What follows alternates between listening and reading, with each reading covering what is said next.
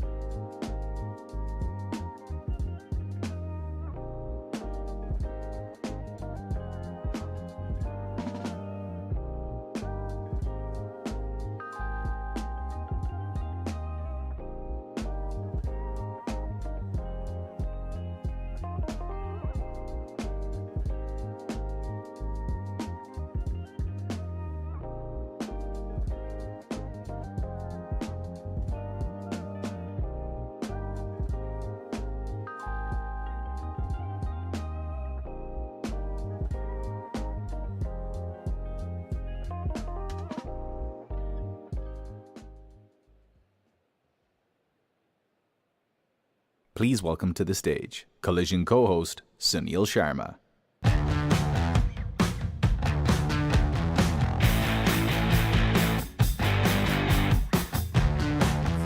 Good morning, everyone. Good morning to the final day of Collision 2024. It's actually the final day of Collision forever. Before we kick off center stage, fantastic content here on day 3, but we do have we've handpicked some incredible startups once again for you to meet in this startup showcase. So let's start. The first company is Chexi. The CEO, Lizaveta Albleziani, is the co-founder and CEO and has been in the news just this week for an amazing $4.1 million funding round. This is a tenant-facing payments platform that allows renters to earn rewards and build credit on rent, all while bringing rent payments into the 21st century. So please, let's give a warm welcome to Toronto's own Lizaveta.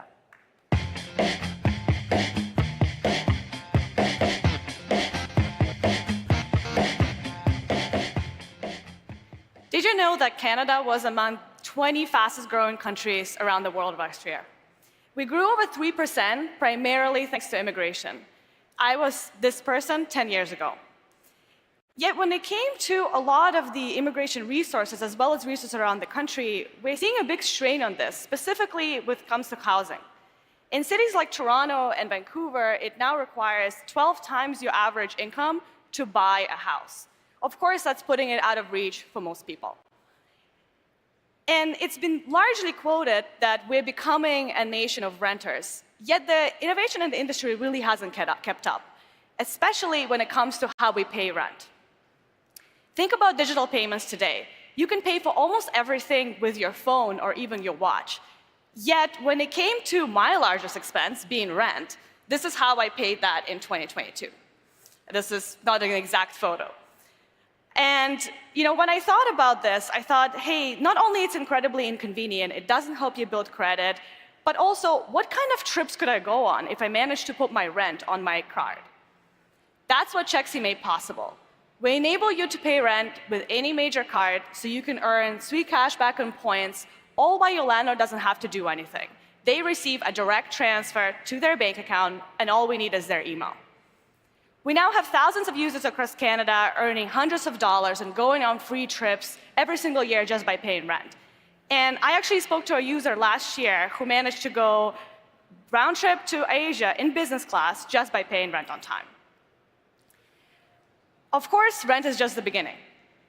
Very soon, we'll be moving to becoming a centralized hub for all your household expenses. Think tenant insurance, utilities, and more. And what I think is most exciting is the fact that these payments typically play little role in credit underwriting today. But what if, as a Chexi user, not only you can get the most on your largest expenses, you can also use that data to benefit you, get better financial products, get approved for a car loan, or even become a homeowner sooner. Today, we talk about your ownership of your data. What if tomorrow you could use your own data to help pave a better financial future? Thank you.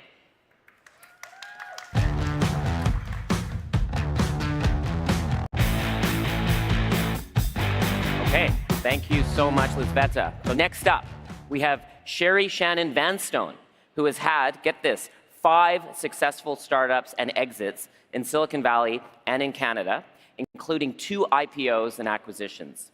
She is the founder and CEO of Profound Impact Corporation, which is a female-founded Canadian company and an AI-powered tool that helps academic and industry researchers find their perfect funding match. From just west of Toronto and east of Waterloo, please welcome to the stage, Sherry.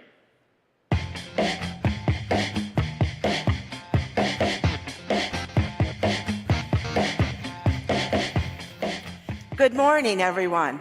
First, let me ask, how many of you in the audience are academic or industry researchers?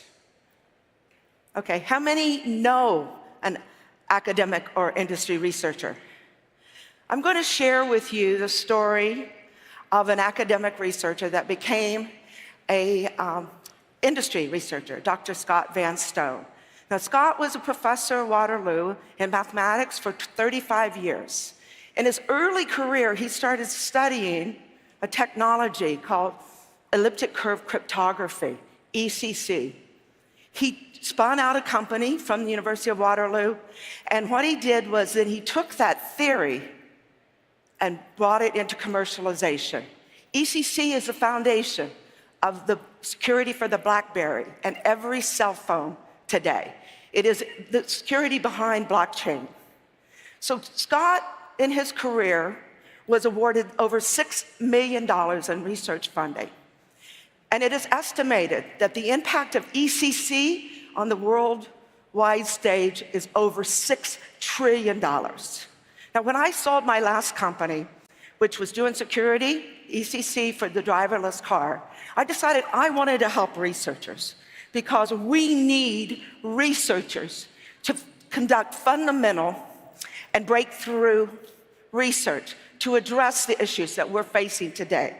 But how do researchers find funding? Well, there's funding out there, $2.5 trillion worth of funding. There's hundreds of thousands of industry partners and 25 million researchers looking for that funding. And how they do it today is archaic. It hasn't changed since Second World War.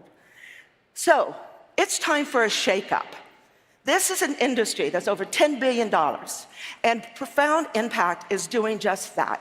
We have a product called Research Impact, which is an AI-enabled platform that automatically matches funding to researchers to industry partners. Now, I'm going to be speaking on stage 8 at 12:21 today, and I'm going to be making an announcement about how we are disrupting this industry. I hope you will join me on stage 8. Thank you.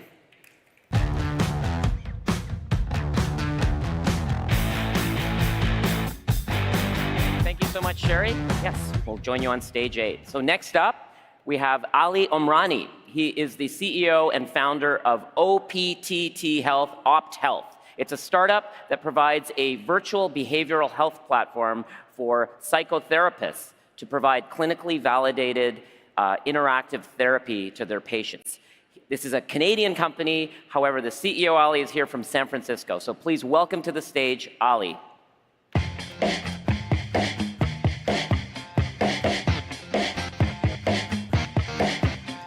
Hi, good morning, folks. So I want to start with asking how many of you either yourself had a mental health challenge or know someone who had a mental health challenge? Great, so nothing new. Everyone know that this is something that big happening. So if you look at the problem, this is a huge problem. 60 million people in North America are dealing with the mental health challenges. We are spending more than $250 billion on this problem, and still 40 million are underserved or not served at all. And then you are maybe questioning what is happening here. And most importantly, what is the consequence of it?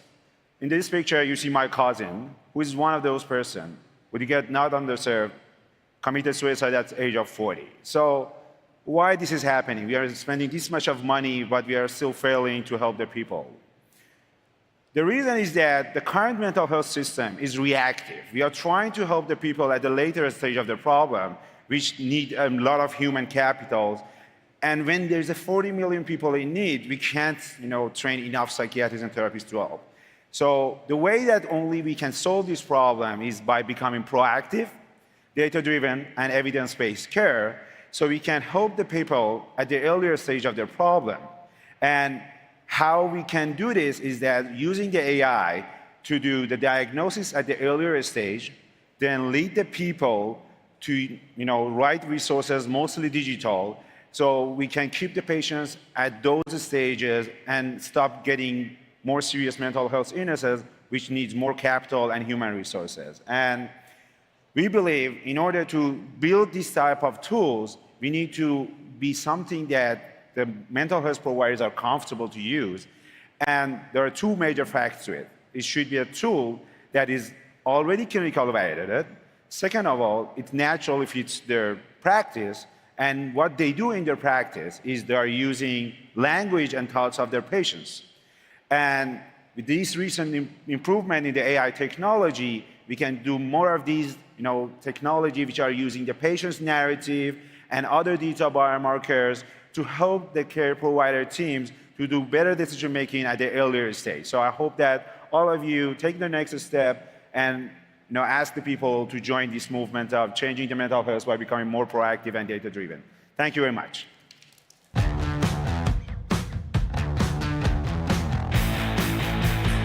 Okay, well done, Ali. All right, next up, we have Ruslan Salimov. He is the CFO at Otso FinTech, which is a startup that offers an innovative fintech technology and consulting services to empower financial institutions and enterprises. These people are part of the Taiwan startup delegation, and also Ruslan is a member of the DMZ here. So please welcome him to the stage, Ruslan.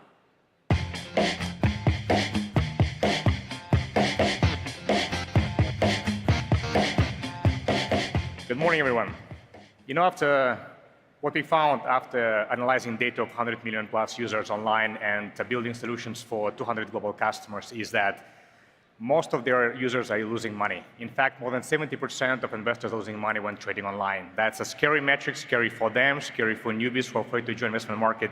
And actually, it's not good for our customers who are spending millions in user acquisition costs just to lose all that money down the road quickly. But we found actually that one of the problems was our customers themselves, because they seldom help their users to grow, to improve, to actually make better investment decisions. My name is Russ, I'm CFO of Otso Group, and that's why we built the Sofinex, multi-asset, multi-brokerage solution, nice one, for financial companies. It's basically a white label solution for banks, wealth management fund, forex brokerages, crypto exchanges, allowing their users to get access to real-time and transparent data from any global provider. At the same time, investors can pick and choose different portfolios and make their own with a minimum risk, as well as the data providers like wealth management or portfolio managers. They can build their own funds and get access to users from any other country. This is the win-win solution. So why are we so excited about that? First of all, because we know our customers, we know there's a huge demand from the younger generation, because the market is huge, and we are partnering and we can think, enabling our users, to do better. And because it works. On our platform, we generate up to 30 times higher trading volume than traditional financial companies used to. And with the winning rates, more than 70%, the lifetime value are growing fine. And because we are lucky to have awesome investors from Asia and the West as well, who help us to raise 3 million or 20 million pre-money valuation last year, and we'll be raising Series A 15 million this year. And we're a team of 50 people in 4 different countries who love data and who love to make awesome investment decisions. So please, if you want to know more about our platform or our solutions, please stop by at the Taiwan booth, Taiwan delegation, right in the middle of the collision. We'll be here welcoming you, and we can talk more. Thank you very much.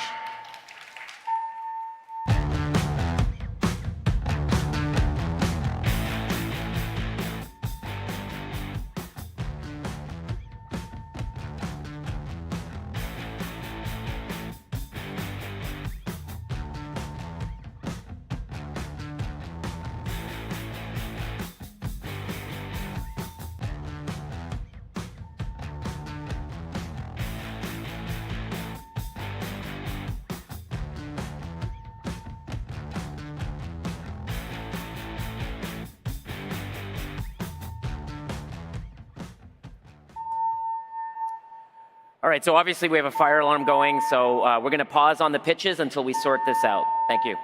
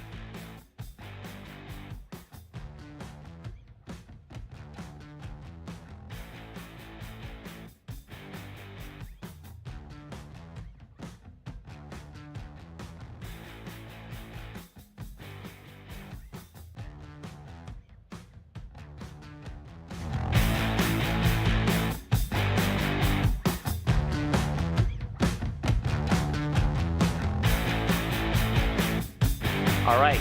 Okay, so we're back. That was just an accidental fire alarm pull we heard. So next up, we have Matteo Batle. He is the CEO and co-founder of Rexti. It's a startup that has specialized dollar exchange services, offering a service with exchange rates that are on the market. The company is from Peru, but Matteo is here from Spain, so please welcome him.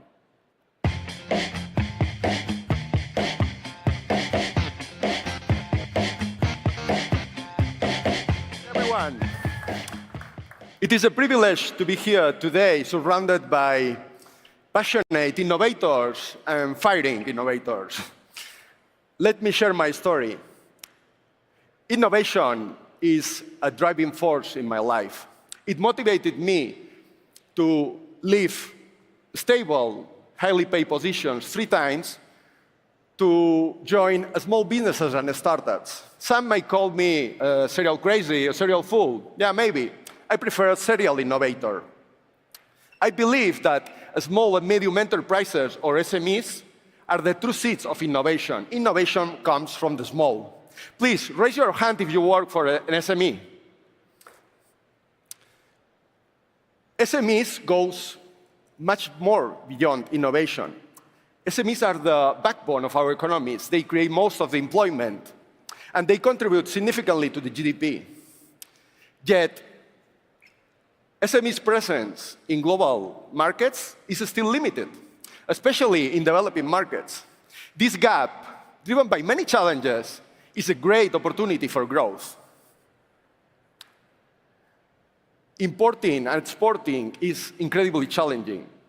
It has high costs, resource demands, numerous risks, and fierce competition from large corporations.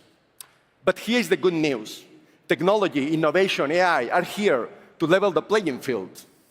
Rexti Exchange is a platform, a financial solution that enables SMEs to manage international transactions securely, transparently, faster, and at a lower cost, while still providing personal advice to manage FX risk effectively.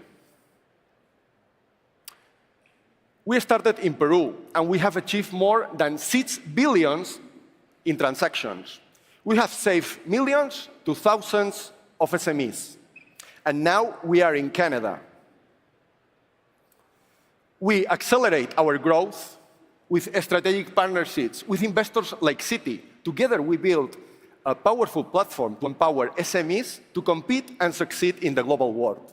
If you believe in creating a more equitable world for global SMEs, I invite you to contact me and share ideas and discuss the dreams and challenges of SMEs. Thank you.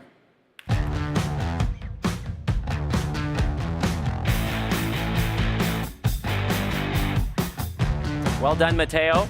Welcome to Canada.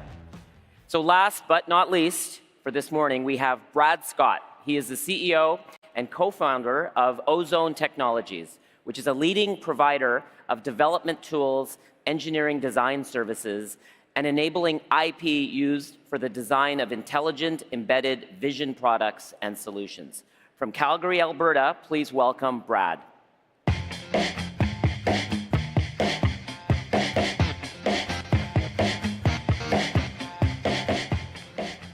Good morning, everyone. Fire alarm was a little exciting. Glad we got through that. At Ozone, when I started my journey in developing sensors for machine vision, CMOS image sensors were brand new in digital consumer products, and LiDAR sensors and radar sensors and imaging, 4D imaging radar sensors were not even really conceived yet. And where we're at today, we're seeing explosive growth in the use of new technologies for consumer electronics, Gen AI and laptops, security cameras, mobile phones. Everybody's got one of these sensors in their pocket. And we're also beginning to witness a new wave of technology getting deployed into commercial and industrial markets in classes of products like these ones shown on the slide.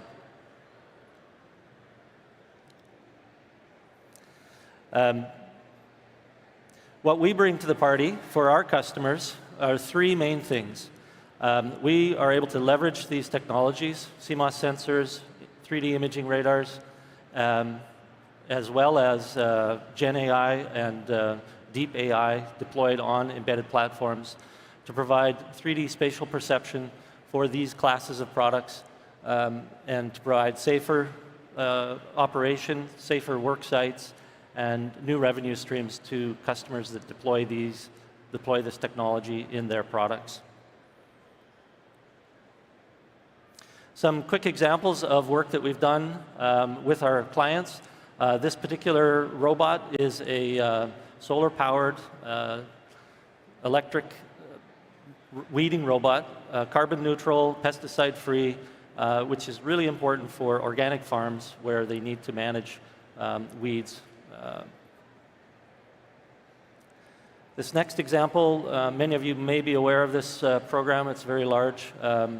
The Ocean Cleanup Group out of the Netherlands, as the name implies, their mission is really to rid the world of plastic debris in the oceans. They're using our sensors on board their ships to create a digital twin of the oceans.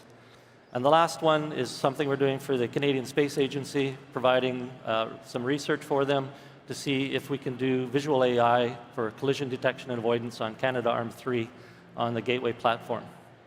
Thank you.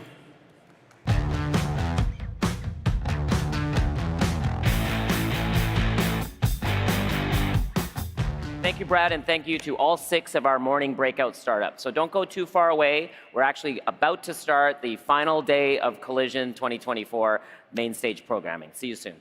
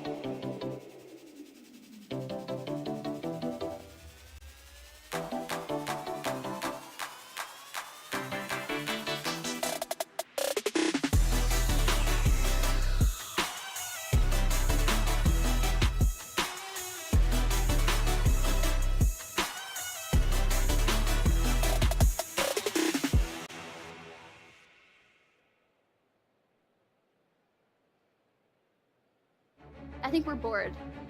Bored of perfect, polished, pretty. I would much rather see chaotic energy.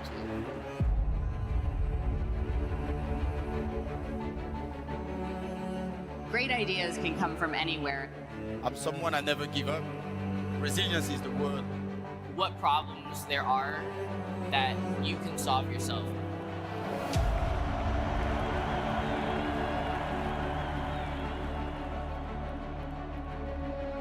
We're developing not just the technology, but also the people around it and our organization, our understanding of how to work together.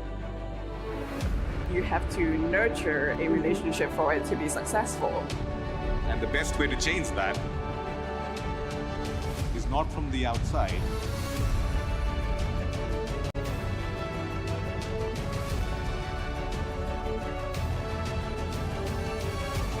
Be part of the dream, follow your passion, make the impossible possible. You have the power to determine the direction in which this world moves. If we can do it, everybody else can do it. Please take your seats. The stage will open in 5 minutes.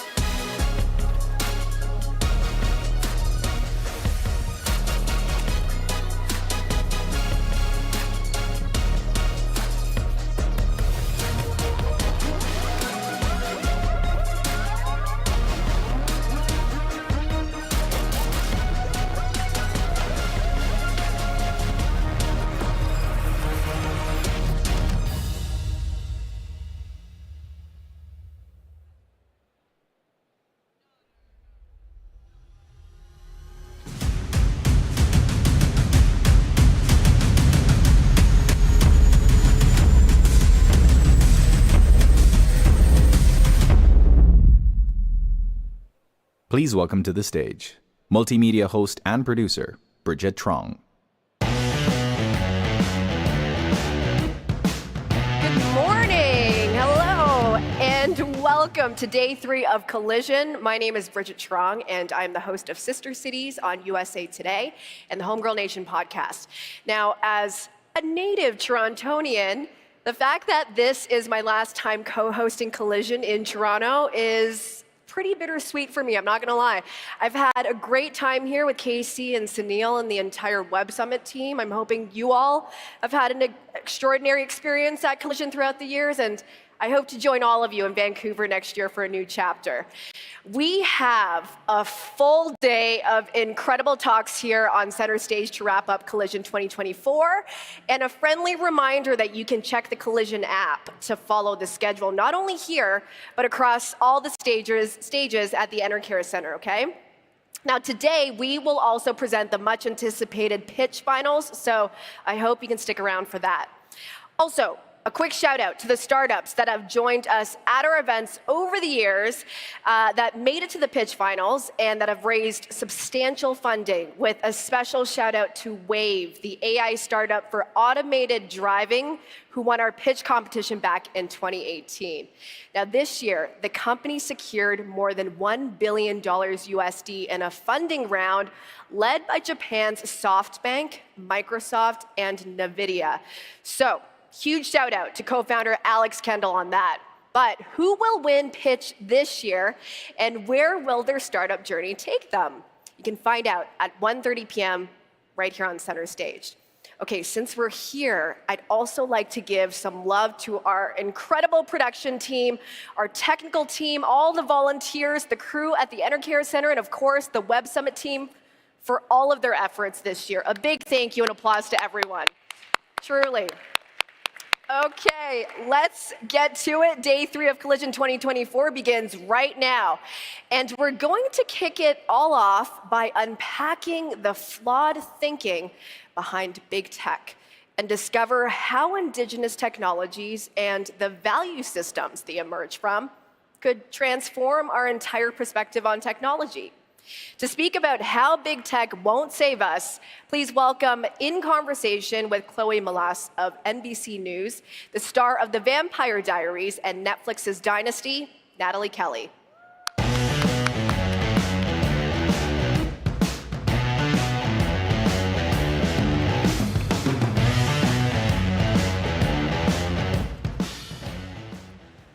Good morning, Canada. It's nice to be here this morning, and I am so honored to be sitting across from this powerhouse. Let's get right to it. You're known for your work as an actress, but what motivated you to take on technology and talk about this topic?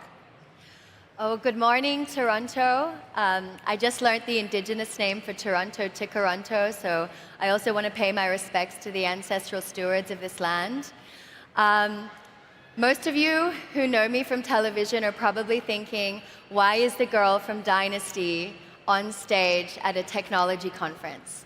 So I want to give a little bit of my credentials to show you why I'm so passionate about this topic in particular. I am Quechua. I am from what is now called Peru, but before the Europeans arrived was Tawantinsuyu. My ancestors are what were known as the Incas, but they were the leaders of my people, the Quechua. And before the Europeans arrived in Tawantinsuyu and all across this continent, indigenous people had developed technologies that served as tools for collaboration with the natural world to build incredibly complex and abundant systems around agriculture, engineering, astronomy. And I'm lucky enough to have been raised with a mother that taught me to be very proud of my Indigenous ancestry and raised me to really understand the value of what my culture has to offer the world, which is a way of life that is in balance with all living beings. And then I was also raised by a computer scientist for a stepfather. My father and my brother are both coders, and in my household, we very much believed that modern technology would solve all of our problems.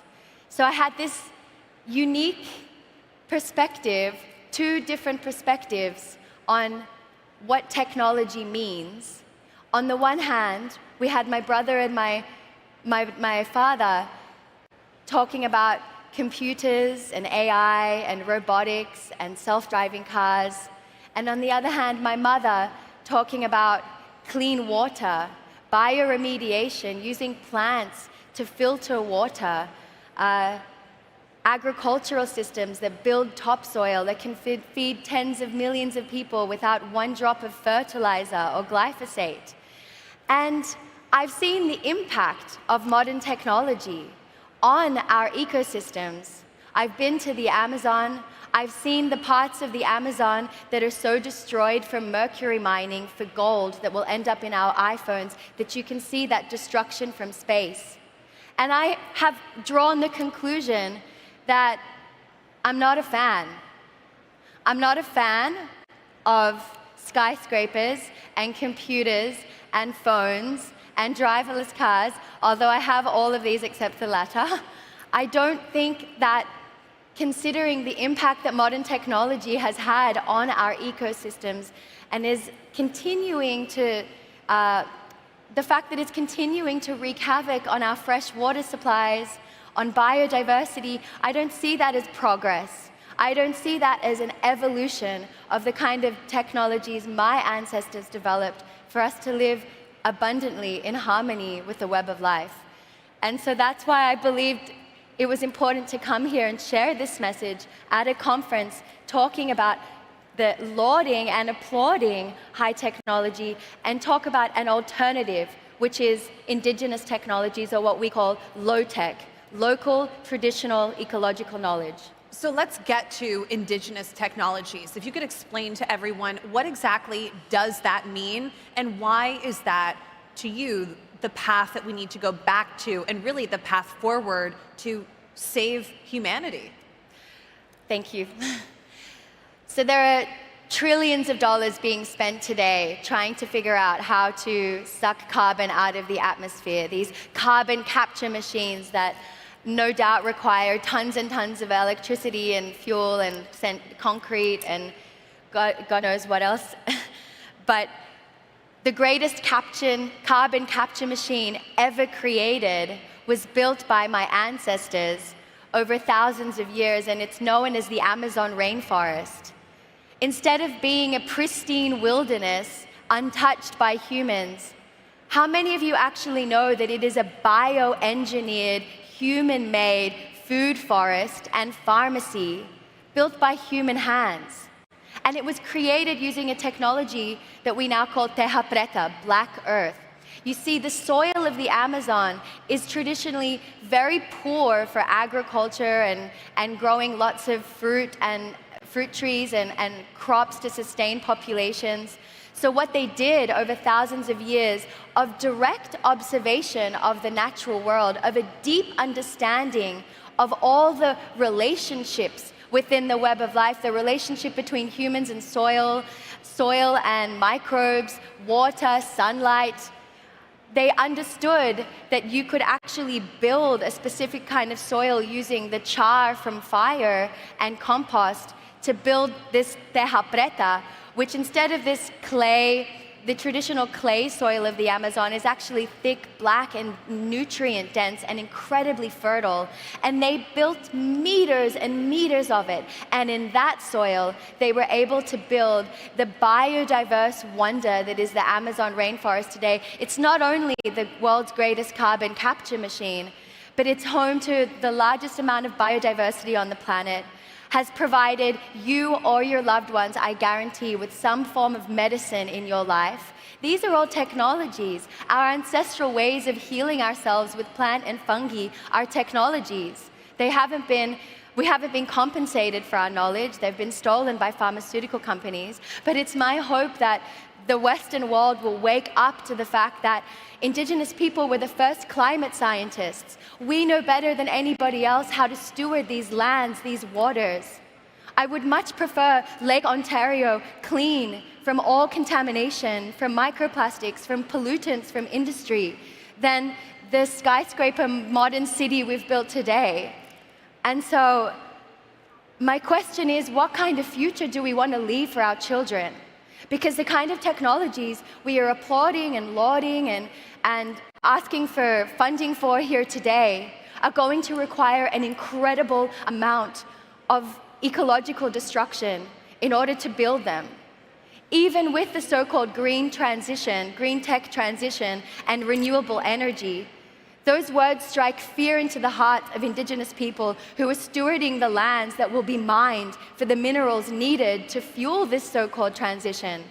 It is estimated that in the next 35 years, in order to achieve that transition, our energy needs, our economy will double, and the amount of minerals we're going to need to mine in order to fuel that transition is equivalent to all the minerals we've ever mined in our 300,000-year history as Homo sapiens. Are we okay with that? Is that the world we want to live in, where we have AI and robots, but the Amazon rainforest has been turned into an open pit mine? That's not the world I want to live in. And so I'm here to urgently propose this alternative pathway for humanity. So let's talk, though, about the tech innovators, though, that some of them are here today at this conference.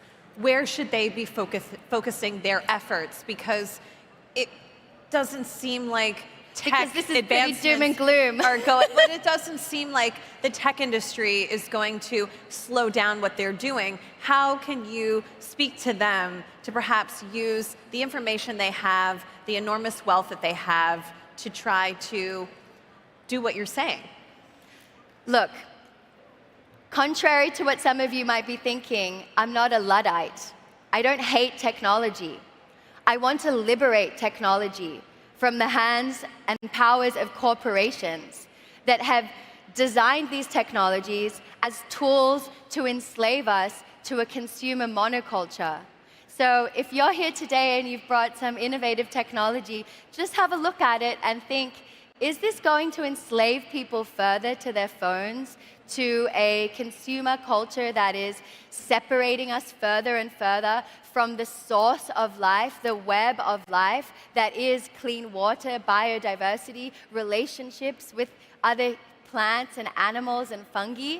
Is it taking me away from them? Is it taking society away from them? Or is it bringing us close together?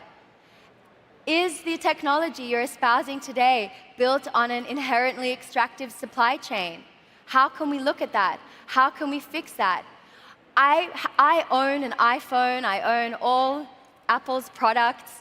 I also work for one of the largest corporations in the world that I won't name today as an actress. I am inherently embedded in the system and want to own my hypocrisy now before anyone can point it out to me. We're all a part of this. We're all in it together. None of us here created this world. We inherited it. But it is our responsibility now, as in this generation, this crucial generation, in this 10 years that humanity has left to turn it around, to decide the direction we want our technologies to go. Technologies are actually here to help humans collaborate with the natural world. Our actual design as humans, our purpose as Homo sapiens, is not to create a profitable business and to increase profit margins. It's to be a keystone species. For those of you who don't know that, what that is, a keystone species is one that all other species rely on to survive. That's what humans were doing here on this continent. Before Europeans arrived, we were building biodiversity. We were terraforming landscapes using fire, using our knowledge of agroforestry. And we can go back to that. Indigenous people are ready to share this information with you so that we can go back to living in a world that is full of clean water, biodiversity, and harmony with the natural world. I want to talk about the words that we see on labels, the things that we hear in ads, what we're hearing from big tech and big corporations, things like sustainability, carbon neutral. But in our conversations ahead of today, you've said that the average consumer and all of us need to be suspicious, suspect of those things. Why? Well, let's look at a very ubiquitous technology that we all, myself included, rely on. Plastic, right? A few decades ago, well, first of all, humans survived 300,000 years without plastic. But when it came on the scene a few decades ago, this was a brilliant idea. This was going to revolutionize life and push us into the modern age. Now, men have, it's just been discovered, microplastics in their testicles. How can we trust these corporations who are developing these technologies when they tell us that it's all sustainable and carbon neutral and safe, when they don't have the greatest track record? Would you say, though, that any of this is a learning curve, and now we understand microplastics better, now we know what it's done to the oceans, now we see the damage that's happened? As we still have time here to speak, what are the things, though, that people can be doing who are listening who say, I'm concerned by what Natalie's told me today. I want to make a change, but I can't give up my cell phone, and I don't want to give up my computer? I think one of the biggest lies that we've been sold, and it's definitely a strategy by multinational corporations, is to make us think that individually we can have an impact. This is a structural, systemic problem. And these problems have been created by the global economic system and multinational corporations whose only intention is to increase their profits. So the more that we can turn around and stop shaming ourselves for being sucked into a very seductive consumer culture that they designed, we link together individually and as societies to challenge our governments to stand up to these multinational corporations and regulate them, because we have seen that they don't regulate themselves, then I think we can see some positive change. Now, I don't see a learning curve. We haven't learnt our lesson with plastics, and we're not learning it with technology. There have been 7 billion smartphones created since 2007. Where do you think they've all gone? None of them have been recycled. They're all still around. They're sitting in e-waste graveyards like Ghana and Chile, leaching radioactive materials into the water table, killing all forms of animal and plant life all the way up the food chain. Like, this is not progress. So we have to demand that these industries take accountability for their enormous waste and ecological destruction. We have to have a sober look at their roadmap for growth. I keep hearing the term explosive growth, explosive growth. That strikes fear in my heart, explosive growth, and what that is going to mean on a planet where we're already experiencing mass extinguishing of species as a result of this commitment to growth, infinite growth. We're on a finite planet with finite resources, and we need to have a very serious, sober look at that. When you look back at your ancestors, who I know that you are so proud of your lineage and your heritage, and during your research into low tech, this investigation yourself and this journey of self-discovery and also wanting to share that message with the world, I would imagine that you've gone to some interesting places and you've had some eye-opening experiences. Could you tell us about some of the things that you've witnessed firsthand? Yes, I also want to say that my stepmother, who's Polish, when I talk about this with her and my father, and we get into some very spirited debates, she's like, Natalie, you want us to go back to live in the caves? And it's such a common perspective for people who've only had a Western experience. When you go back and you see how indigenous cultures were able to live, and sadly, much of that has been destroyed today. In fact, in this country, indigenous people don't even have clean water, and I encourage you to show up and watch Autumn Peltier talk about that at 3 p.m. today. But if you go back, for example, to Mexico, to the Chinampas, which are floating agricultural islands. If you know what Mexico City used to look like, El Gran Tenochtitlan, you would not think that the modern Mexico City is any improvement. El Gran Tenochtitlan was a floating city built on a massive lake in which millions of years of mineral deposits had gathered from the surrounding volcanoes into that lake. So it's incredibly fertile, the soil underneath the lake. And with that soil, they built these floating agricultural gardens and islands to imagine like a Garden of Eden meets Venice.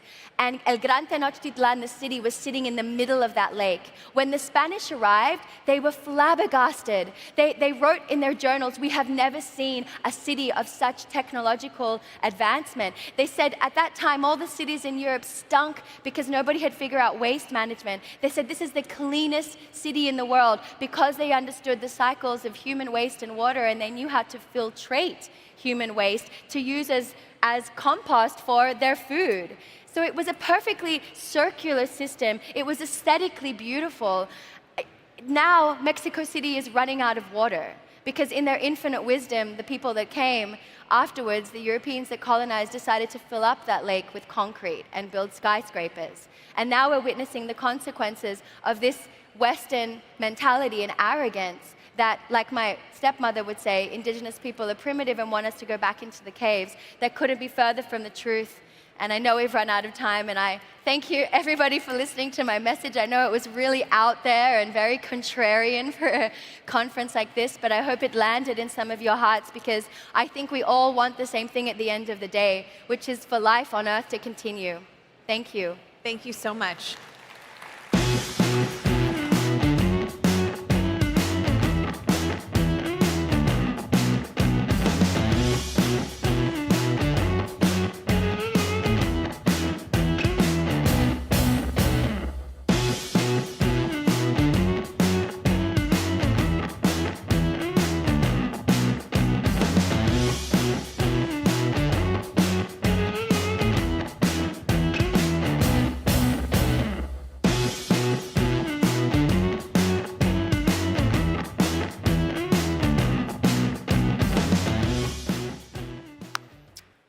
Well, even though the global fintech market is projected to grow sixfold to $1.5 trillion by 2030 and exhibiting exponential growth, with Asia Pacific poised to outpace the US to become the world's largest fintech market by 2030, fintech faces uncertainty as funding remains sparse and the extent of AI's impact on the sector is unknown.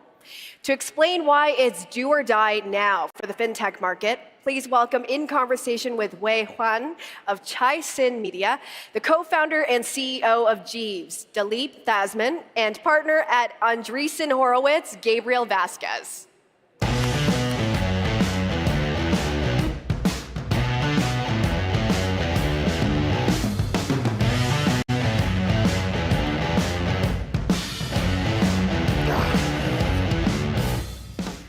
Okay, good morning, everyone. Welcome to this session about fintech's future opportunities. We've already had 2 days packed with exciting information and thoughts, but I assure you that stay a bit longer will be well worth it, as there will be more interesting and great discussions to come. I'm honored to be here with two distinguished guests to explore together about the evolving landscape of fintech. So we have Dilip, a serial entrepreneur, and Gabriel, a seasoned investor. So could you please just briefly introduce yourself and your business? It's great to be here. I'm Dilip Thasman. I'm the CEO and founder at Jeeves. With Jeeves, we're trying to build a global business bank. So we operate in 22 countries, and we provide all kinds of business banking services, payments, corporate cards, accounts, etc. Okay. Well, thank you for the opportunity to be here. I'm an early stage investor at Andreessen Horowitz, where I focus on B2B enterprise investments on the early stage side. I'm originally from El Salvador, and I cover the US and Latin America. Okay, thank you. So to start with, let's step directly into our most important topics on today's discussion. So looking ahead to the next maybe 1 or 2 years, which new markets do you think will have the biggest potential in the fintech sector? So how about we start with the... Okay. Yeah. So for us, today, we operate in about 22 countries. And so, you know, what's interesting about fintech and banking is you're trying to redo a lot of things that have already been done, but trying to do it better. So I don't see our position as something where we're trying to compete directly with a bank, but I see it as something where we try to provide better services for companies that might not be getting the same thing from a bank. And so for us, when we think about markets that are new opportunities, it's really owning more of the CFO suite.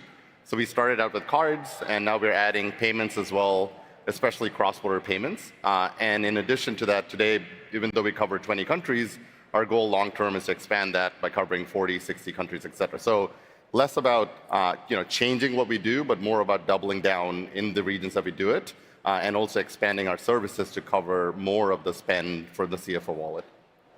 Gabe, what do you think? Yeah, I think for us, one of the exciting opportunities in fintechs is the fintechs leveraging Gen AI for their business model. And the way that we think about it is at the enterprise level and consumer level, the opportunities. So like at the enterprise level, we're going to see a lot of companies, we're starting to see a lot of companies already leveraging Gen AI to improve their cost structure. An example of this is a company named Klarna, which is a buy now, pay later provider. Publicly they announced 2/3 of their inbound that they get from customers, it gets handled automatically by this agent, and it saves them around $40 million a year. Wow. And I think that if you think about these opportunities, we're going to see some of these opportunities expanding into other workflows that are very heavy in terms of professional services, like collections, like underwriting itself. When it comes to consumer, my partner Anish actually has a great post about it called Money on Autopilot, which talks about agents talking to consumers and educating them about the best fintech consumer products that they have access to, but not only informing them, but also taking action and helping them move from one account to the other so that they can optimize their financial products. So those are the opportunities that we're quite excited and what we think is going to play out in the next 2 years.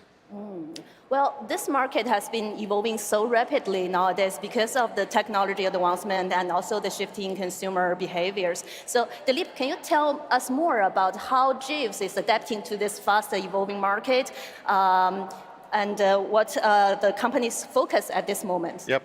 So I think fintech's going through like a really interesting stage where if you looked at it maybe 2-3 years ago, interest rates were low. And so there was a lot of access to credit, and that was providing a lot of growth. Now, as interest rates go up, I think the fintechs that are preparing, for long-term and for survival and thriving, have to focus on revenue streams outside of just credit. And so when we started, a big part of our offering was providing credit as an opening, but really the idea was that would be the wedge, and then we start building around that. And as we have seen in the last year and a half, we've really focused a lot on providing payments. And so the idea is that we can provide both the banking services you need as a company to pay for your employees, but then also where you need to pay your vendors. And so it's two sides of the same coin. And even for Canada, I think we have officially kind of launched our multi-currency wallet. So if you're a Canadian business, you can come to us. We can provide you with a wallet that you can use as your account for spend in 6-7 countries. You can also receive payments in. And we've also added the ability to do one-click bulk payments. So if you're the CFO of the company and you need to pay vendors in 8 different countries, you can upload that entire Excel sheet, click a button, we'll send the payments for you, give you a receipt for that, right? And so again, the whole idea here is saving time and money. And we're not trying to compete head-to-head with the bank because the bank has a structural advantage and it has a lot of value. What we try to focus on is the functional financial automation. So how do you make the processes better? How do you save time? How do you save money? And so for us, again, this year, next year, the real focus is doubling down on payments and using the opening that we have with cards and credit as the wedge to build on, so we actually increase kind of the value that we provide for the end user. Oh, so we'll have Jeeves in Canada. Yeah. Well, if I remember correctly, you once said that the advantage of startup is speed and moving quickly to when there is a window of opportunity, and they should be cautious against building for a window that no longer exists. I saw your documentary. Yeah. It's a nice one. So what do you think are the closing windows now in the fintech sector? And what's your advice to startups? How can they avoid to building a solution that no longer exists? So rather than kind of focusing on the closing, I think the thing that I see most founders not do is, especially in early stages, not move fast enough. Because by definition, starting a company, you're going to have 30 reasons it's going to fail. You don't have all the information. The best founders I've seen make decisions with 50% of the information because if you're waiting for 80%, someone else has already done it, right? And that's kind of the thing that I try to point out in terms of the window and the speed. If you have an idea, you should explore it. You should talk to investors like Gabe, get their pulse on it. But at the end of the day, it's your job to start executing and moving it in market. And even what we are today as Jeeves has probably changed 4 or 5 different times in the last 3 years. It doesn't mean the end goal is different, but you have to respond to what the market is giving you. Whereas if you're sitting in a room and saying, hey, I'm going to have this perfect business plan, someone else is going to do it before you do it with less information than you have. And that ability to move quickly and be okay with less information and still execute, I think that's what separates, for me, good founders. But curious what Gabe thinks as well. Yeah, Gabe, so what do you think? No, I think that you're right. I think that speed is actually one of the key aspects of successful teams. I think also like looking at the opportunities in terms of like serving a true market need, and also focusing on like the profit pools and are you going to conquer that is also like quite important. But like the speed is actually what gets you the velocity of product iteration that eventually builds the defensibility in the business. Yeah, so as an investor, so what are the key factors you consider when you're looking a potential investment in the fintech sector? Yeah, I think that attractive fintech markets generally have three things. The first is like a large profit pool. The second is there's a market need, as I mentioned before, but this can be either underserved or there's a better way or more efficient way to serve the market. And the third is tailwinds. So this can be regulatory or technologically. I give the example of Brazil, actually in 2010 as the perfect example of a great fintech market to invest in. Brazil back in 2010, only 50% of the population have a bank account. The main payment method was cash. The top 5 banks in Brazil were among the most profitable in the world. And the Central Bank of Brazil at the time was playing with some regulation to incentivize competition and innovation. You fast forward to 2024, Brazil has 87% of the population has a bank account. You have players like Nubank or Stone that have taken advantage of this opportunity and materialized it as technology companies. The main payment method is Pix, which is an instant payment method that is operated by the Central Bank of Brazil.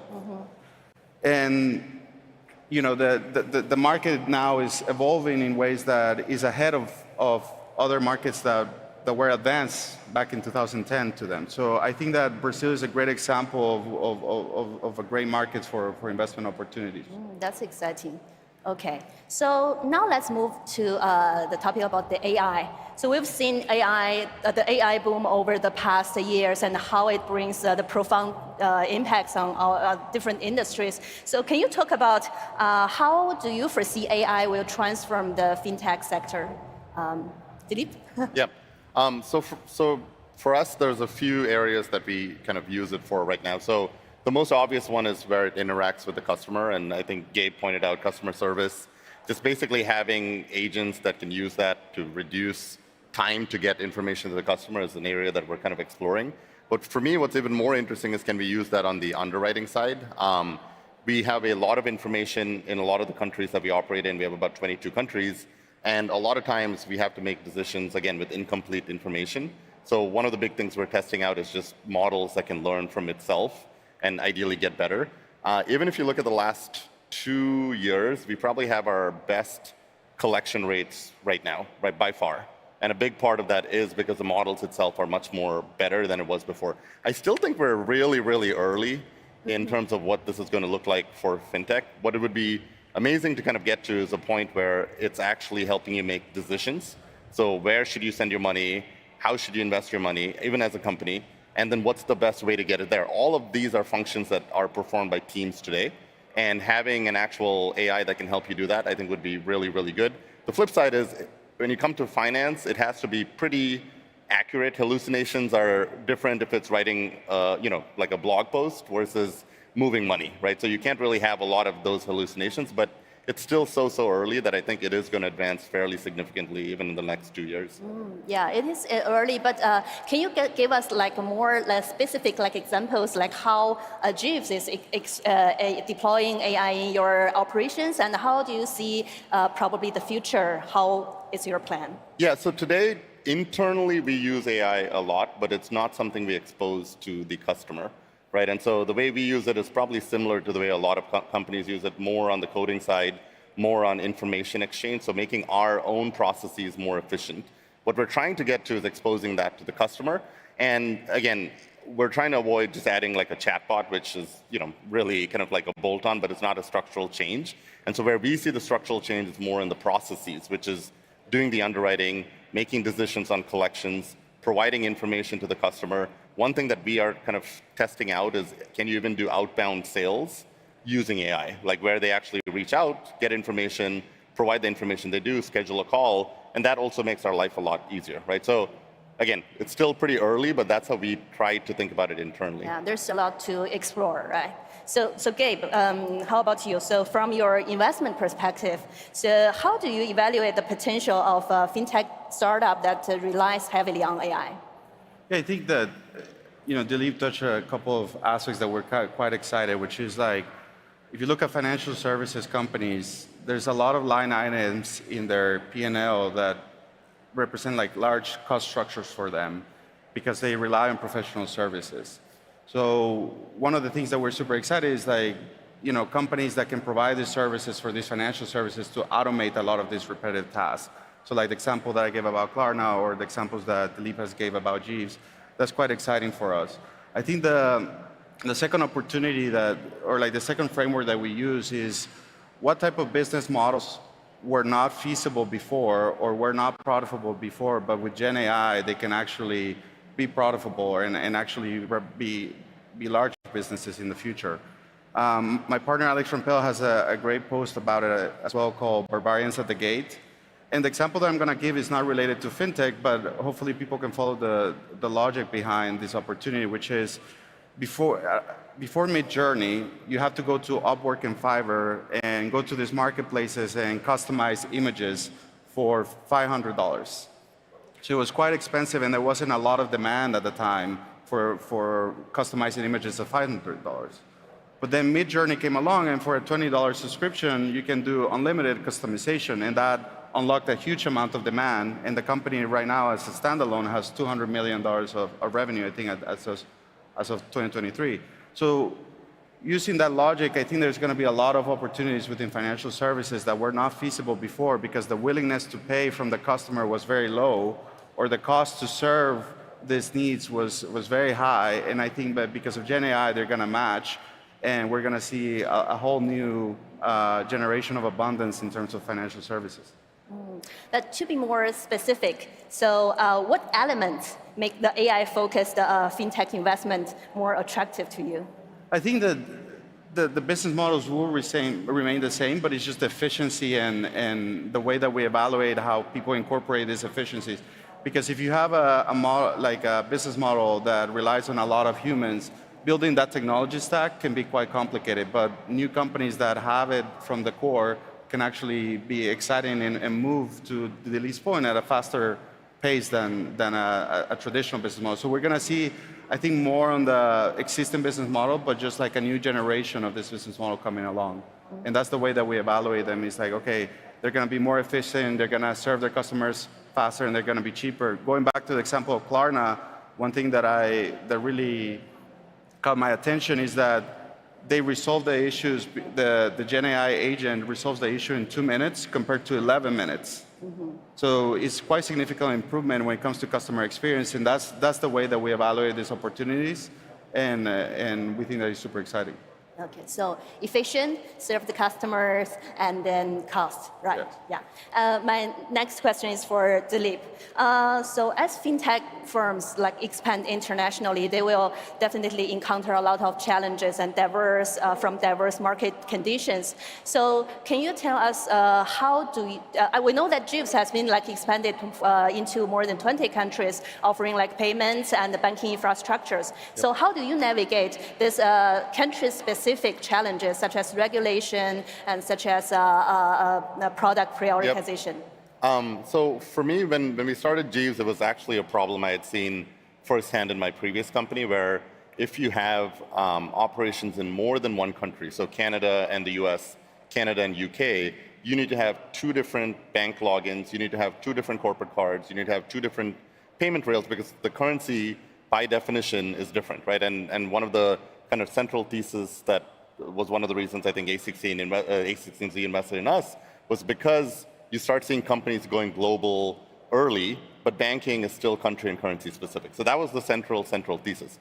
candidly, the fact that I didn't have a fintech background is probably why I started this in 20 countries, because I'm like, oh, this is great. We should just do the same thing in different countries. And as you mature as an organization, you learn very quickly that it's same, but not like really exactly the same, right? And so one of the big things we did even last year is we just started beefing up the organization. And so we brought in kind of our chief compliance officer who came from Marqeta, brought in kind of teams that can focus on this in each region. But going back to, I think, Gabe's point, the way we are structured is a little bit different than the way a lot of fintechs are structured. So what I mean is, if you think about a card issuing stack, the way I kind of see it is you have the top of the funnel customer acquisition, you have the processor, you have the program manager, that's where the regulation and compliance sits, and then you have the issuing being the bank identification number that gives you a license to issue the card. What we do that's fairly unique is the first three sit on our own infrastructure stack. So when we go from Mexico to Brazil, Brazil to Canada, Canada to UK, really what we're changing is that number 4, which is that bank identification number. Again, it's a little bit different way to kind of think about it, but that's because from day one, our focus is very clear. It's companies that operate in more than one country. That's where we try to differentiate. If it's just a single country, there are other options. There might be better options. We still try to play for that business, but you have very specific needs if you operate in more than one country, and that focus, I think, has helped us kind of expand quickly and also decide, which regions we want to double down in. So, Gabe, do you want to add something from the investor's perspective? So, what's your advice for fintech startups looking to expand globally? No, I think that Dilip touched probably the most important thing is that, yes, a lot of companies are going day zero global, but we actually think that fintech is one of those industries that is very local as well, right? So because of regulation, and having a deep understanding of regulation can make the difference between success and failure. So one of the things that I deal with a lot of companies that expand regionally through Latin America. One of the things that we look into it is that understanding of what licenses are required, what type of providers can cover the needs. And one of the things that we've seen is that alone represents an opportunity, as Dilip mentioned, and navigating that successfully, I think, is half the battle when it comes to expanding internationally. And then there's a lot of aspects when it comes to go-to-market that is very nuanced. So, for example, selling in Europe is going to be quite different from selling in Brazil.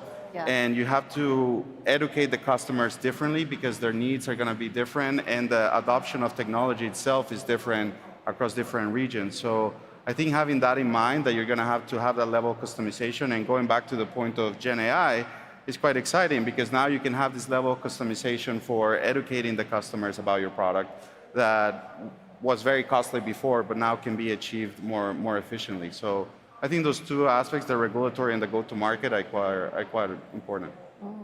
Okay, so now let's talk about partnership. We know that Jeeves and A16Z has been worked very closely and forged a very strong partnership. And this partnership has propelled Jeeves into an industry leader. So can you share with us, what do you think are the key factors for a successful partnership between VCs and the startups, and how this partnership can help drive innovation and business scaling? Yep. Yeah, happy to take it. I think that, I think we met in 2021, we were discussing this earlier, and one of the things that we're very focused is that A16Z, in terms of number of employees, is probably the firm that has the largest employees, because we have a lot of not only investors, but operating partners that help our companies across different needs. So for example, we have a team just dedicated for go-to-market, developing relationships with banks in the US, in Europe, in Latin America. And we also have a team dedicated for recruiting, for executive talent, for engineering talent. And those are ways that we try to complement to CEOs like Dilip to kind of give them strength. I think the original thesis that when A16Z was founded was, can we give the founders that we invest the same network that Bob Iger at Disney has, which is through one phone call, he can reach the right people to help them as they're trying to solve an issue. So that's a big focus, but it's always focused on empowering the CEO, on helping them be more effective at their job and being helpful whenever they need. But the level of engagement is not, hey, we demand this level of engagement or we're always there. It's just more we're always mostly reactive to the CEO's asks, depending, or the team's asks as well. Yeah, clearly you succeed and believe in it. I agree, and I think when you're a founder, it's really important to find a partner that you can grow with. One thing that I think a lot of founders forget is your investors are not your boss per se; they're your partners. And good founders ask investors for things. I see a lot of times when founders don't ask it, and it helps investors when you're very specific. Here's what I need. Can you help me with this? And A16Z has been fantastic in that sense for us. And there's a level of maturity because I've done this with other companies that I was looking for as a second-time founder. And I've been very grateful for the support we've got so far. Okay, I see we are almost running out of time. To conclude our conversation, so could you please just each offer us some advice to our audience? What do you think are the most important takeaway they should get from this? It says we have 8 seconds, so my only advice is if you're thinking about doing something, just do it. You're going to see a lot of things that don't work out, but you're just not going to realize that until you actually go and do it. And Gabe? I think going back to speed, I've never seen a successful person that doesn't move fast. And that should be the North Star, I believe. Yeah. Moving fast and just do it. Okay, thank you. Thank you so much for this great conversation. And thank you for everyone for joining us. Thank you. Enjoy the rest of your day.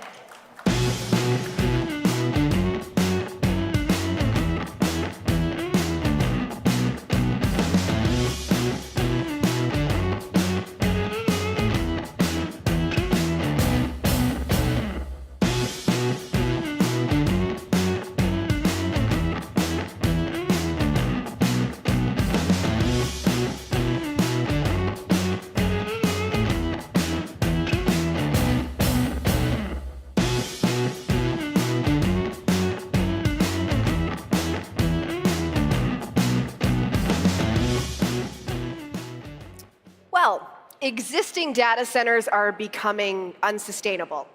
Forget about the minting of NFTs. The rise of AI is bringing cost and energy requirements to unprecedented levels. And to avoid future economic and climate issues, you gotta need a solution, right? Thankfully, one is on the horizon. And spoiler alert, it's quantum. To talk about the future of quantum computer data centers, here is the founder and CEO of photonics-based quantum computing company headquartered right here in Toronto called Xanadu. Please welcome Christian Riedbrook.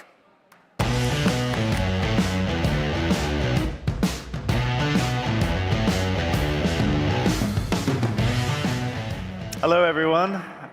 Thank you for showing your interest in Xanadu and what we're doing in quantum computing. Today, we're thinking further ahead of what a quantum computer will end up becoming. And so that's why today's talk is called The Future of Data Centers is Quantum. So that's a typical data center. If you haven't seen one before, essentially it's hundreds or thousands of these server racks that are all networked together using light or photons to essentially give you a much bigger computer than if you had any of them individually. And the data center is actually the backbone of all of our digital lives. All of us probably don't know that we use it every day. So things like streaming, things like search, and more recently with ChatGPT, it's actually the backbone or what's happening behind the scenes. So even though we may not literally know we're using it, a lot of the information now is being stored and processed in these data centers. The cost of building one of these data centers, it depends, of course, on its size, but they can cost over $1 billion. And so far, there's over 10,000 data centers around the world. And in Canada, we have 300 of them. In fact, there's a few in Toronto, more than a few, and they're based, some of them are based actually on Front Street, so not too far away from here. So the main idea is that the world needs more data centers. And there's 3 key reasons why. Firstly, big data. It's no longer a small amount of data. Every I think, year accounts for over 90% of new information that's been generated since the beginning of time, which is quite remarkable. So the amount of information is not going down. It's increasing all the time. So there needs to be new ways of actually processing this information. The rise of AI are also pushing the need to have more and more data centers. Specifically, we've seen ChatGPT and in general generative AI. These are things that need large amounts of compute resources, and therefore more and more data centers are needed around the world, including here in Canada. And the final reason why we need more and more data centers is there are just hard problems out there that we need compute power for. And that's not going away. None of these things seem to be going away. They're actually headed in the direction of more is better than less. So now, unfortunately, with the rise of data centers around the world, the fortunate part was mentioned before, because we can actually solve a lot of these problems. And as mentioned, we actually use them indirectly every day. But there is an impact when it comes to the environmental side of things, and it's something we really can't ignore. So if you look at some of these stats here, they're quite remarkable and also scary. So global data center consumption in terms of electricity power 2 years ago is 470 terawatt hours. So 470 tera of energy, and it's gone up even more in the last 2 years. And if you look at the amount of tons of CO2 that's been produced, and this was 4 years ago, it's 330 million. So this is related to data centers alone. So what are the solutions in terms of combating these problems and making the planet more sustainable? Well, nuclear power is one. And as we see more and more data centers being built around the world, they'll most likely be hooked up to nuclear power plants. Canada and Toronto is well placed for that. Renewable energy, obviously that's a big one for any sort of task that's using more and more electricity. District heating is another one, and also better AI models. You can think of, look at ChatGPT and generative AI, the amount of parameters that are needed to train these models are going up, they're not going down. And I think you have hundreds of billions of parameters you need to train. And you also see a lot of investments in generative AI companies by the same data center or cloud providers. So a lot of the money goes in, also goes back, because a lot of money needs to be used to train these models. So one solution is actually reduce the complexity of these LLMs and maybe have more local LLMs where you're only training on data that's relevant to a particular industry or a particular customer. So these are all solutions, but there's in our opinion, a far better solution that's more fundamental, and that's to use quantum computers to solve these issues. So I'd like to give you an example. This blue box here is a quantum computer. It was built by the team at Xanadu, and you can see the inset, the picture there. That's what's inside this blue box. It's a beautiful experiment and hardware of a lot of optical components inside, and then we also added a little cooler on the outside there in terms of its look. And what's special about this computer is it demonstrated for the first time in Canada and the first time by a startup what's known as quantum supremacy or quantum computational advantage. So essentially what happens is you choose a well-defined math problem. It's not a business problem yet. Business problems are what us and others in the industry are working towards, but still an important demonstration of what the power of a quantum computer can do. So it's a well-defined math problem, and then we went head-to-head against the world's fastest supercomputer at the time, and we pressed the buttons and we saw what happened. And this is what happened. So the world's fastest supercomputer in Japan at the time, if we had used all of its 7.6 million cores and had run it for 7 million years, we would have got the answer to our problem. And that's running at 24 hours a day, 7 days a week. So obviously we didn't do that. We'd still be waiting. And then I'm going to reveal what happened with our computer that you just saw, which we called Borealis. Borealis solved it in 2 minutes. So it went from 7 million years down to 2 minutes. And on the right side, in terms of the discussion for this talk, you can see the energy savings. I believe that's like 10 million times greater energy savings by using our computer. and it used 216 qubits, which is a quantum bit. Think of that as a fundamental unit. As the bit is for our traditional computers, qubits is for quantum computers.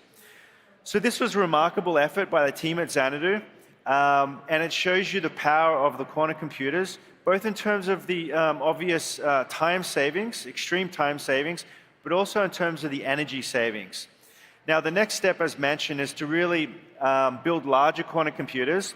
So you see 216 qubits. It's not enough to start solving important customer problems and seeing this real difference from 7 million years to 2 minutes. The way you do that is you need to build a larger quantum computer and essentially have a quantum data center.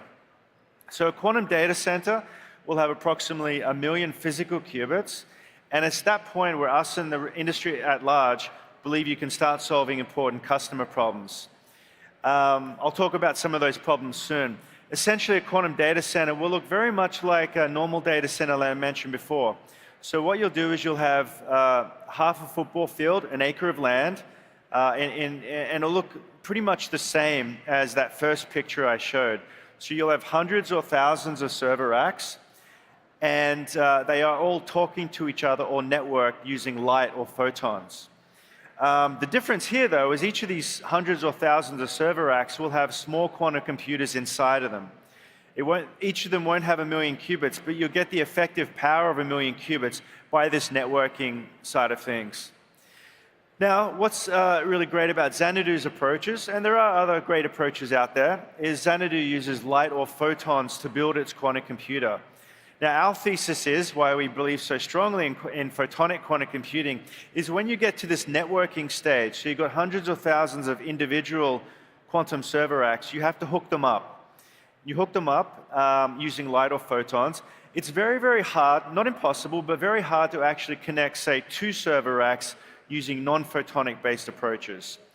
But for us at Xanadu, it comes naturally. You can think of 2 server racks and the light between them as being one whole quantum computer, because in each of these individual server racks, you actually have light already propagating through. So it's not too much of a stretch to continue it propagating through adjacent server racks.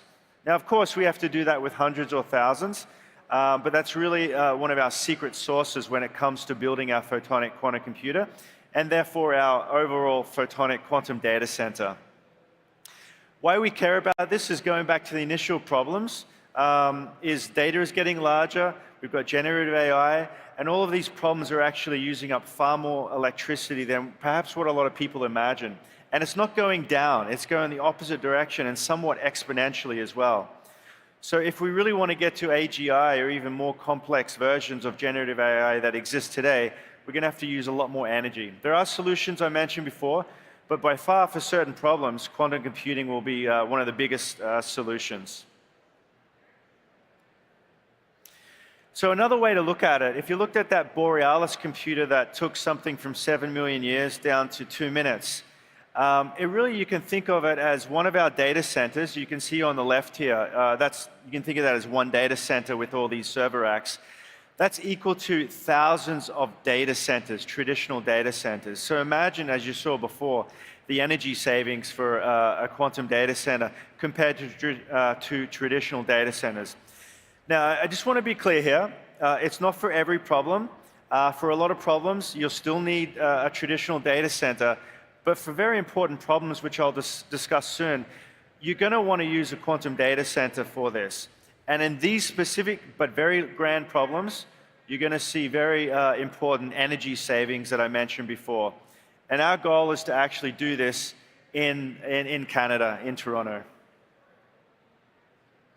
So let me look at some of the, so what are you going to do with a quantum data center or a quantum computer? Here are some of the industries.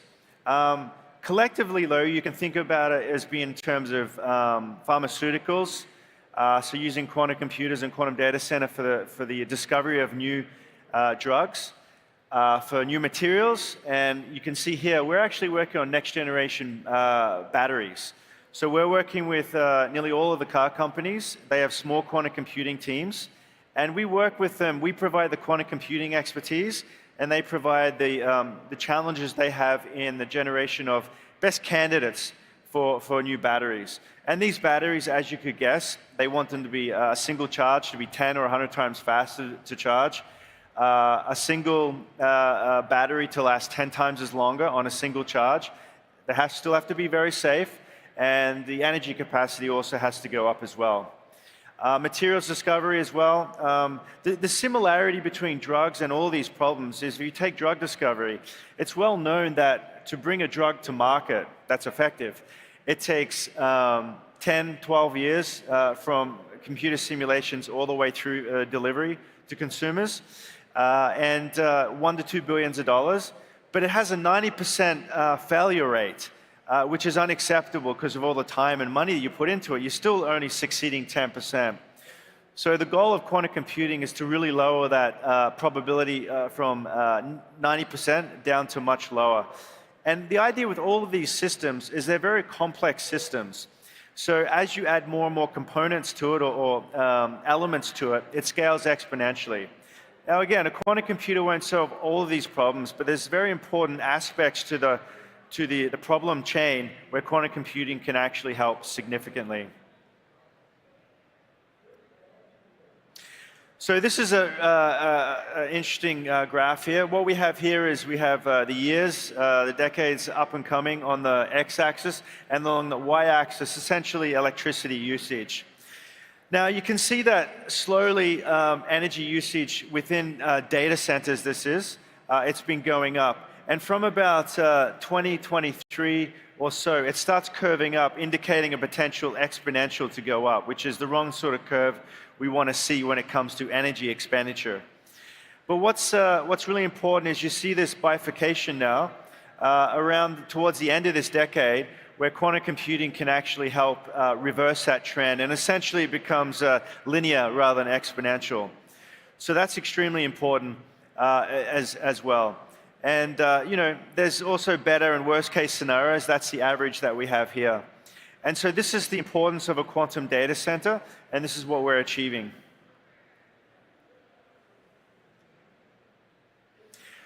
So I'll just end here, how important quantum computing is. Us and others see the promise of quantum computing and therefore quantum data centers as being enormous.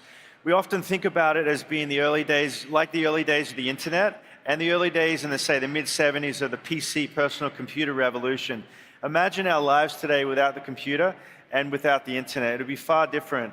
And we really see compute power as being proportional to innovation and really a much better society and much better for humanity. So we believe quantum computers and also quantum data centers are actually needed to continue the innovation and the human progress for the next decade and for the next 100 years as well. It'll be like looking back on if we didn't have our cell phones and computers and workstations, all the discoveries we would do without. And I don't think any of us wants to go back to that time. Having said that, we also want to keep the energy constant and stop that from blowing up exponentially as well. So it is a fine line, and one solution is quantum computing. So I'd like to end this talk really by the title, is we believe the future of data centers is quantum. Now it's a catchy title. It doesn't necessarily mean that traditional data centers will be removed completely. Both can coexist. But if you think about the next evolution, quantum computing will be that over the coming 3 to 5 years. And again, we need a data center-sized quantum computer because that's the size that actually has 1 million physical qubits, and that's the size that can actually solve important customer problems in pharmaceuticals, material design, finance, and also, just as important as we've seen recently, artificial intelligence.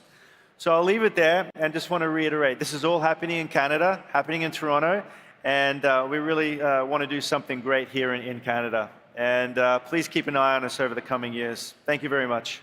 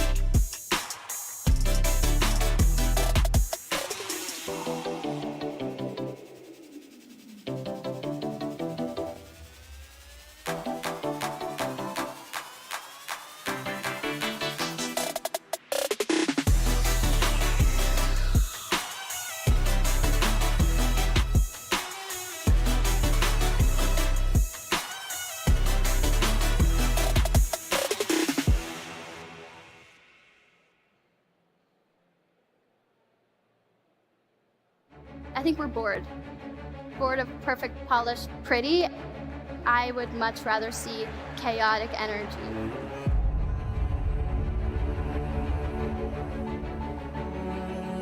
Great ideas can come from anywhere. I'm someone I never give up. Resilience is the word. What problems there are that you can solve yourself.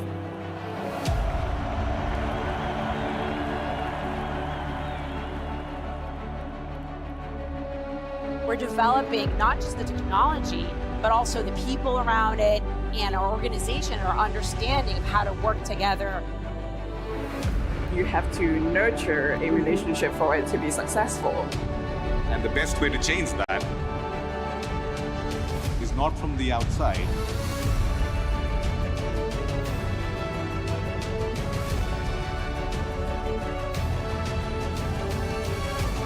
Be part of the dream, follow your passion, make the impossible possible. You have the power to determine the direction in which this world moves. If we can do it, everybody else can do it.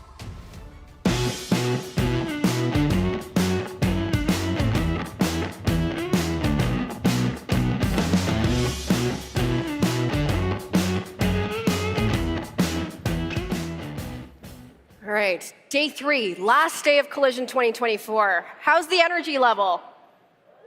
Woo! Front row. I'm always appreciative of that. Thank you. How about right side? Woo! Sir, I appreciate you. That's the most energy I've gotten all week. I love it. Well, the evolution of chatbot to AI agent is not simply an evolution of technology, but it's a fundamental shift from software to employee. And our next speaker presents a future where control takes on a whole new meaning, one that's rooted in trust and good management, and one where AI in the workforce is requiring individual contributors to become managers themselves. To learn how to let go of control in the era of AI agents, please welcome the co-founder and CEO of Ada, Mike Murchison.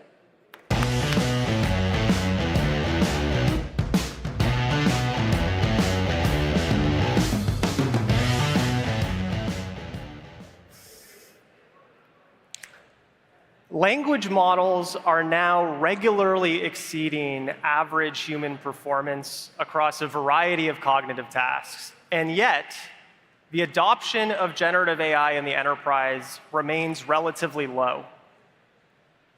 Why is this? Let's turn to the #1 use case for generative AI in the enterprise, customer service, to understand why. Today, in the enterprise, customer service professionals are only using generative AI roughly 24% of the time. And the question is, why are they not using it more often, given the profundity of this technology and the quality of now university-level intelligence that's readily available to all of us via an API call? Well, I can tell you, as the founder and CEO of Ada, one of the world's leading customer service AI companies, that the #1 thing that's holding back generative AI adoption is a fear of losing control. Let me explain what I mean. Inside the enterprise, businesses are accustomed to a high degree of control over their AI deployments. And this is best exemplified in customer service with regards to chatbots. Historically, businesses have deployed chatbots inside their customer service organizations, and they've done this by building workflows. These workflows have sought to anticipate every individual path that their customer is going to go down, and they build a workflow to automate that individual path. Now, when this works well, it powers a great experience that's highly capable, and you wouldn't know the difference in many cases between speaking to a human or speaking to a chatbot. But it requires a high degree of effort. And very frequently, as many of you have experienced, I'm sure, perhaps all of you have experienced for sure, the business fails to anticipate the path that the customer is going to choose, and you get an experience like this. One in which the bot says something like, what is your name? The customer says, how do I just get some basic insurance?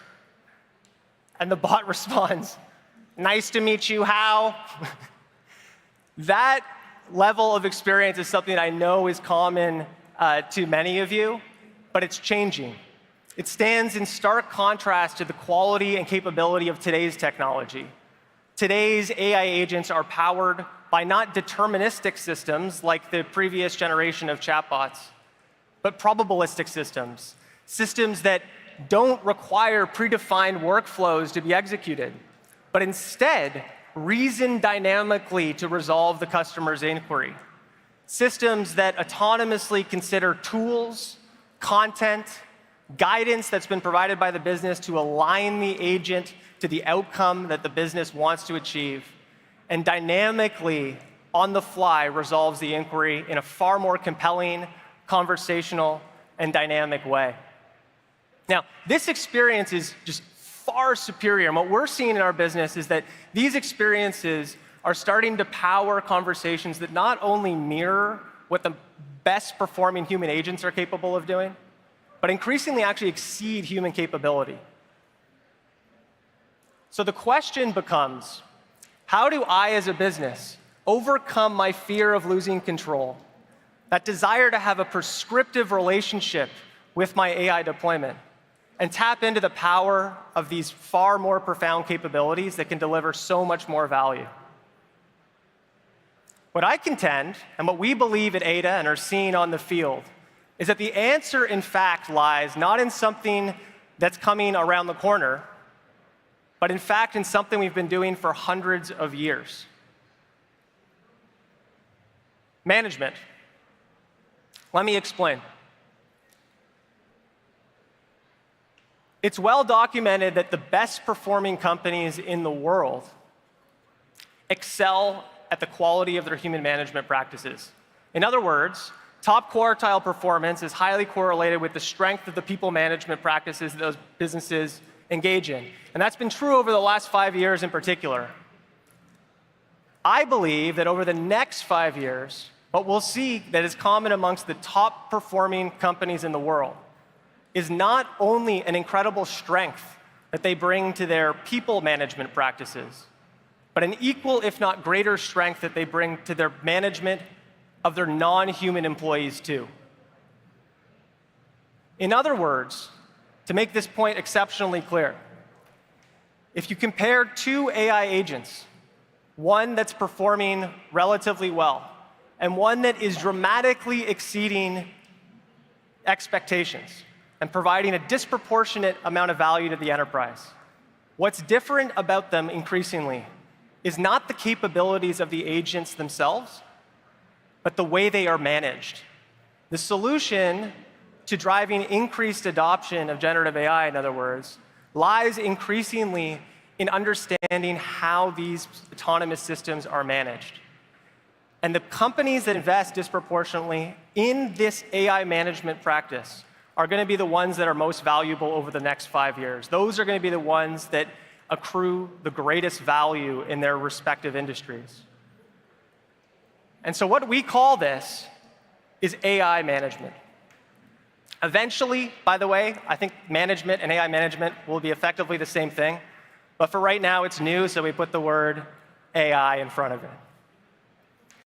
Now, we have a window at Ada into what's happening at the front lines of AI management because in our application, hundreds of businesses each have at least one AI manager who is responsible for the performance of their AI agent inside their company. And this AI manager is regularly engaging in a series of practices to maximize their agent's performance. And what I want to share with you is I want to provide you a window into what great AI management looks like. And the reason this is significant is because if you understand what great AI management is, you as a business will be more likely and more capable of adopting generative AI across use cases. And you perhaps as an employee will be able to take better advantage of this next generation of tools that will augment your own productivity.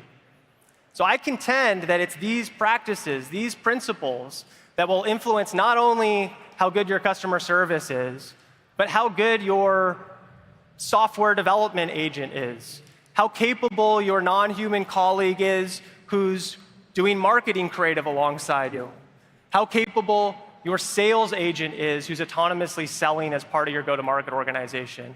What is going to differ most is how these systems are managed. So let's unpack each component. The first component of great AI management is the quality of measurement. This is the most important thing. I think that we all can appreciate in the analog world that what is measured is better understood, and the extent to which you can measure something accurately is the extent to which you can trust it.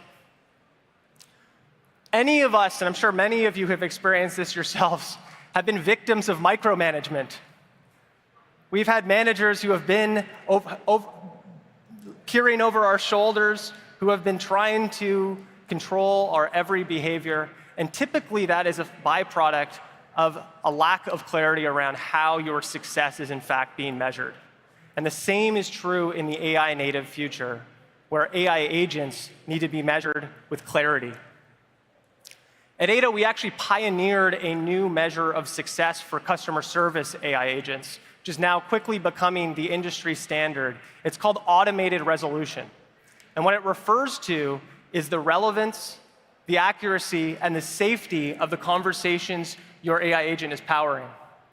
And what's fascinating is that in this AI native world, unlike in the analog one, where only a handful of conversations are perhaps measured, and only part of your process is actually understood and followed by the business, in the AI native world, every single conversation is measured. Every single conversation is annotated. There's a shocking amount of inference that's taking place in order to provide this level of transparency that ultimately overcomes that fear of losing control. Let's talk about the second component of great AI management, coaching. Every great employee experiences regular feedback and regular guidance around how they can improve. And the same is true in the AI native future. Our customers spend an average of 30 to 40 minutes every day meeting with their AI agent for a one-on-one. They regularly coach their agent to improve, areas that they can align their agent more accurately to the business outcomes that their business has adopted, areas that they can coach them to better reflect the changing nature of their strategy. Intelligence is absolutely paramount, but keeping it aligned to your ever-changing business is what unlocks disproportionate performance. The third component of AI management is the importance of testing. Great testing infrastructure allows you to increase the level of responsibility you give your employee over time. We all know this, again, in our own day-to-day lives within our organizations. We're often given opportunities that are low stakes before we're given the opportunity to participate in the high-stakes environment. And the same is now true with regards to AI management in this future. What's so crazy and so compelling about testing, however, in the AI native world is that it can be done in a simulation. Increasingly, agents are being deployed to converse with synthetic users, users that essentially role play their real-life customers in order to test their performance in a simulated matrix-like environment. And so in the old world, you used to meet with your manager and perhaps role play how you were going to approach that sales call or that customer service conversation. In the new world, your AI agent is being deployed, is having 1 million conversations with synthetic users, and is reporting back on its performance. And it's this level of testing that is what's driving increased adoption of production deployments of generative AI. It's true in customer service, and it's increasingly true across other use cases as well. So let me recap. I opened by reminding you that despite this profound intelligence that's available to all of us right now, its adoption in the enterprise remains relatively low. And I explained that the core driver behind that adoption curve today is a fear of losing control. What I hope I gave you a window into is the fact that AI management is the #1 solution to driving enterprise adoption today. And the most valuable companies of tomorrow are going to be the ones that invest disproportionately in this management, much like they have invested disproportionately in their human management practices over the past 5 years. And I tried to give you a little taste of the basics of AI management: measurement, coaching, testing. But now I just want to leave you with one last thought. As AI agents enter our workforce and become colleagues alongside you, it is undoubtedly the case that the very nature of our work is going to change. What I contend is that amongst the top quartile companies, those, again, who have invested disproportionately in their AI management practices, it will be the case that the very nature of the individual contributor role will disappear, because everyone will be expected to be an AI manager. And my hope is that that gives you one more reason to overcome your fear of losing control. Thanks.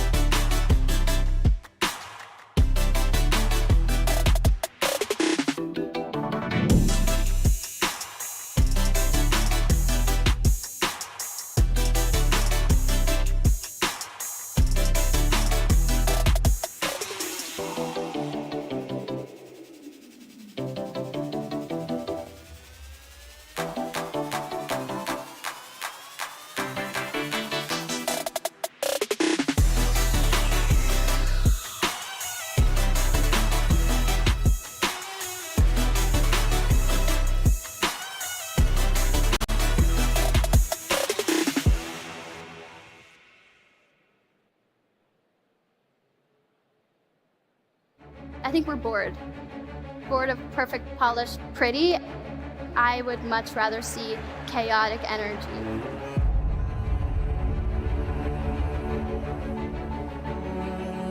Great ideas can come from anywhere. I'm someone I never give up. Resilience is the word. What problems there are that you can solve yourself.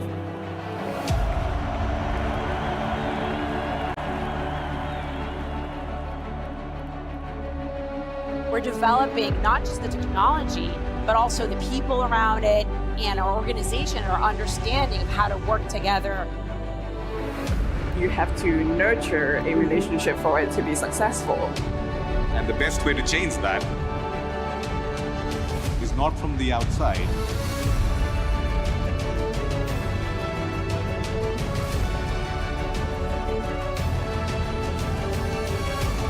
Be part of the dream, follow your passion, make the impossible possible.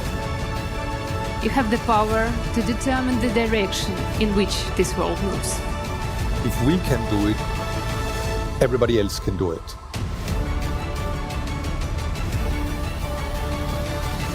Let's do it together.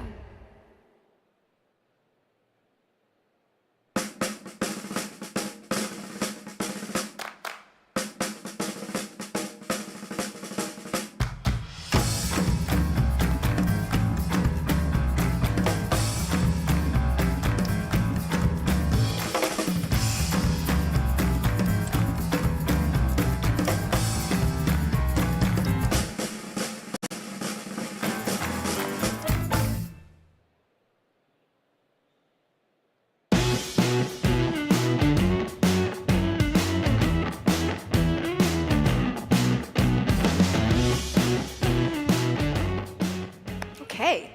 For our next session, we delve into the profound insights of Indigenous communities regarding AI. We will discover how traditional knowledge and values shape ethical frameworks for the responsible development and use of AI models. Gain a deeper understanding of how Indigenous perspectives can enrich and guide the governance of these new technologies. And to talk about how to invest in and the importance of diverse founders, please welcome in conversation with Jeff Ward from Animikai Indigenous Technology, the CEO of First Nations Technology Council, Nataya Vinson, and the CEO of Indigilink Digital, James Delorme.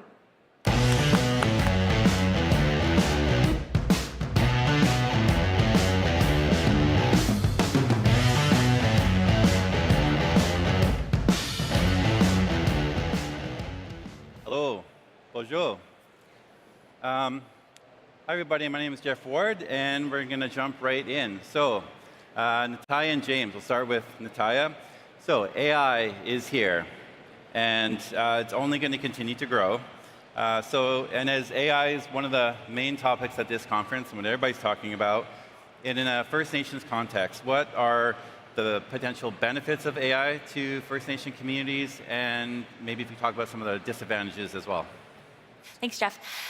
I think it's too early to see any tangible benefits for Indigenous communities at the moment, but I'm really optimistic about the potential for First Nations communities.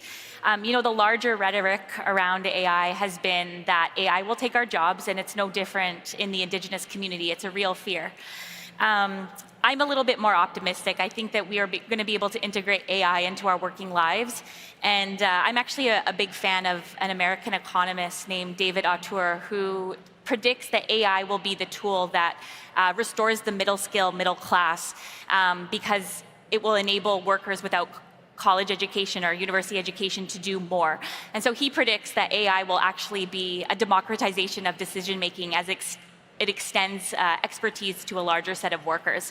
And this is really important for Indigenous people in particular because according to the last census, there was less than half of Indigenous people between 25 and 64 are achieving higher education rates compared to about 70% of the Canadian population. All right, James, advantages, disadvantages to First Nation communities? Yes, absolutely. And one of the things, Nataya's laid out some really important pieces. However, there's another piece that I want to highlight, folks, and that's protocols. And we know what protocols are in this industry. We know exactly what those protocols do because these are the systems that we work with. But the one protocol that we need to make sure every time is that the Indigenous lens is in this conversation. So we all know what AI is. It's a tool. It's something that's very beneficial to productivity. You just saw the two speakers, and actually I was really intrigued by the AI agent and how that's working. However, one piece that's not in there is the Indigenous lens, and I'm not going to stand up here and explain what that is, because we need more time for that. However, I'm going to start by saying I'm in the territories of Treaty 13 and the Mississaugas of the Credit. So that's protocol. That's respecting the territory that we're on and the people who live here, the indigenous people. And so when you start to do that, you start to bring in that AI conversation, what it means. So when it comes to the disadvantages and the advantages, which, by the way, I'm a proponent of all those things, the advantages being number one, we start to realize that these systems need that indigenous lens, it needs that voice, and us up here, we're here to do that, but it's you out there, and it's industry that are going to make it happen. Thank you. Yeah, thanks, James. And you're right, we do need a lot more time, but this is a very good start. And thank you to all of you who came here to hear about this important topic. Natalia, at the First Nations Technology Council, I know you're a big proponent in advocacy around the digital divide. And so with that digital divide increasing daily, what can First Nation communities do to be ready for technological advances? And if you could touch on concerns about maybe copyright or cultural appropriation? Yeah. Sure. So I think it's hard to navigate because on one hand, you have experts saying we're going to achieve AGI in the next 3 to 5 years. On the other hand, you have experts saying that large language models are at best a waste of time outside of a few specific use cases, or at worst, a complete distraction from more capable systems. But I think regardless of how fast or slow the pace that we make or the progress we make, AI is here to stay. And so it will really serve First Nations well to start thinking about both long-term and short-term goals. So over the long term, strategic investments into compute infrastructure on reserve, or alternatively robust collaboration frameworks with cloud providers would be a really important piece. On the cultural intellectual property piece, thinking over the short term about how you want as a First Nation community to be represented in AI. And largely this information has been stolen over, and sometimes in multiple cases it's been stolen over and over again. So this information is really it's sacred and it needs to stay within the community. And so looking to the principles of OCAP, ownership, control, access, possession, provided by the First Nations Information Governance Center, is a really great starting point for First Nations to start thinking about data governance and data sovereignty. James. Thanks, Jeff. And I couldn't agree any further, Natalia. Like that really sets the tone for what needs to take place. But I also want to mention that here we're talking about technology and how that technology is impacting society and AI specific. But I also want to mention that it's human-centric. AI is human, and it has to be human, beyond the technology pieces that we know are complicated. So that human piece, we have to do some actions and activity. We have to make a pledge. We have to, as society, we have to realize that machine learning is a tool, and that tool could be used beneficially to us, but what are those moral implications that are going to affect us specifically, and this is our expertise and where we shine, is that making sure that indigenous lens is there. So we already know through our work, I'm going back to the 90s, folks, I'm dating myself here. The internet, we know what it is, but we're still in our communities, we don't have that robust system. And without that robust internet connectivity, without 5G technologies that are leading the way, it's really hard for us to understand as indigenous communities what AI is going to benefit us. So it really is that human-centric, getting involved, understanding a First Nations community, and then you'll open the door and understand, what are those specifics. So I just want to highlight some folks that I do work with. I'm on the TELUS Indigenous Advisory Council, so some members here too. TELUS made a commitment, a pledge, to not, basically, they're going to make a pledge to not use Indigenous art in a way that's going to cause issues for their identity and who they are, which is very complicated, by the way, folks. So making those pledges. You can do it. We're doing it here. First Nations Tech Council, they're centric to that. Jeff here in Anamiki, he does that all the time. So you have great examples of that. Let's start doing it, folks. Thanks, James. So great segue into generative AI and large language models. So as an Ojibwe person, I'm learning my language. And we're losing language speakers we're losing knowledge keepers. And some First Nation communities have very few speakers altogether. In the context of large language models and LLMs, looking at this to potentially help work with Indigenous languages, there's some amazing people doing some really incredible things. How do we get this working in communities right now? Natalia. It's a great question. It always comes back to money, but before I go that, I'd like to paint a bit of a picture around like an all-knowing, ever-present chatbot that's fluent in the language of your elders because it's done a bunch of text mining over anthropological records. And so you've got this amazing, most patient teacher that you could possibly imagine. So I think not only will AI potentially preserve these languages on the verge of extinction, but also potentially revitalize it and give people a new sense of confidence with being able to learn the language. I'm really a big fan of Michael Running Wolf. If you don't know who he is, Google him. He's doing some really interesting work out of Mila. He's from Cheyenne descent in the States, but he's bringing his language code camps here, and he's really sort of the leading guy in this space trying to preserve languages. Certainly with respect to how do we get this happening in communities now, we need so much more federal investment into organizations working with language, the First Peoples Cultural Council in BC, and then organizations doing upskilling and training, such as the Tech Council, to get more Indigenous people working and feeling comfortable in emerging technologies. James. Yeah, I couldn't agree more. And I'm going to say, Imot Samsquagan. Ko chu kapi, nish das geje. And I was speaking Ijutham, and basically I said, I feel good, we come from this place, and we're all related. We are all related, folks. We're a part of the human psyche, we're part of the human condition, we're part of humanity in this global context of AI. So there's technical pieces that need to be addressed. And by the way, that's a good problem, because that means there's more opportunity for people to have employment, gainful employment, get micro-certified, and sort of micro-certification are really some of the highlights of this industry, getting people trained fast so they can get into the workspaces.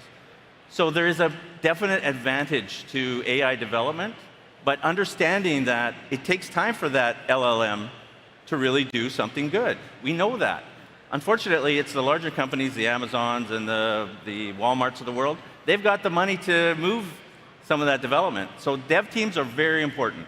However, we really need to get back to the conversation of making sure that Indigenous lens, so if you're out there, if you're investors, VCs, whatever, start moving the companies you're investing in into the direction of making sure that Indigenous lens is there, because there's a whole range of ways that we can be involved. So we're going to do it. We just got to take time and understand what those are. Thanks. So James, can you say what you said again in your language? You said, I'm good, we're all related? We are, I feel good, and that's like in the James Brown kind of way. I feel good.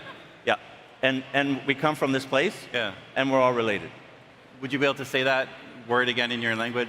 That say? Imot Samsquagan, I feel good. Ko chu kapi, we come from this place. Nish des geje, we're all related. That's amazing. In my language, that would be Niminoya. Ndinui Maganadog. I'm fine, and we're all related. Indigenous languages spoke on this main stage at Collision.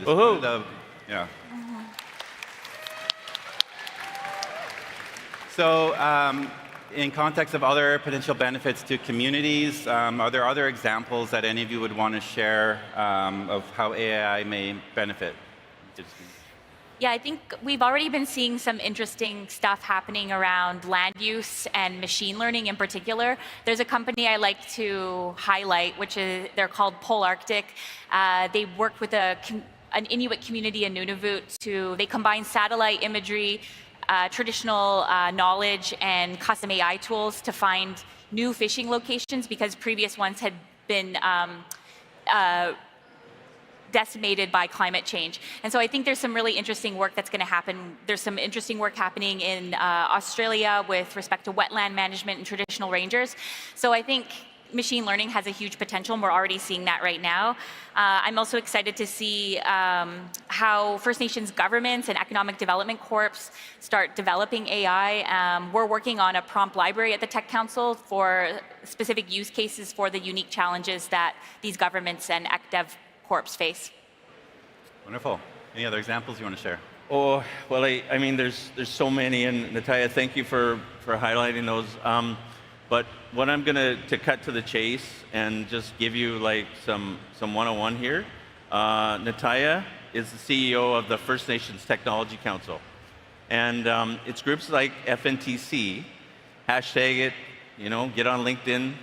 Afterwards here, go and meet Natalia. Take some time with her because her organization is really the pivotal change so that we can bridge that digital divide. And by bridging that digital divide, adding data governance as an important piece to that work, making sure there's robust internet connectivity, there's the opportunity for those technologies. You get government on board, you get First Nations communities on board, you're part of it. That is the solution to success. But you have to start at the groups like First Nations Technology Council that are going to lead the way, not only in the province of BC, but nationally and globally. So we have to do that.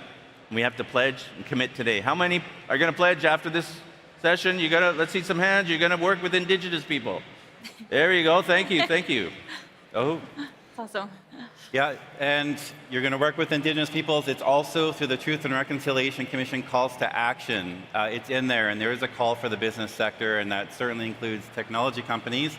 Also want to give a shout out to the First Nations Technology Council because when we think about this young, up-and-coming, bright Indigenous talents, it's through groups like the Tech Council that are supporting that, and this has impacted people in my community, in my family. My son is here today because of the support of the Technology Council. And that's, there's this groundswell, this up-and-coming youth, and just wanted to shout that out as well. Plus 1,000, what James is saying. And so when thinking about the future and the hope for the future, and this bright up-and-coming group, in the context of AI and how Indigenous peoples can contribute to that, what is your hope for the future in the AI context for Indigenous peoples? Great segue. I'm really excited. At the Tech Council, we like to say a lot that we're excited to see how Indigenous people can shape the future of technology. But we can only do that if we make technology an exciting career option for young Indigenous people. And I think my friends on the stage will know that the legal profession has attracted so many young, brilliant Indigenous minds. But I think the next frontier for sovereignty lies in tech. And what I mean by that is there is sophisticated insight into data, control over data is a really critical step into realizing self-government and self-determination, of which we have a constitutionally protected right in the country, and not everyone is aware of that. So yeah, like I said, I really think that getting young people into tech will be the changing the thing that changes things. I'm also excited to see how Indigenous people can solve some of the alignment issues that we're experiencing right now, that all AI creators are struggling with around machine and human values. There's some interesting work already being done in the Indigenous community amongst artists and writers, thinking about our relationship to AI in a way nobody else is doing. Kulimia Sparrow of Musqueam, Drew Hayden Taylor of Curve Lake have both said that AI, if they could choose, would embrace an Indigenous worldview because we would be ascribing a soul to that non-sentient being in a way that they could interact with us in a holistic way. And I think that's a really interesting thought experiment, and I'm excited to see how Indigenous people can help contribute to some of the existential questions we're facing as we think about superintelligence potentially taking over. Thank you. James, final words to you. Thanks, I appreciate that, and I just graciously thank you, Natalia, for just your wisdom and courage to come up here and talk and come all the way out to Toronto. Jeff, you're as well, and nice to hear from I'm glad your son's here. It's wonderful. That's what it is, right? It's family. It's our relatives, and we come together to do this work. And so my hope in the future is Back in the 90s, we started to think about, our cultural identity, our cultural practices, our harvesting practices, what that means in the digital world. And now here we are in 2024, and we're talking about AI systems. And I work with blockchain folks. I'm not going to deny it. I work in technology areas that are very transformative. However, if it doesn't translate to the community, there's nothing that's going to, it's not going to stick. It's not going to happen, folks. So really, you got to come to the community and understand. So my hope is that industry really takes that forward step, and we go back from the 90s and remember why we were here to do this work. It's for our people, to make sure they're on the same path, lockstep with this industry. It's a tool, folks. AI is a tool. It's not going to save the world, and it's not going to take our jobs. We have to own it. We have to do what we can to make sure it works. And that's why we're here, and that's why I'm here, and that's why we're here. So let's keep going on that road, folks, okay? Let's go. Come on. Natalia, James, thank you so much for your knowledge bombs, your wisdom here today. It's Solstice starting today. Tomorrow is Indigenous Peoples Day. I hope you all have a wonderful, are able to get out to the community tomorrow and witness and celebrate Indigenous contributions to this country. Thanks again. Minugishigad, miigwech. Ooh.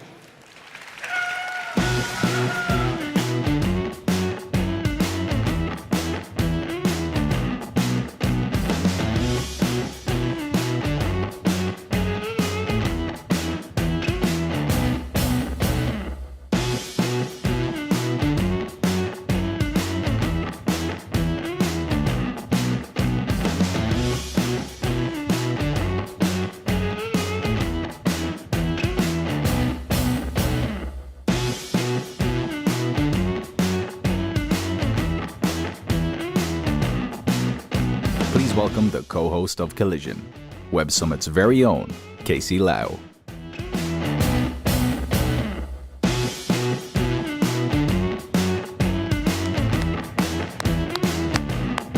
All right, how's everyone doing out there?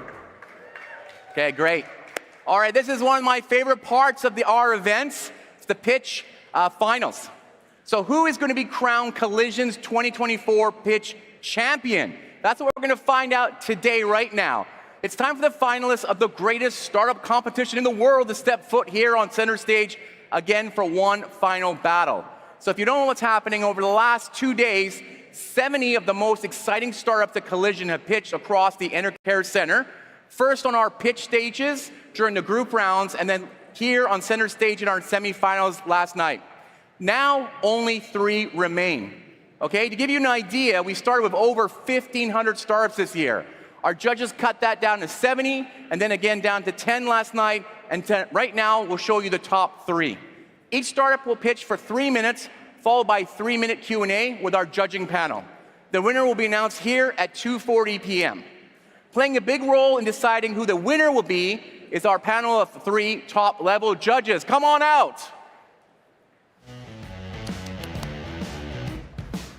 They're shy. No, here they are. Marlon Thompson is the CXO of Spring, investing in impact startups and based in Vancouver. Rachel Slayball is an investor at DCVC, investing in deep tech and climate tech startups. And Eva Wong is the co-founder of Borwell, a fintech helping 3 million Canadians find financial prosperity. Marlon, Rachel, and Eva, thank you so much for being here for this big moment. Most importantly, these 3 judges won't be alone. Joining them will be you, the audience. So make sure you get all your friends in here, as you guys will be voting for your favorite startup via the Collision mobile app using Slido. Your votes will count for 25% of the total voting number. Okay, so let's take a look at it. Or you just open up your app and I think there's a pitch thing in there. There you go. Pitch final, tap on the menu, then tap pitch final, have your say. After all the pitches have finished, you can vote by clicking on the profile in the top left corner of your screen. From there, you will see an option called Pitch Final, which is where you will submit your vote at the end of the session. Okay, so the trick is it'll only be open for 15 minutes when we're done. If you want to see your favorite startup win, get ready to vote. All right, are you ready? Let's get ready. First up is Ralph Christian from Biofect Innovations, a startup aiming to harness the power of microbes to sustainably produce high-value ingredients for the food and beverage industry and beyond. Come on out.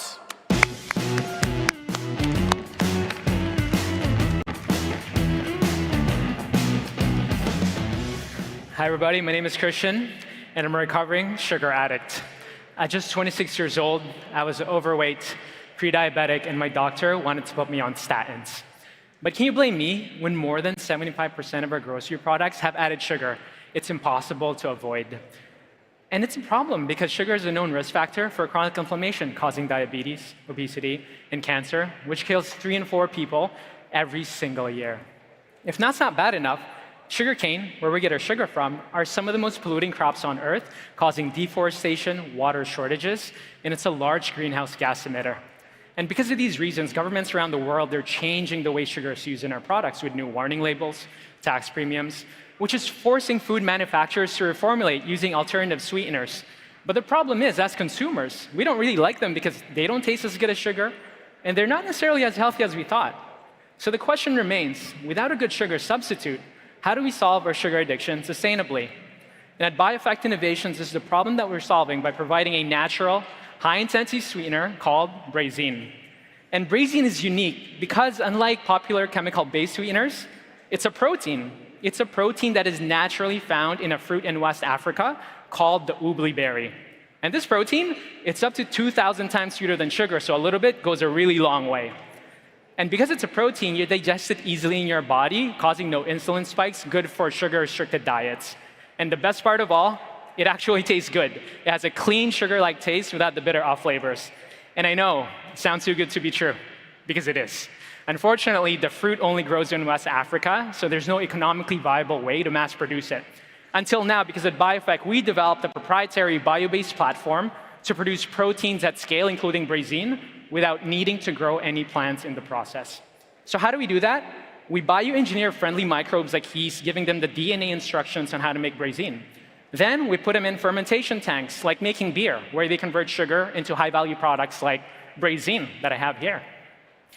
Then we purify the Brazine that's produced and use it to make great-tasting, sugar-free, sugar-reduced products.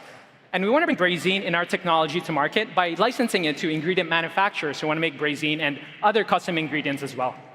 We started this project in 2022, and we've come a long way since then, raising over $500,000 in non-dilutive funding, developing our proprietary technology, and generating significant customer demand.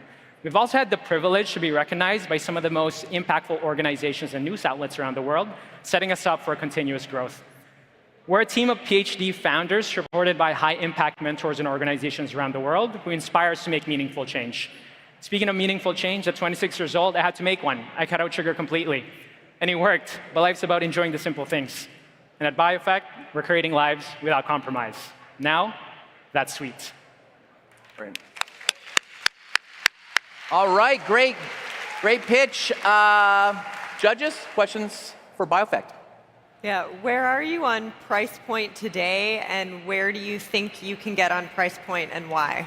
There's a rule of thumb for sugar. For every one-time sweetness something is, that's $1 extra. So imagine stevia, if it's 200 times sweeter, that's $200 a kilo versus sugar, that's $1 a kilo. Because I mentioned it's up to 2,000 times sweeter than sugar, we can access that range of pricing from 1,000 to 2,000, but to be conservative, we can project to $650 per kilo, which is much more than what other ingredients produced using this technology can command. I'm curious, so commercializing an ingredient essentially is challenging. Who's your buyer, and what kind of traction do you have at this stage? Yeah, so it's a great question. Commercializing a technology, especially an ingredient, is especially challenging because you need to build the infrastructure, you need to produce it at big enough scales, you have to distribute, and a startup like us probably won't be able to do that right now. So what we're doing is we're partnering with ingredient manufacturers, big incumbents, that have the ability to ferment the ingredient, distribute it, have customer access already, that are currently selling other alternative sweeteners who also want to sell something new, something better. Okay, so then what's your business model? Right now, we're exploring 2 different prongs, but we're focused on licensing because the technology here is something that we believe can be brought to market sooner with these ingredient manufacturers than if we brought it ourselves. Interesting. Cool. But in the future, perhaps we could sell these packets at your local Tim Hortons. Can you talk to us about TAM? Like, what is the overall TAM for sugar substitutes? So while Brazine right here is not in the market yet, we can take note from Stevia. Stevia, for example, in North America, it's a $600 million market just in North America, and it falls under the natural sweetener category. Natural sweetener category is led by honey, monk fruit. Stevia is there. And it's an untapped category. Stevia, for example, it's only been approved since 2008, and it's already 600 million. And it's only going to increase because consumers want healthier products. There's better regulatory framework surrounding it. Stevia is approved in almost all countries now, and people are just yearning for more. I'm cutting down my sugar. I'm not sure about everybody here, but 20% of the population have cut down the sugar since 2000. So this is only going to increase. And so this has a really high sweetness level. Some of the other alternative sweeteners have a little bit of a funky flavor associated with them. Is there anything like that, and how do you find it? Yes, so the reason why we like this protein, it's because it doesn't have any of that. So the funky after flavor, in the beginning I mentioned consumers don't like it because it has the bitterness, and it's not good for formulation because it imparts other flavors. What we have here, this white powder, I have here, it has a clean, sugar-like taste. It doesn't have a bitter aftertaste. It has its own unique property that can complement even stevia that have bitterness. It can mask the bitterness of existing sweeteners, giving us a path to market. Cool. Okay. Can pizza be made out of this? Just kidding. All right. We can. Yeah. Awesome. Thank you very much, Ralph Kreshman. What a great start. Thank you. All right. Our second finalist is called Proceive, and they're radically redefining software development to improve project management for teams. Let's hear it for Paul.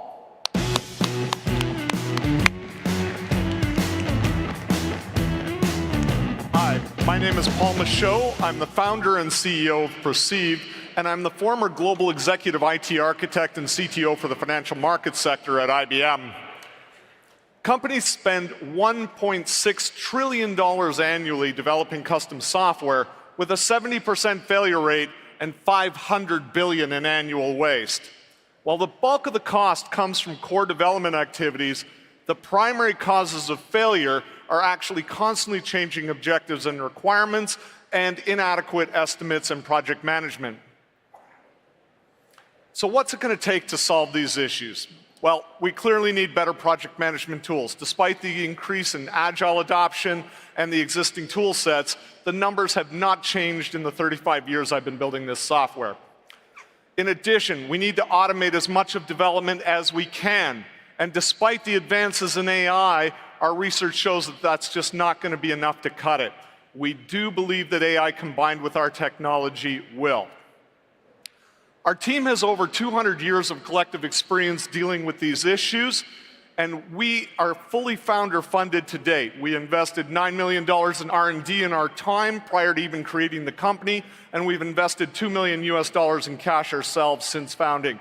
This has resulted in up to 12 patents we're currently filing. We released our Jira competitive product 48 hours ago in closed beta, and we are actually the owners of what we believe is the most advanced automatic code generator in the world. Currently, existing project management software is not cutting it, as I said. They are not addressing the primary reasons for failure, and frankly, their users don't like the products. We created our product from scratch to be the first enterprise-grade alternative to Jira and Microsoft Project to streamline the process and directly address the reasons for failure and, frankly, give the users the features they're asking for. Our automatic code generation technology is capable of understanding the full enterprise context, not just a few thousand tokens of code or even 100,000 or 1 million tokens. We can understand the whole thing. We can generate higher quality code, repeatably testable, cheaper and faster than anyone else. For example, our beta release was 3.6 million lines of software that we put out on Tuesday. Of that, 3.3 million lines of it is automatically generated by our in-house tech, and we can generate that in only 30 seconds every single build. If we make a change, the entire tech stack reflects the change in 30 seconds. We're using a standard SaaS pricing model for the actual software for project management and code generation. And once we generate the code, the resultant code runs on a platform-based model. As I mentioned, we came out of stealth just 48 hours ago with our project management software, and with your help, we're actually hoping to release the code generator and platform in 2025. Thank you. Great pitch. Judges, any questions? Paul, can you tell us who your target customer is and what your go-to-market plan is? Yeah, so on the project management side, so our primary target customer is large enterprise software, but the mandate that I've sort of given to our team is, look, we're building the features to handle the big guys, but it needs to be usable and addressable even by a two-person startup. So actually getting those power features combined with the UX so that the smaller teams can deal with it, and actually finding that balance is the challenge. And can you talk a little bit about go-to-market? Sorry, on Go-to-market, how are you getting the product out there? So right now, we've done almost none because we were in stealth until 48 hours ago. That being said, we already have 2 of the 25 largest banks in the world looking to test our project management stuff in the beta. And we're planning to actually do largely content marketing combined with some direct sales. Because of our background and contents in the financial services sector, we probably will focus there simply because we're very well known in that sector. And we'll be doing some direct sales with that as well. So I'm curious, I'm not technical. Who's your investor? Like, how do you actually pitch this company to non-technical investors? And also, have you taken it to market, to the VC market? And what kind of feedback have you had? I'm really curious. Sorry, I actually found it a little hard to hear you. I'm asking who your investor is, given the level of technicality required to understand the product. I'm the sole investor in the company at this time. Okay. So we funded it all ourselves. We are actually looking to do our first raise at this point in time. We feel we've developed the technology and de-risked it to the level that it makes sense for us. And we've now achieved enough product development that we think it just makes sense at this point. But so far, we've been 100% founder funded. How have you approached testing the automatically generated code, and how frequently does that need correction? So actually, our code is perfectly deterministic, unlike a lot of the stuff like Devin and Magic.dev and the copilots. So we actually get the same code every single time, and if we make a change, it actually gets reflected everywhere, and we're able to generate a complete test harness every single build. We actually developed the technology to help us facilitate what we were doing years ago in building Wall Street trading and risk systems, and we built it to that standard, and we have actually used it to do some projects and build systems inside banks in the early prototypes. And then what are some of the main advantages? I mean, you talked through it a little bit, but first customer, what is going to be better for them? So it sounds like speed. What else? It's speed. It's the fact that we actually generate the entire tech stack simultaneously. We've taught our system how to understand architecture, not just how to write 300 lines in a function. It actually puts it together in an architecture with security, with scalability, and we coupled it to a full multi-tenant platform architecture that it targets. So it understands how to do scalability and everything else to the level I would have expected as CIO of a bank. Thank you. Okay. You're welcome. Great. Thank you very much, Paul. Amazing. All right. Last but not least, it's a company called Voxel Bioinnovation.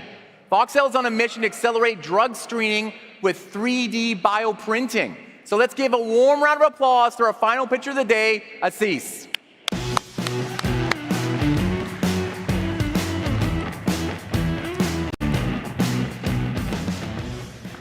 Hi, everyone. Let me tell you something shocking. Did you know within the drug development industry today, there is a 95% failure rate? We are talking about an industry that invests over 15 years and $3 billion annually, and these drugs still aren't reaching patients. All because we do not have an accurate platform to predict human behavior. Until now. Voxel has created the brand of bioprinted human-like cancer tissue models that can identify the ineffective drugs much earlier in the drug development process. And we do so by harnessing our 100% proprietary technology, starting with our high-resolution bioprinter, 600 times higher resolution than the standard, our trait software that uses AI-optimized tissue models and actually embeds a human-like blood vessel system, and our universal bioink that can mimic the properties of actual cancerous human tissue. Our custom perfusion device. So for the first time ever, pharmaceutical companies can directly inject their drugs through the blood vessels of our tissue models and identify the ineffective drugs much earlier on. Now, the best part. Because our tissue models are being used as a negative drug screening platform, we do not require any FDA approval, accelerating our timeline to commercialization.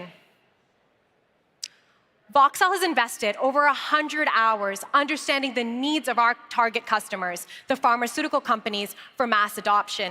In doing so, we have secured 10 paid pilot projects. We plan to leverage the success of these projects and the completion of our in-house validation studies to make our introduction to Big Pharma in the upcoming year. And we have a strong IP portfolio with multiple provisional patents and a trade secret software. To date, Voxel has raised $6.5 million in dilutive and non-dilutive capital. Our recent fundraising round of $1.5 million has gone oversubscribed, and we're planning for our Series A in the upcoming year to help fulfill the execution of these pilot projects and our validation studies. And we are fueled by a team of 15 full-time experts in hardware development, tissue engineering, and bioprinting, and a strong group of advisors in business development as well. Our mission here at Voxel is quite clear, and that is to accelerate drug development and bring the therapies into the hands of patients sooner. Join Voxel in shaping the future of drug development. Thank you so much. All right. All right, questions from the judges. Thanks, Assis, for that. One question, who would you say your competition is? Right, so currently, where Voxel falls and our tissue models falls is in the preclinical sector, right? So when drugs are being developed, they go through testing in the lab and then in humans, so that lab area. So our competitors in that space right now are spheroids, organoids, and of that sort. But what makes us competitive? And I actually have a little model here to show you, because sometimes it's easier to visualize. So you can pass it around. And our competitive edge really is our customizable human-like vasculature, right? For the first time, these drug companies are going to be able to directly inject their drugs through the blood vessels. And that's very, very critical information that we don't have to date. We're able to see how the drugs are influencing the cancer cells, diffusing in and out of the capillaries. So a more accurate, complex platform. How does this change the timeline of testing? What's the head-to-head comparison? Yeah, 100%. So right now, as I'd stated, it's taking 15 years for a drug to reach the market. And why is that? It's because these drug developers are having to spend so much time on clinical trials with these non-promising drug candidates because they're not good enough. We don't have an accurate platform in the lab stage to predict what should and should not go, right? So that's why we're a negative drug screening tool. We're going to eliminate those ineffective drugs. So how the funnel goes is you start with several thousand compounds in the drug discovery stage. You move on to the lab stage, you bring it down to a couple hundred. You go to the clinical stage, you're bringing it down to 15 maybe, but 95% of the time they don't work. So if we're going to push 15 candidates, or if we're going to push 5 candidates, let's make sure that they're promising and they actually work. So that's really where the timeline will differ. How many full-time employees do you guys have on the team at the moment? And then what are the key kind of gaps within the team that you're trying to close with this round? Most definitely. So right now we have 15 full-time employees. So our key expertise is definitely on the technical side, hardware development, right? The development of our proprietary high-resolution bioprinter, tissue engineering, chemists, and whatnot. So very technical. The gap, I would say, and that's where the team is expanding to. However, currently we're leaning on the support of our advisors, and they're doing a fantastic job, might I say, is business development and commercialization. So this is the 4th year for Voxel. For the past 3 years, we've really been involved in R&D. So now pivoting, over to commercialization, it's a new stage for us. It's new to us, but we're open to learn, and our investors are also doing a great job at mentoring us. And what does customer acquisition look like right now? What is customer? Yeah, perfect. So right now, we've secured 10 paid pilot projects, but right now we're focusing on pharmaceutical SMEs, so some of the smaller, prominent drug developers. We plan to utilize the success of these projects and our in-house validation studies. So these in-house validation studies are going to showcase to the public how much better our technology is than what's currently out there. We're going to provide the data. When we leverage those two components, we'll be able to make our introduction to Big Pharma, so the larger pharmaceutical companies. So that's kind of what that pathway is looking like right now. Thank you. Okay. Awesome. Thank you very much. Thank you, Voxel. Thank you so much. I appreciate it. All right, keep it going, everybody. Let's hear it for all our finalists here today. All right, quick reminder that and now it's time for you to have your say on who you think should be crowned the pitch champion of Collision 2024, the last one in Toronto. Polls will remain open for 15 minutes, so make sure to cast your vote. So let's go to the judges now and hear some hard-hitting critiques of what you just saw. Marlon, what did you think of the 3 pitches you just saw? I mean, I thought they presented really well. 3 minutes is not a long time to get that much information across, so it was really efficient and very different businesses, but all kind of in this kind of like impact, improving the world, improving lives for individuals in really, really interesting spaces. So I was excited by the pitches. All right, which one are you leaning on the most of voting towards? I have a thing for sugar. So oh, I think that's exactly. one of those companies that if you can make that work, it's like gangbusters. You can't like it's unstoppable. Really hard to commercialize, but if you can make that happen, it's insane what it can do for people. I think you should just showed a picture before and after, and that was his whole slide deck, right? For his own thing. Rachel, what are some of your critiques of the 3 pitches? Yeah, I mean, again, great job by everybody. Not enough time. So I would say major questions I'm left with for BioEffect. It's what's the regulatory pathway? How do you actually get into market? And is there a large enough market for them? Can they go beyond like a stevia competitor to a much broader sugar competitor? I think is a real key question for them. For ProSieve, it's a little hard to tell since they just came out of stealth. They don't have any external investment, so there's not yet any validation from the outside. True. So sounds exciting. They need some users and some investors to give them that real feedback. And then Voxel, again, we didn't really have time to get to like business model and pricing, so I just don't have a great sense of what's the ROI for their product. Which one stood out the best that you think you'll be voting for the hardest? Yeah, I think Voxel is going to have the easiest time getting adopted. I think BioEffect might have the biggest impact opportunity. Got it. Okay, great. Eva, you have been pitching in front of this stages before. So what's some of your advice to some of the pitches that you just saw? You think they came across good in the short amount of time they have to pitch? Yeah, no, it's super hard, right, to summarize everything you've done within 3 minutes.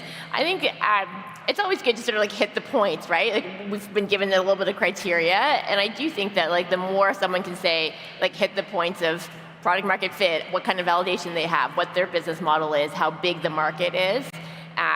It's all about getting sort of all that information out there as quickly as possible. But they did a great job. Which one are you liking the most? I think for me, what I appreciated about Voxel is that there's a lot of customer validation already, which again, maybe the others aren't at that stage yet, but the fact that they've got 10 paying pilots, I think is great validation. Okay, great, exciting. Woo, all right. So now the judges' scores will be collected and counted, as will the audience's Slido vote. The winner of pitch will be announced here on center stage at 2:40 p.m. So stick around for the big reveal. See you all later. Thank you. Thank you to the judges.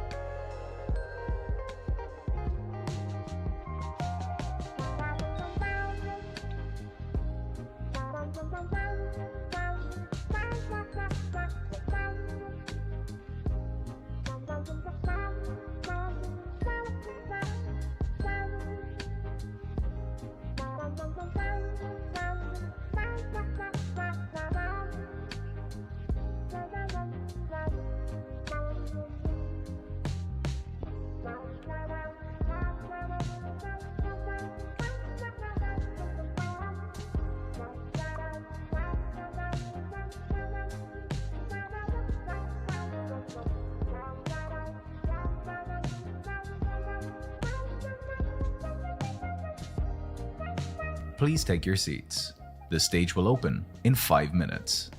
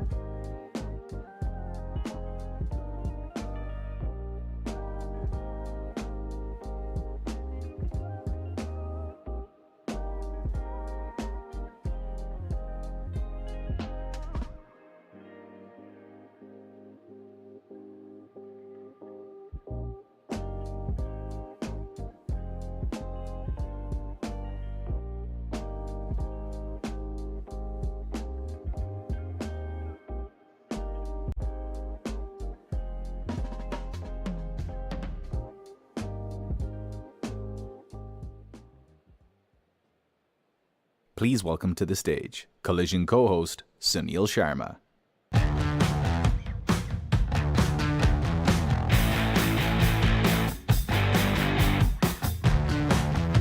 All right. Good afternoon, everyone. Welcome to the final afternoon of the final Collision here in Toronto. What we have is our last group of breakout startups who are going to come out and just explain to you a little bit about what they do. They're some of the hottest companies that have been attending Collision. So first up, we have Harpal Sambi. He's the founder of Magical.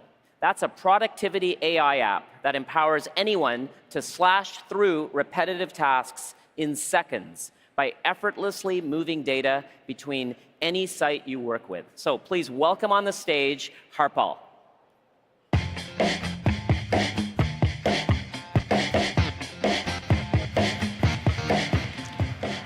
Hi, everyone.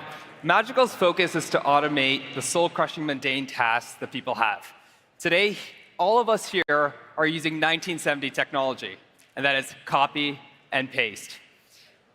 Magical understands the underlying data between what you copy and paste. Think the LinkedIn name, or the Salesforce revenue, or the gender in your EMR software. And we make that link of where you paste, automating it effortlessly. We launched in June 2022, and things were going great. And then ChatGPT dropped. Every non-AI company that was in awe. But at the same time, we were trying to understand how it would really mean, what would it mean for us as an industry and as a company as a whole. And we did what everyone else did, which is built fast, prototyped, built a wrapper, launched it. And it was with great success. We saw record high installations. We saw 6,000 DAUs for that feature alone on the first day, and we got distracted. We ended up starting to build a lot of these tools on other places, not thinking about our vision.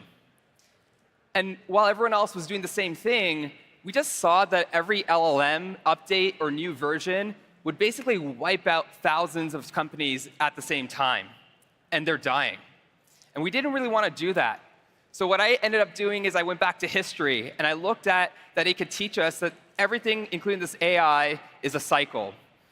Like the internet or the SaaS cycle, these swim lanes are developing. And you can see here as an example, we have hardware at the bottom with power and GPUs, followed by cloud services and computing software, then the data layer, infra, and tooling, all the way up to the application layer, where most of us actually use the AI today. So knowing this, we said to ourselves, how do we really differentiate? And let me walk you through of how a non-AI native company became AI first. First, we said to ourselves, let's really think about redefining ourselves in the swim lane. Where do we want to play and how do we want to differentiate and just focus on execution? When everyone was thinking about the long tail, the top apps, we said to ourselves, who's doing the long tail?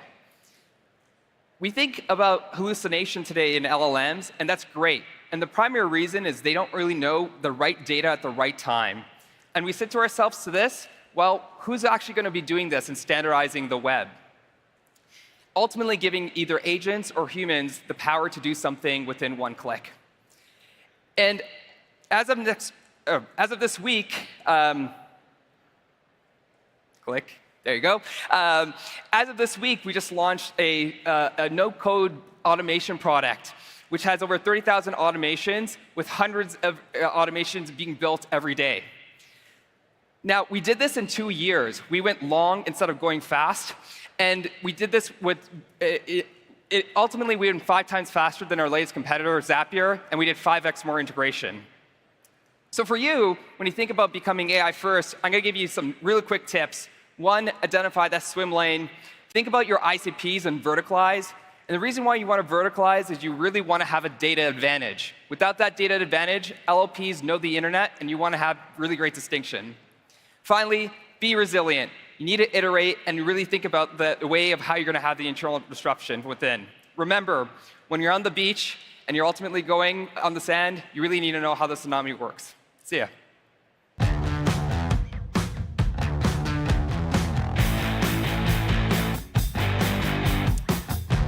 Amazing.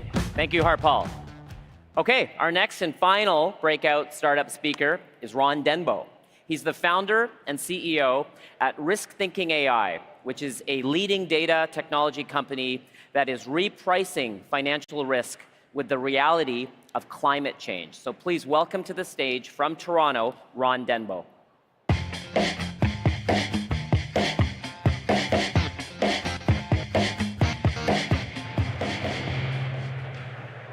So I'm going to have fun today. I hope you enjoy it.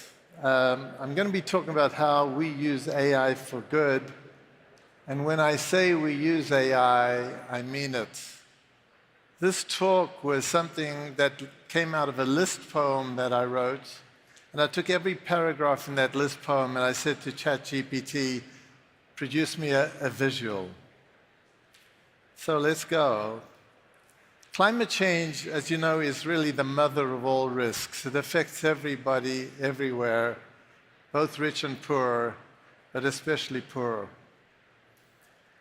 And I don't want to brag, but risk thinking has built the mother of all risk systems. It is a digital twin of our Earth going from now all the way to 2100. That allows you to simulate the future of climate anywhere on Earth for any assets, for any hazard that might affect it, and for the whole century. How do you build a climate digital twin? How do you get future data? Well, I suggest you look us up. It's riskthinking.ai. It's a long story, but I won't do that now. So this digital twin is really unique. There's nothing like it in the world today. It's science-based, a simulation engine covering the radical risk of our future climate. So what do we do with this? With it, for one thing, we are building the platform that will help us reprice financial markets. Why is that important? Because if we were able to reprice financial markets, we would change our behavior and deal largely with climate change. It's a necessary function for climate change. Climate-damaging companies will look bad in that world, and they'll lose. And climate-friendly companies will win. A few weeks ago, we launched a product, Beyond Hindsight. It covers 95% of all companies you might see in investment portfolios. There are 80,000 companies today that are being regulated to produce a report like Climate Hindsight. They need to expose, companies will need to expose the risks that climate will bring to their buildings, their factories, pipelines, airports, supply chains, and more. Our tool produces this on demand for 80,000 companies. In other words, we press a button and 80,000 reports come out. And they're updated monthly. And they don't cost that much. They cost $10,000 a report, which is considered ridiculously low in our business. So what's the pitch? I was told I need to pitch this, originally told this was just fun. The pitch is the following. If risk thinking sold to 10% of that market, only one report to each company, we would become a unicorn. Not bad. Thank you.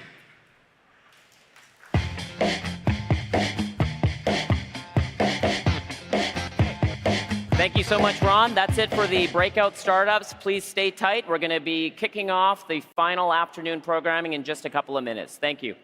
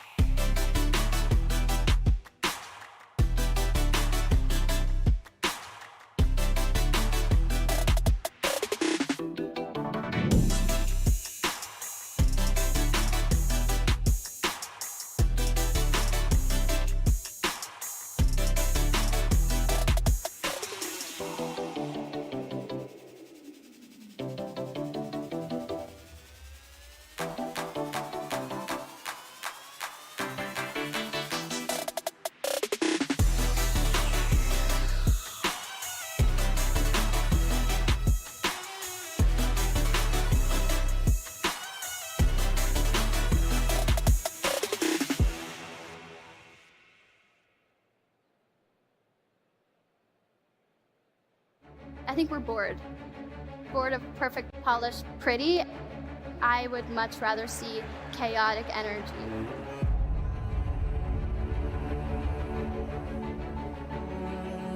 Great ideas can come from anywhere.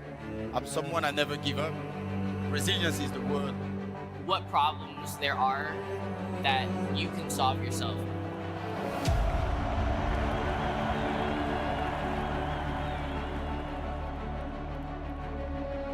We're developing not just the technology, but also the people around it and our organization, our understanding of how to work together. You have to nurture a relationship for it to be successful. And the best way to change that is not from the outside.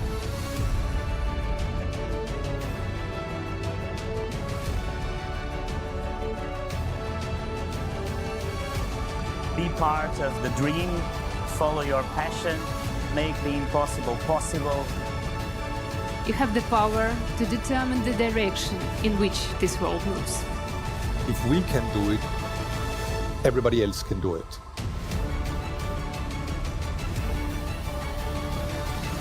Let's do it together.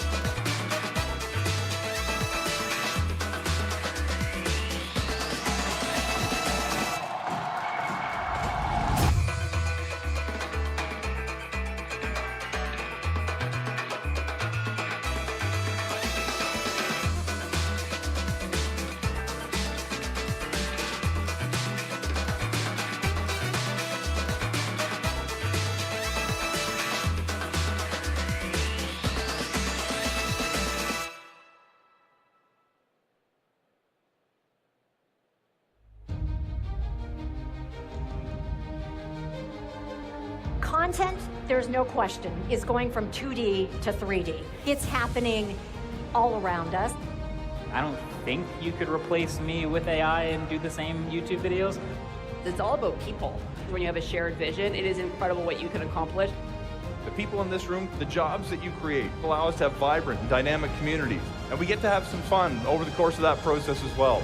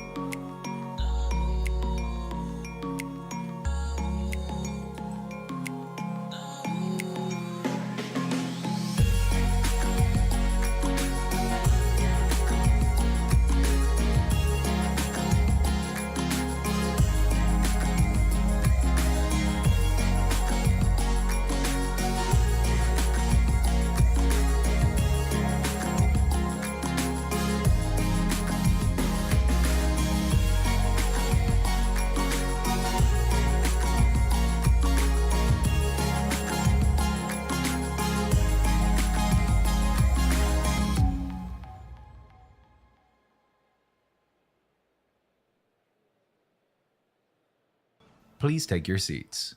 The stage will open in 5 minutes.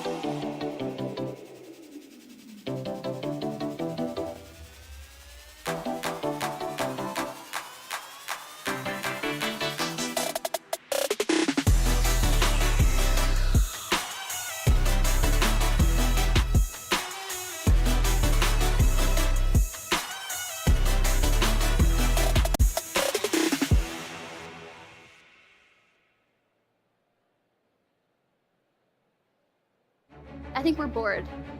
Bored of perfect, polished, pretty. I would much rather see chaotic energy.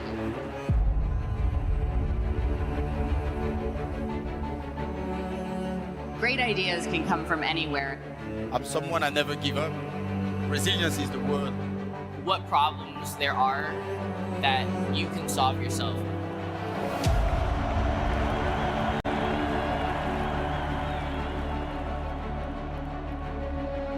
We're developing not just the technology, but also the people around it and our organization, our understanding of how to work together. You have to nurture a relationship for it to be successful. And the best way to change that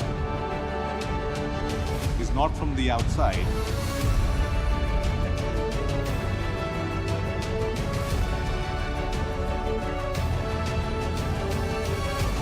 Be part of the dream, follow your passion, make the impossible possible.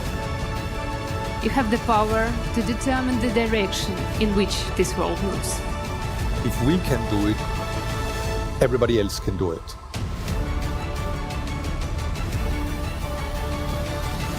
Let's do it together.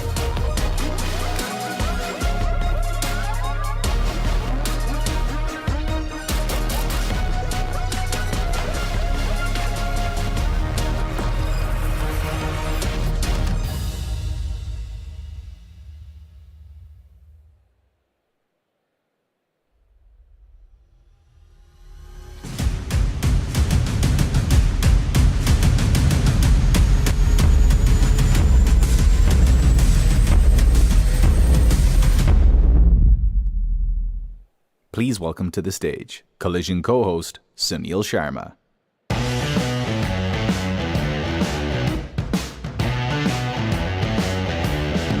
All right. So, hello everyone.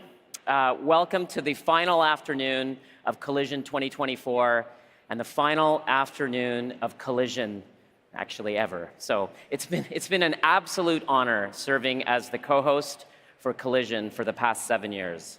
And I began my time with Web Summit back in 2014 when I attended Web Summit in Dublin, Ireland. And from that time, I was hooked. The energy, the size of the event, the crowds, the city, and it grew from there.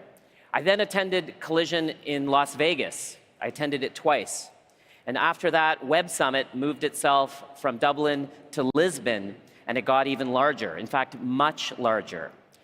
I remember Collision as well needed to expand, and it moved from Las Vegas to New Orleans. Hong Kong had its own Web Summit called Rise. I attended, and again, just blown away by the environment and the startups. And I just felt that Toronto needed to be in this picture as well. So I'm so proud to have been a small part of this conference now for so many years. And in fact, my life for over a decade has been startups. And if you want to be around startups, well, then you need to be around Collision and Web Summit. Just look in this building. And I think that the growth of Toronto's incredible tech community has in fact been hand in hand with the arrival and the growth of Collision. And the event has done for Toronto what it has done for Dublin and for Lisbon and for Hong Kong and also Rio de Janeiro and now for Doha. And next, what it will do for Vancouver. So I don't know if you know, but I was actually raised in British Columbia. So I really know the strength of the ecosystem, and I know certainly the amazing people who live in and around Vancouver. And I know that Web Summit will be part of the growth of Vancouver's tech industry, and it will give it a much deserved attention and support to just a most deserving city and an incredible province. So I would just personally like to thank Paddy Cosgrave for asking me years ago to serve as co-host. I picked him up at Pearson Airport one day, and we went straight to the mayor's office and sort of made this pitch. And so I'm just grateful for that and the entire brilliant team of more than 300 people that work at Web Summit around the world. I'm also proud of my Canadian friend and colleague, Casey Lau, who's going to take on this role in his hometown of Vancouver. And so we're going to watch Collision, now Web Summit Vancouver, grow from here. So that's just my words of thank you. And now, here on center stage, in this final afternoon in Toronto, we're going to hear from Archer Aviation and Scale AI and find out who the winner of Pitch at Collision 2024 is, and just witness the Collision closing ceremonies. So let's start with the power of drones and the potential they have for first responders. By 2030, the most aggressive forecast estimates that the drone market could reach $100 billion, thanks to the use of drones across various industries like agriculture, construction, logistics, emergency and disaster response. Drones now have super high resolution cameras with thermal imaging and specialized sensors that can provide real-time situational awareness and improve decision making. So from search and rescue operations to natural disaster assessments, drones can rapidly deploy and offer a bird's eye view that enhances safety and efficiency and facilitates the delivery of essential life-saving supplies. So to explain more about how drones are revolutionizing emergency response, please welcome the founder and CEO of Brink Drones, Blake Resnick.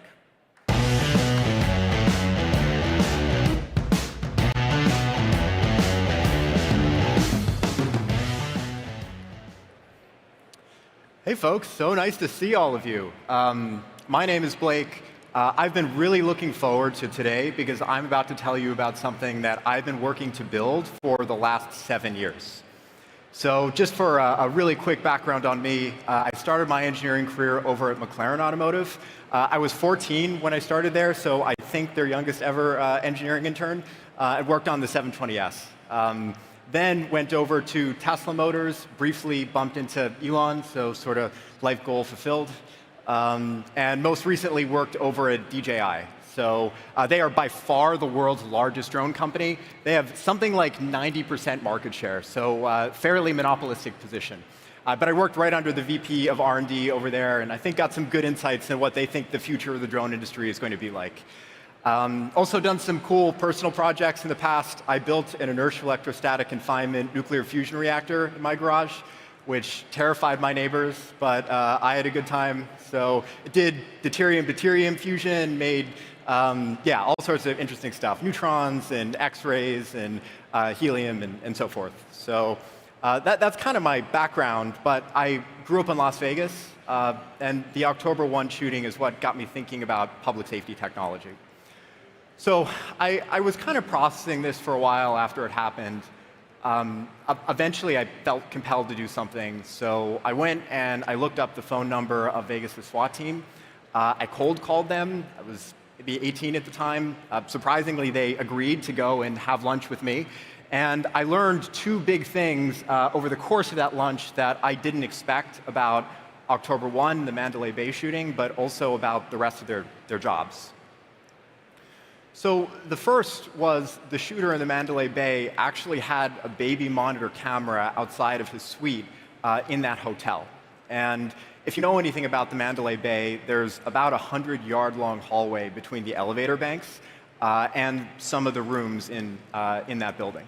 So his plan was, as he saw first responders entering his floor, he would have seen them over that baby monitor camera view, grabbed a weapon and started shooting down that hallway, which would have been a really bad tactical situation for those first responders.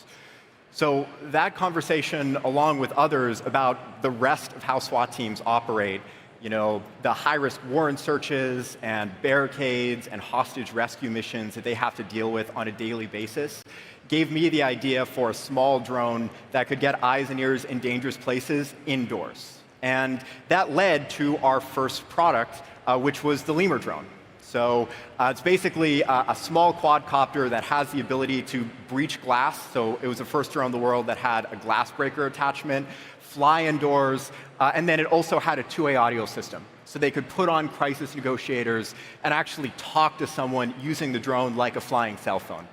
So it started off with Lemur, then Lemur S, and most recently Lemur 2. And this is a product that I'm incredibly proud of. Today, over 10% of the SWAT teams in the country use this on almost every single mission they do to make their jobs safer.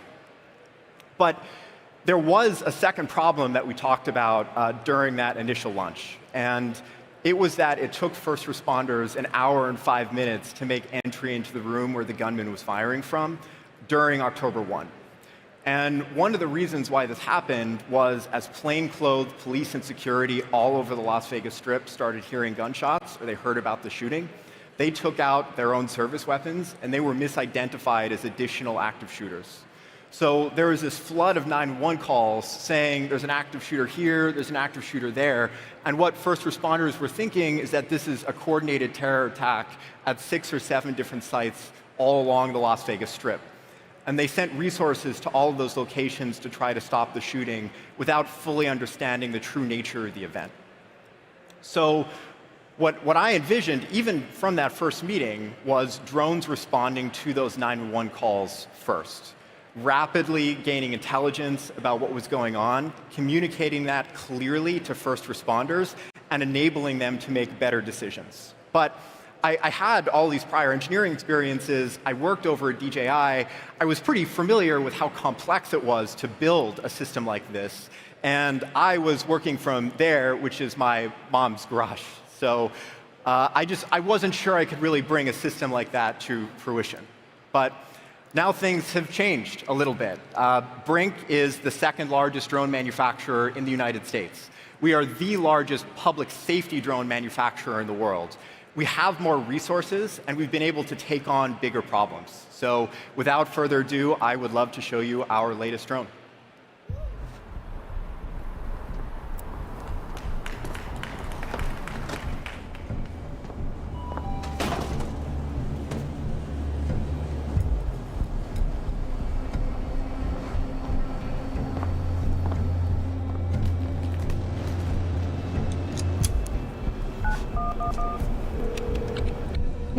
What is your emergency? I think I'm being robbed. 3 guys at my store and they have a gun. What is the address?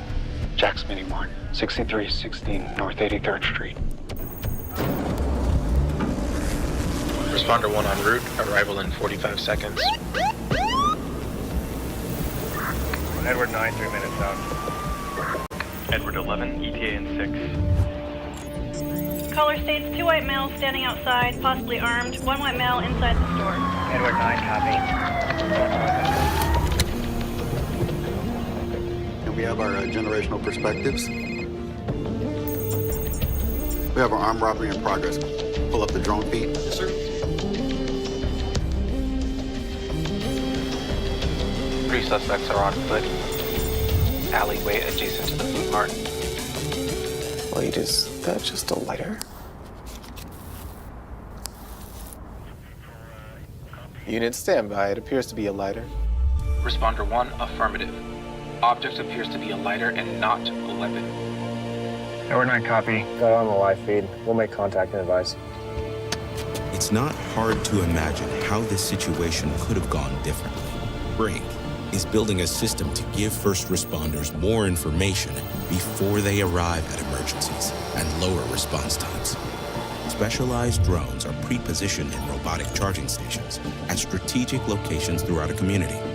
The system is integrated with 911, computer-aided dispatch, and other software to deploy the aircraft autonomously in seconds.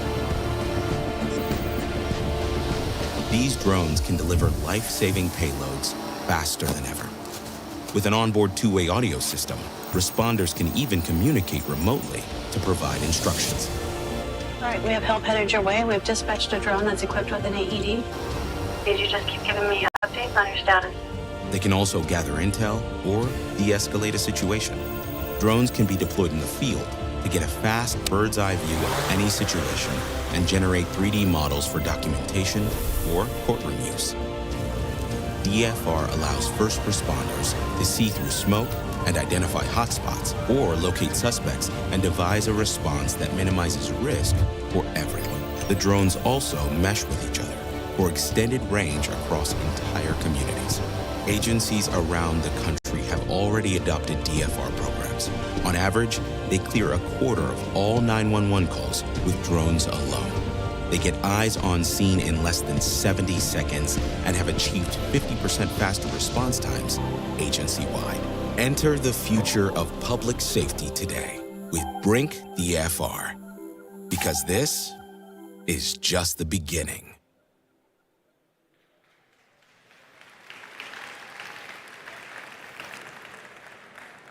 Kind of cool, right? So this is Responder. It is the world's first purpose-built 911 response drone. And it is designed to take off from a citywide network of recharging stations and respond to all 911 calls in less than a minute. And, you know, this really isn't science fiction right now. I'll hop back really quick there. Some of you may know this, but 911 response drone systems are actually already in place in a number of cities around the United States and the rest of the world.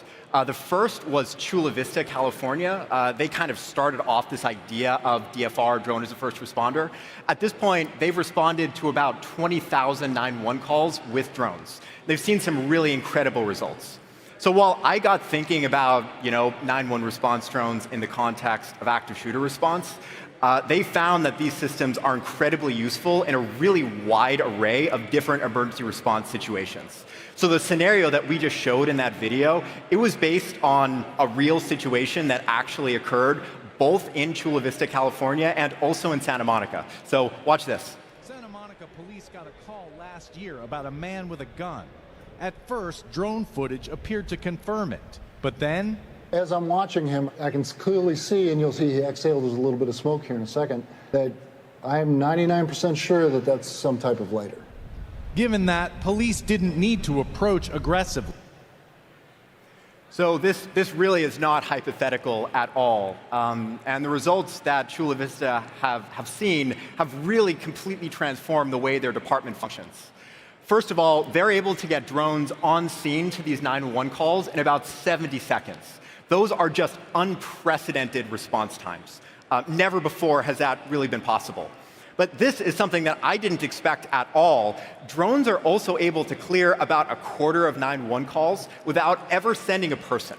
So you think about a 911 call calling in an obstruction in a roadway, for example. They're sending drones, and then they're realizing someone else moved that obstruction. Or suspicious person calls. Drone gets there, person isn't there or isn't suspicious. They're just not sending a person.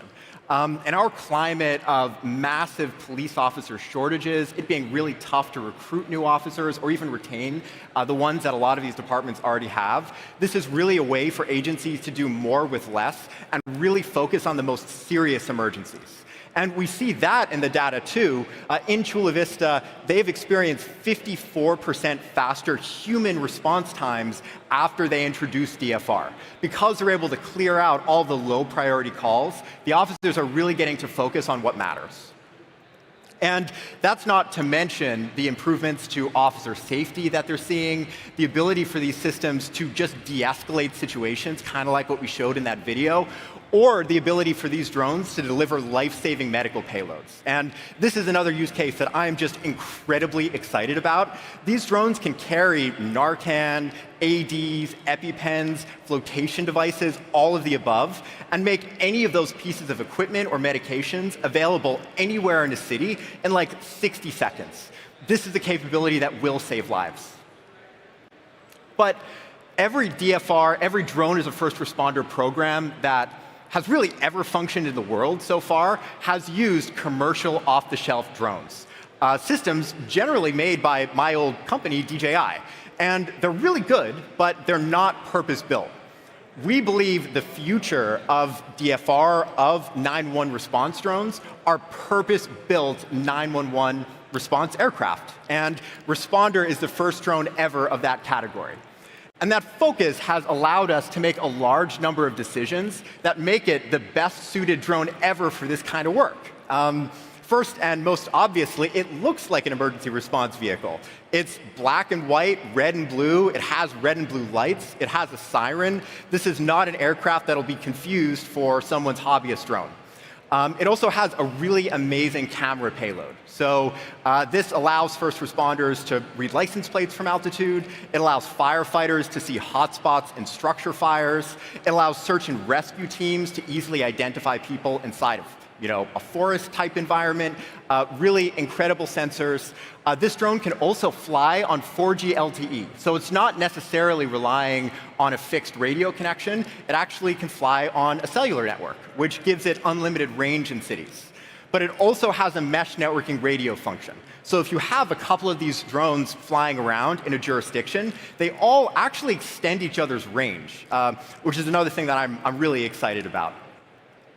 So all of that's going on. Of course, it has to operate in all weather conditions, so it has really strong wind rejection characteristics. It also has the ability to fly in wet conditions, rain, kind of everything that you would expect. And then, as we showed in the video, the drone also has a two-way audio system. So like our indoor system, this can really be utilized like a flying cell phone and communicate with people on the ground.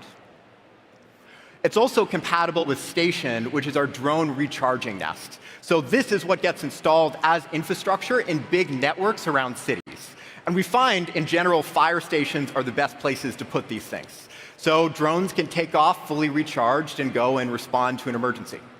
One other thing I'll quickly mention here that I'm excited about, these are also compatible with Starlink and solar panels. So we have some customers that want to deploy these in remote locations to deliver flotation devices, for example. A bunch of islands have this problem. Tourists come in, they get swept out, and then it's hard for lifeguards to reach their location in time.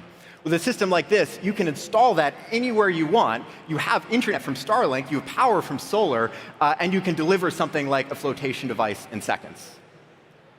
And then LiveOps is our software that ties all of this together. So this is how the drones are flown. This is where data is stored. We can integrate with other pieces of software like computer-aided dispatch in order to get the GPS coordinates of 911 calls. It's a really powerful piece of software that makes DFR function. And one other thing I'll quickly mention, a big limiter to DFR in the past has been US FAA regulations.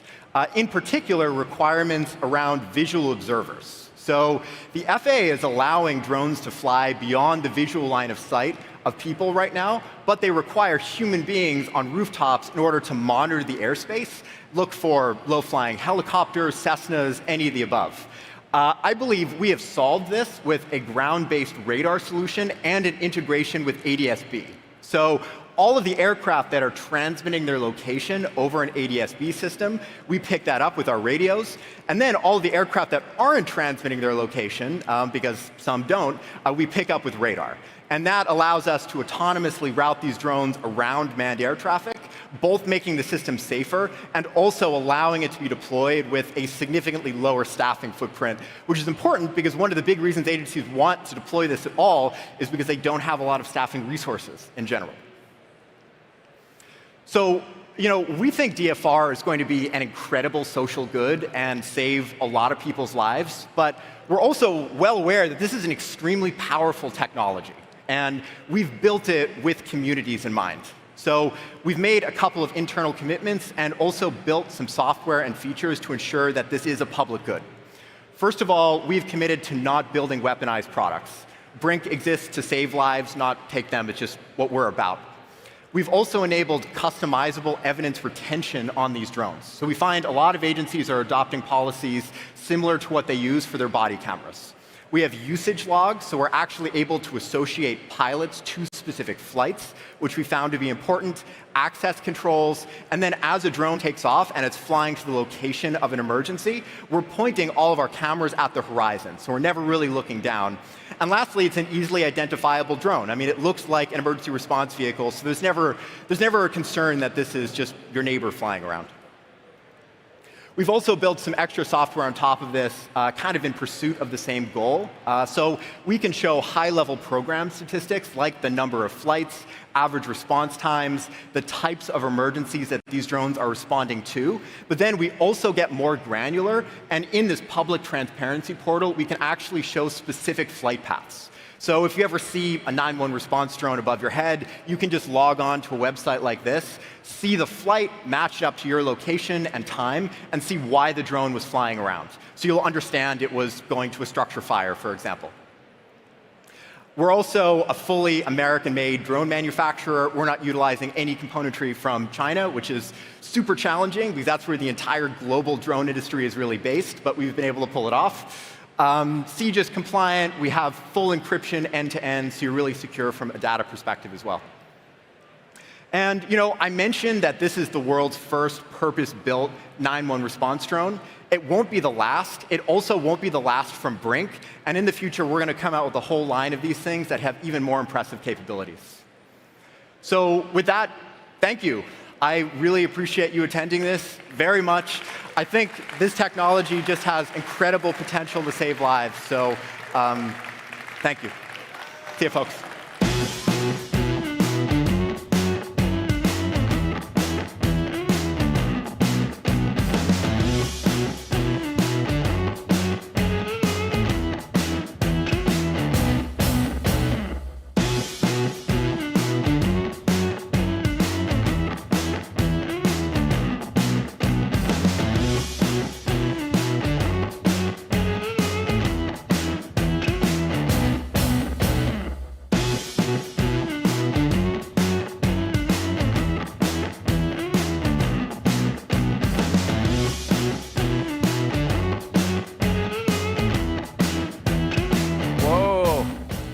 That drone stuff, amazing.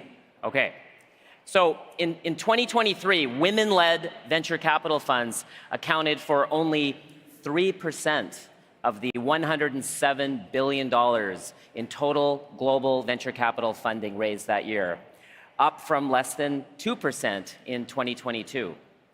In Canada, women are underrepresented amongst equity investors, making up only 15% of the Canadian venture capital partners and 16% of all the angel investors.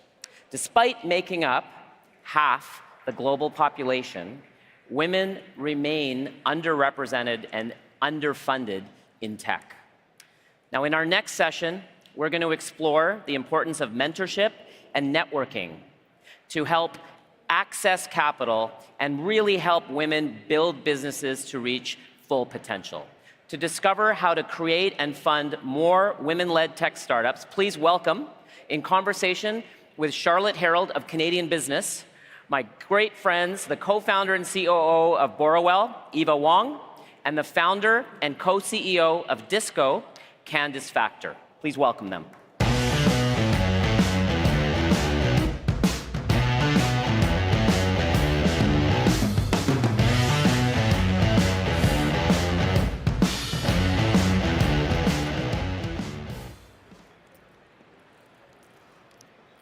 Hello. Hello. Hello.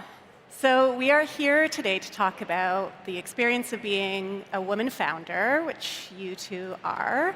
I think, before we get into anything else, we must address the elephant in the room, which is the gender gap in VC funding. I'm curious what each of your experiences are with raising funds and if you encountered any barriers. Go ahead. Well, first off, thanks for hosting us here. I'm going to talk from lived experience and also preface that the market is incredibly different today than it was even 18 months ago and certainly 12 months ago, or certainly 2 years ago. And so I would say I think the funding landscape has changed so dramatically. My lived experience was that raising funding, we've raised up until Series A funding, was actually not that difficult. But I do think in these times right now, it is incredibly difficult to raise funds in general.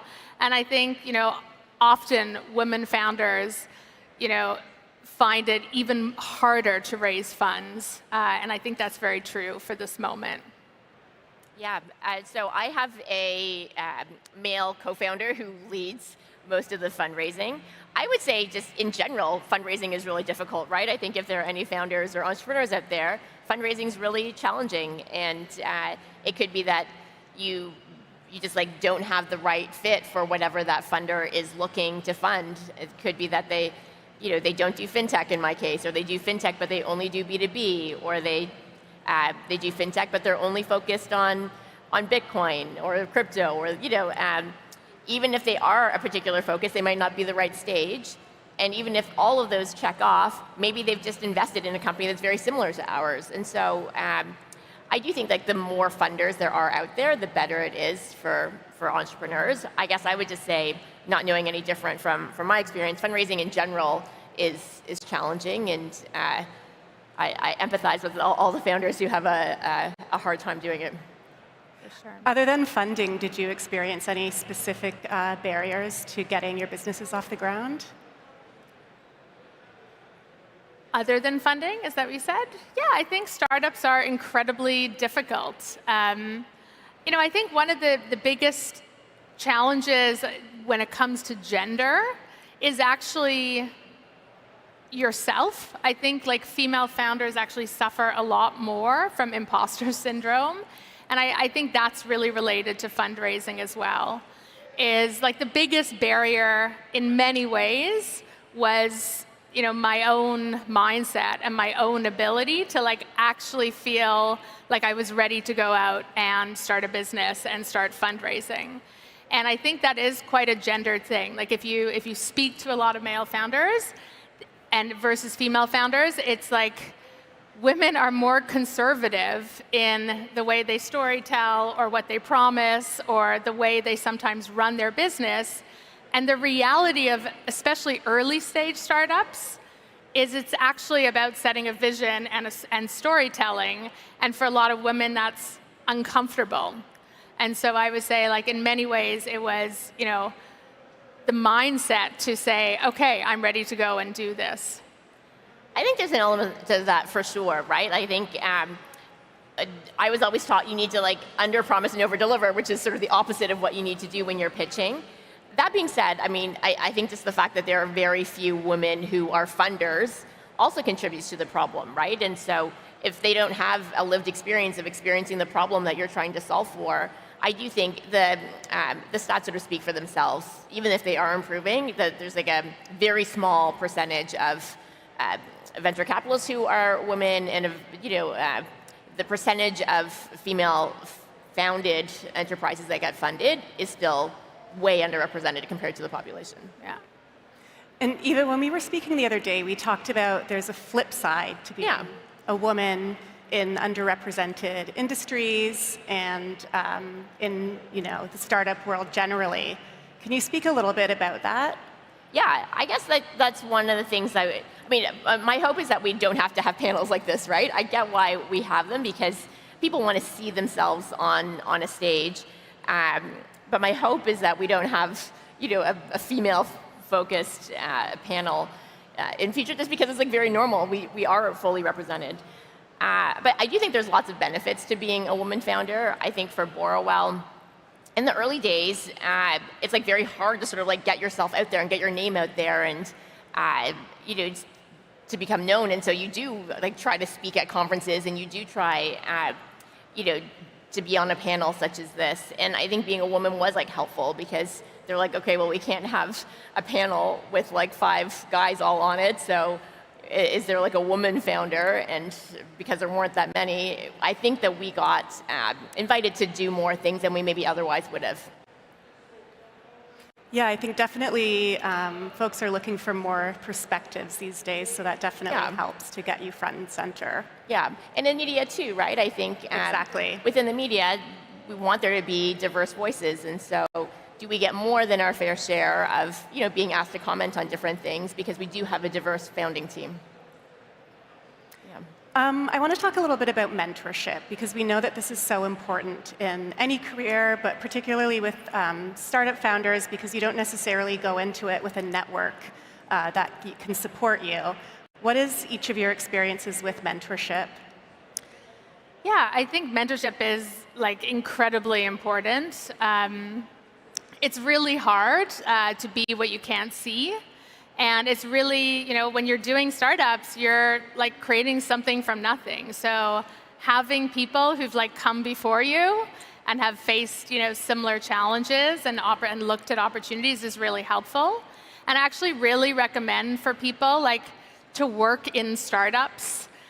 before they start their own companies, because it really is helpful to see how startups work. And that was certainly my experience, is I had this phenomenal experience working at Wattpad, joining the team as like employee number 10 and helping it scale to like a really large organization. And then when it came to founding my own startup, it was like there were a lot less blind spots. I think when it comes specifically to mentorship, though, is you need to make sure that you're taking advice from which it is given. And what I mean by that is there are so many people who want to mentor startup founders, and they all have really interesting experience, but they may not have the right experience. And so to just be discerning, to like not take what people say as like fact, but rather a perspective, and to make sure that you're really realizing that like if you take that advice, you're the person who has to live with it versus just taking it as like a blanket statement. So I often coach young people to just be mindful of who's giving advice and to be discerning. I agree with that 100%. I think a better question than, hey, what would you do in this situation, is to ask actually, can you tell me about a time when you needed to hire a great product manager or when you needed to hire your first executive? Because the person who you're asking for advice doesn't know probably 95% of the context that you're sort of experiencing. It's like much more helpful, I think, to get the advice from others in the form of their experience and then take that experience and apply it to yourself in a way that makes sense for your context. So that's what I would recommend, is like don't go asking people for advice, or what should I do in the situation. I would say, like, can you tell me about a time when you had to do X? And if there wasn't a time, then maybe that person doesn't have good advice for you. So we know there's also a gender gap in mentorship. Do you have any advice for how to seek out mentors for other women entrepreneurs or potential startup founders? I'm happy to start on this one. I think that we need to broaden our definition of what a mentor is. I don't think that we should each just have one mentor who's like the guru to go to for all things. And I also don't think they necessarily have to be the same gender. And so I feel like I've been very fortunate because Borrowell was incubated at a lot of different startup accelerators.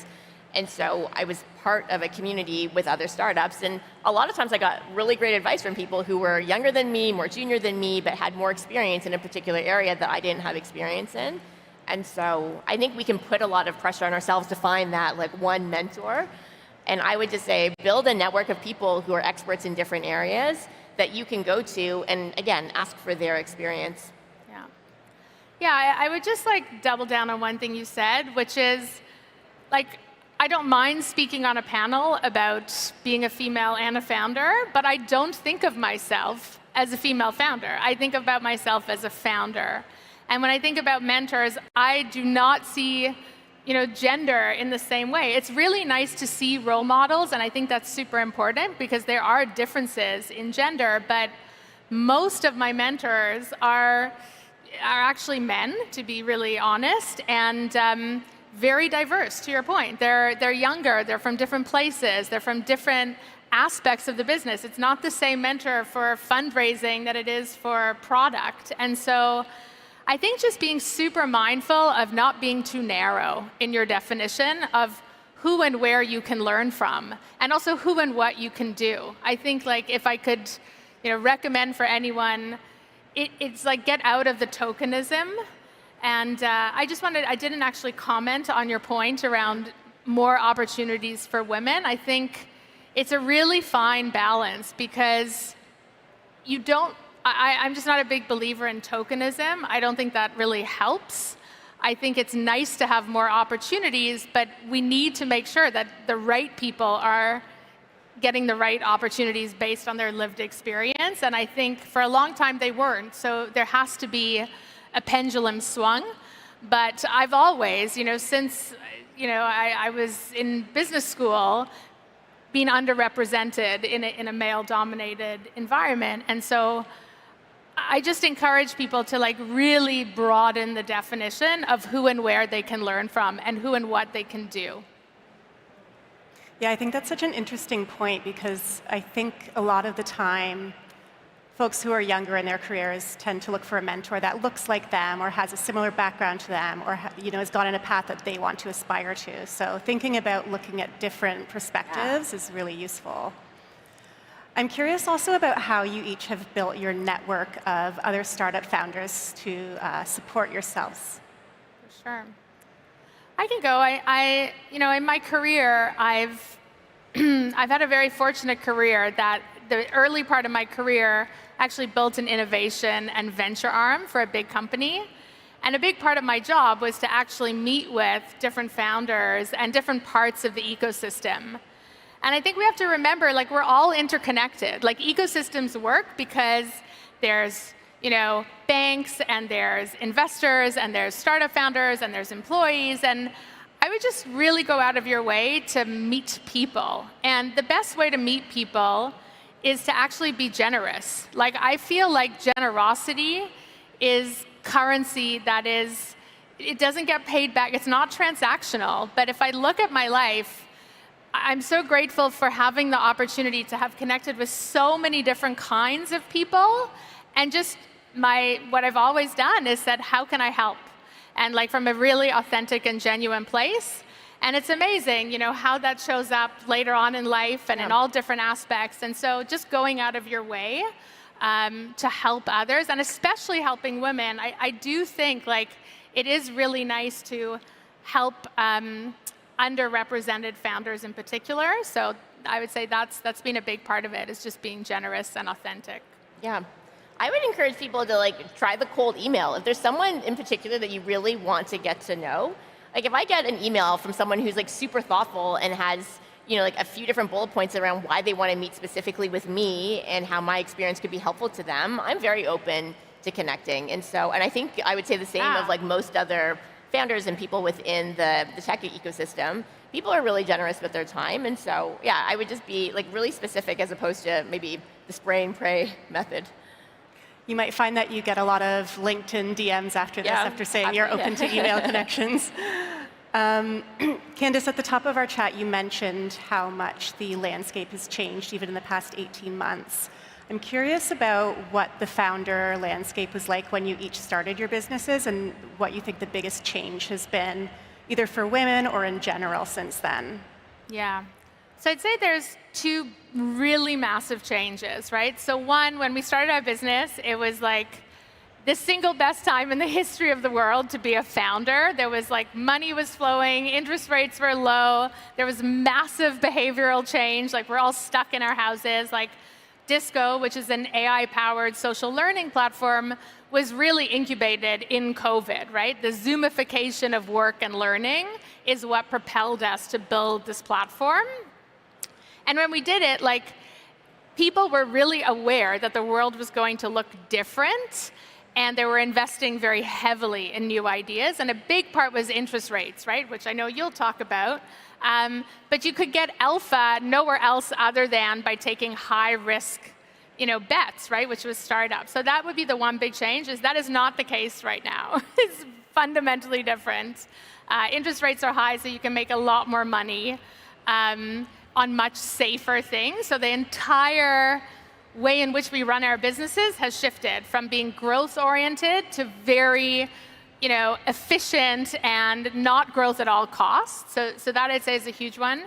And the last one I would say is just remote work is the fundamental difference, especially I think for women entrepreneurs. So when I was helping scale Wattpad, I was in the office every day, and I had a 2-year-old and a 3-month-old when I started. And I was traveling around the world, and I had no alternative but to do that. Disco, I was wearing my sweatpants at my dining room table while we fundraised for every round. I never left my home. And so massive difference for women entrepreneurs, being able to build really successful businesses remotely. That would be mine. Yeah. Borwell is 10 years old, so things have definitely changed over the last 10 years. I tell people, it's now everyone knows what fintech is, but back in the day, you had to do fintech in quotes and explain what it was. I think there was also just, fewer blogs and resources. There was Lean Startup was the only book that you could read about how to found a company. I just feel there's so much out there now. both in terms of things that you can read or podcasts that you can listen to, as well as like a community that's super supportive. Amazing. Yeah. And then just to wrap up, I'd love to know what's next for each of you. Yeah, we're super excited about the future of learning, right? We think learning is so important, right? Like lifelong learning is more necessary today than ever before because the world is changing so fast. And specifically with AI, we think that both helps people learn. So we're investing heavily in how we can sort of reimagine what learning looks like in organizations, making it more social, using AI, helping it be more relevant. And so we're just doubling down on what is the future of learning in 2024. Exciting. Eva? Yeah, so Borrowell, our mission is to help people feel confident about money. And this week, actually, we launched a new product feature which enables Canadians to report up to 2 years of rent payments to the credit bureau. And so we're super excited about that because I think with people's finances, you often have a lot of regrets. Oh, I should have done this. I should have invested in Bitcoin. I should have, and started saving earlier. And what we found is a lot of our members wish they had started building their credit earlier. So this is actually a product that allows you to go back in time, which is great. Amazing. Well, thank you both so much for your insights. Yeah, thank you. Yeah, thanks so much. Great.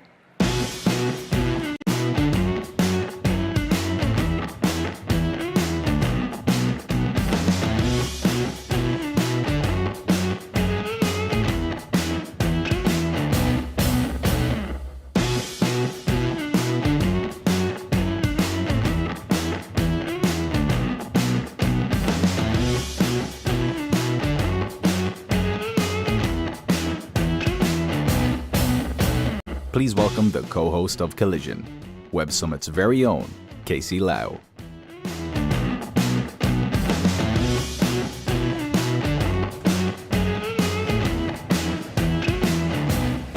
Woo! This is it! Welcome to the winner's announcement of Pitch, the world's greatest startup competition. Eva, can you come back out here and help me with this? All right, this edition was very intense. Out of over 1,500 startups here at Collision, 70 were selected to compete in Pitch. From those 70, only 3 emerged victorious and pitched earlier today in the grand finals. I'd like to thank all the judges who were involved and, of course, all the startups who gave their absolute best over the last 2 days. It was amazing to see so many passionate founders pitch their businesses to our audience. Now, before we announce your overall winner, let's take a look at who the audience voted for.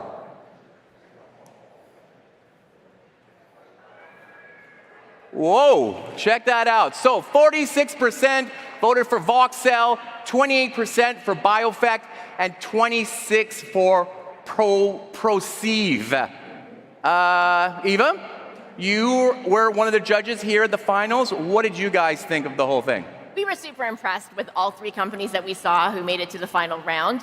I think we were really impressed with the scope, with the pitches, and just the ambition that they have around wanting to change the world. Yeah. Okay, but we want to have a little bit more hardcore data from what you guys saw. Anything that stood out, or do you think some of them could have done better in certain ways? I think one of the things that's really difficult about pitch competitions is that different companies are at different stages. Yeah. So Proceive just emerged from stealth 48 hours ago, so they didn't have as much traction or product market fit as maybe some of the others who've been in market a bit longer. So I think one of our pieces of feedback is just to make sure that you're going out and getting the sort of customer buy-in and making sure that you understand. That's definitely very important, right? How much revenue, what's buy-in from customers? That's very important to show to judges and investors as well, right? Any tips from the times that you were pitching that you thought that they paid advantage of back when you were pitching to investors? I don't know. I do think, it's you want to be both hitting a little bit of an emotional. A bit emotional, okay. I think so, right? You want to hit people at the heart and be well, why does this actually matter? Yep. But then you have to back it up with data and facts. Yeah. So that would be my piece of advice. Okay, yeah, exactly. All right. So now that we know who the audience voted for, let's find out, based on all our judges' votes, who is the pitch champion of Collision 2024, the last one in Toronto. And Eva, who is the winner? So the winner is Voxel Bioinnovation. Whoa! The judges agreed with the audience. They're going to come down from the ceiling. There she is. Yay! Here you go. And we have a photographer there. Take some pictures. A round of applause. Yeah, amazing.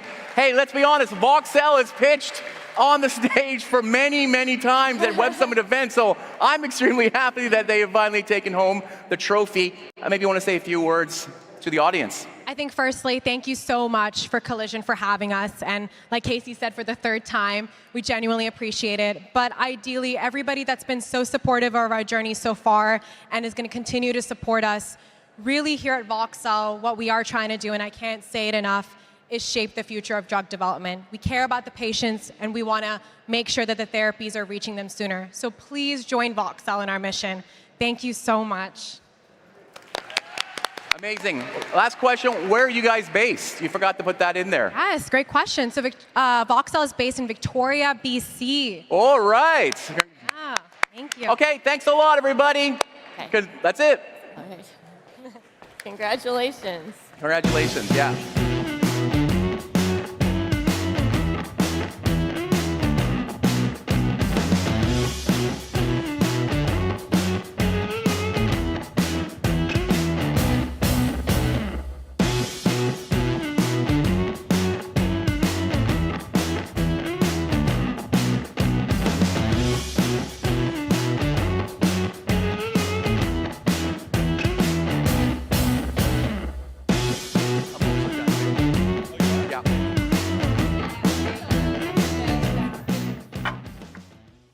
Okay. So how many of you thought by the year 2020 we'd have flying cars? Now, when I was a kid, I loved the cartoon The Jetsons, probably nothing many of you remember, but it was about how this dad would drop off his family one by this flying car, and just, you know, how cool would that ever be? As I got older and I started to drive, I realized maybe people with how bad they are at driving on the street should never be allowed to be driving flying cars. But what if they didn't look like George Jetson's flying cars? So this is where companies like SkyDrive, Xpeng, Joby Innovations, Joby Aviations, and others have developed prototypes and concept vehicles for electrical vertical takeoff and landing flying cars, or eVTOLs. And our next speaker says that flying cars could go from science fiction to science fact as early as next year, 2025. So to find out if we are en route to the Jetsons or staying in the world of the Flintstones, please welcome in conversation with Chris Hill from But First Coffee, the Chief Regulatory Officer of Archer Aviation, Mr. Billy Nolan. Please welcome them.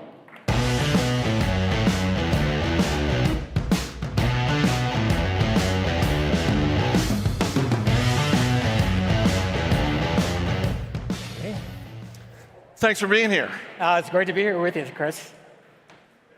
We were talking backstage. I mean, the concept of flying cars has been around in our minds basically as long as we've had cars. Absolutely. In fact, as we were saying backstage, the first idea of a flying car in a film or motion picture or TV was in 1930 in a movie called Just Imagine.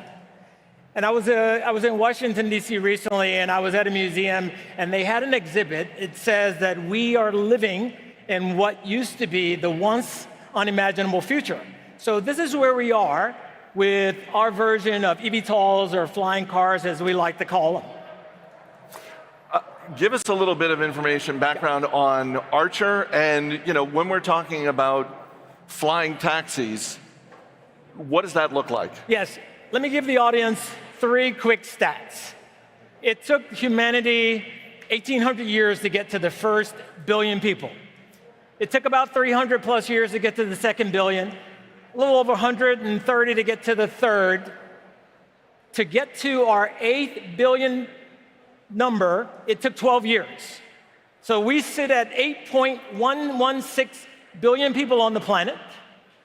There's roughly automobiles and vehicles that service that number of about 1.47 billion. And the statistics show that we will get to 9 billion in 12 years' time. So if you think about what's the value proposition for flying cars or flying taxis, whatever you want to use it, it's here, it's now. It's how do we give more time to our cities that are congested, that will only get more or less time. So Archer is a eVTOL company. We are bringing a flying taxi or a flying car to market, piloted plus 4 passengers on a carry-on bag. It will take you a distance of up to 100 miles at a speed of 150 miles per hour. It will come to market. We are coming alive next year in 2025, and we'll start to scale from there. I want to get to where you're going to be coming to market in a minute, but first, obviously, in your role at Archer, safety is your number one job. It's arguably the number one job of the business, of any business like this. Can you share a little bit about where Archer is in the regulatory process with the FAA? Absolutely. So the audience may not be aware of this, but I ran the FAA. I was asked by the president in March of 2022 to go run the Federal Aviation Administration. I did that as acting administrator. And that's a team of, it is the world's foremost regulatory authority. For those who know Transport Canada or ANAC in Brazil or the European Aviation Safety Agency. So all of these regulatory authorities are working to enable flying cars. So where we are in our journey, we have moved through, we're one of only 2 companies in the US to have received what we call our airworthiness criteria from the FAA. We have received our Part 135, which allows us to operate commercially. We received our Part 145, which allows us to repair our own aircraft. And we are working, so this year we are moving into what we call our 4-credit flight testing with the FAA. But not only that, we are working with other countries around the world, because here's the thing, nobody on a global basis wants to be left behind. And this technology, and of course, if any audience understands technology, it's this audience, right? It really, really gets it. This is happening. It is happening before our very eyes, and it will be real, and you'll see more of this in this year and in 2025. For anyone who has spent any time, walking through this floor, I'm reminded of the famous quote, "The future is already here. Yes. It's just not evenly distributed yet." In terms of Archer's business, where are you coming to market geographically in the next year or so? And then when you think 2-3 years beyond that, where do you want to be? So if you think about where we are, again, our business model, and this is something that I think separates us or differentiates us from some others in the market. We wanted to understand, and our founder and CEO, Adam Goldstein, said, what is the business case that we are trying to solve for? For us, it was congested cities, and how do we give back people more time? Once you lost it, of course, we all know you never get it back. So we are coming to market first with our partner, United Airlines, in New York. So think of going from Newark Airport or JFK Airport to Midtown Manhattan, something that could take you an hour to 2 hours, depending on traffic, to now be able to do that in 15 to 20 minutes. We're also talking about Chicago, from O'Hare to downtown Chicago in roughly that same amount of time. We just announced this morning that we are setting up a network in San Francisco to be able to go from, say, the San Jose area over across the bay to Oakland, et cetera, Mill Valley. So those are the kind of things we're doing here in the US. We've also announced that we're standing up service in the UAE, and we are working very closely with the authorities there within Abu Dhabi and across the Emirates itself. We're also setting up service in India. We've announced a deal in Korea with Kakatok, and there are other deals that will be announced in the coming future here. So there is no place that we are not thinking about, but those are the ones that we've announced so far. You and I both flew in to Pearson Airport. Yes. I think you had mentioned that in however much time it took you to get from Pearson Airport to here, with one of these vehicles, you could get back there in 5 minutes. What would the cost be? So as we come to market, we're starting, what we would call our low-rate initial production. So you will see as we progress through our certification pathway, and we expect to receive certification from the Federal Aviation Administration or the FAA next year, Our goal is to come to market. Initially, that cost will be around Uber Black, right? And so if you're used to that, you take an Uber Black. Our goal is as we scale and as we get and we see the demand, we expect to bring the cost point down to UberX. So that is what we are working toward. Even as we come to market, we are much cheaper than a similar mode of transportation were you to go take a commercial helicopter. I'm glad you mentioned commercial helicopters because, at an event like this, one of the exciting things, I think, is talk of disruption.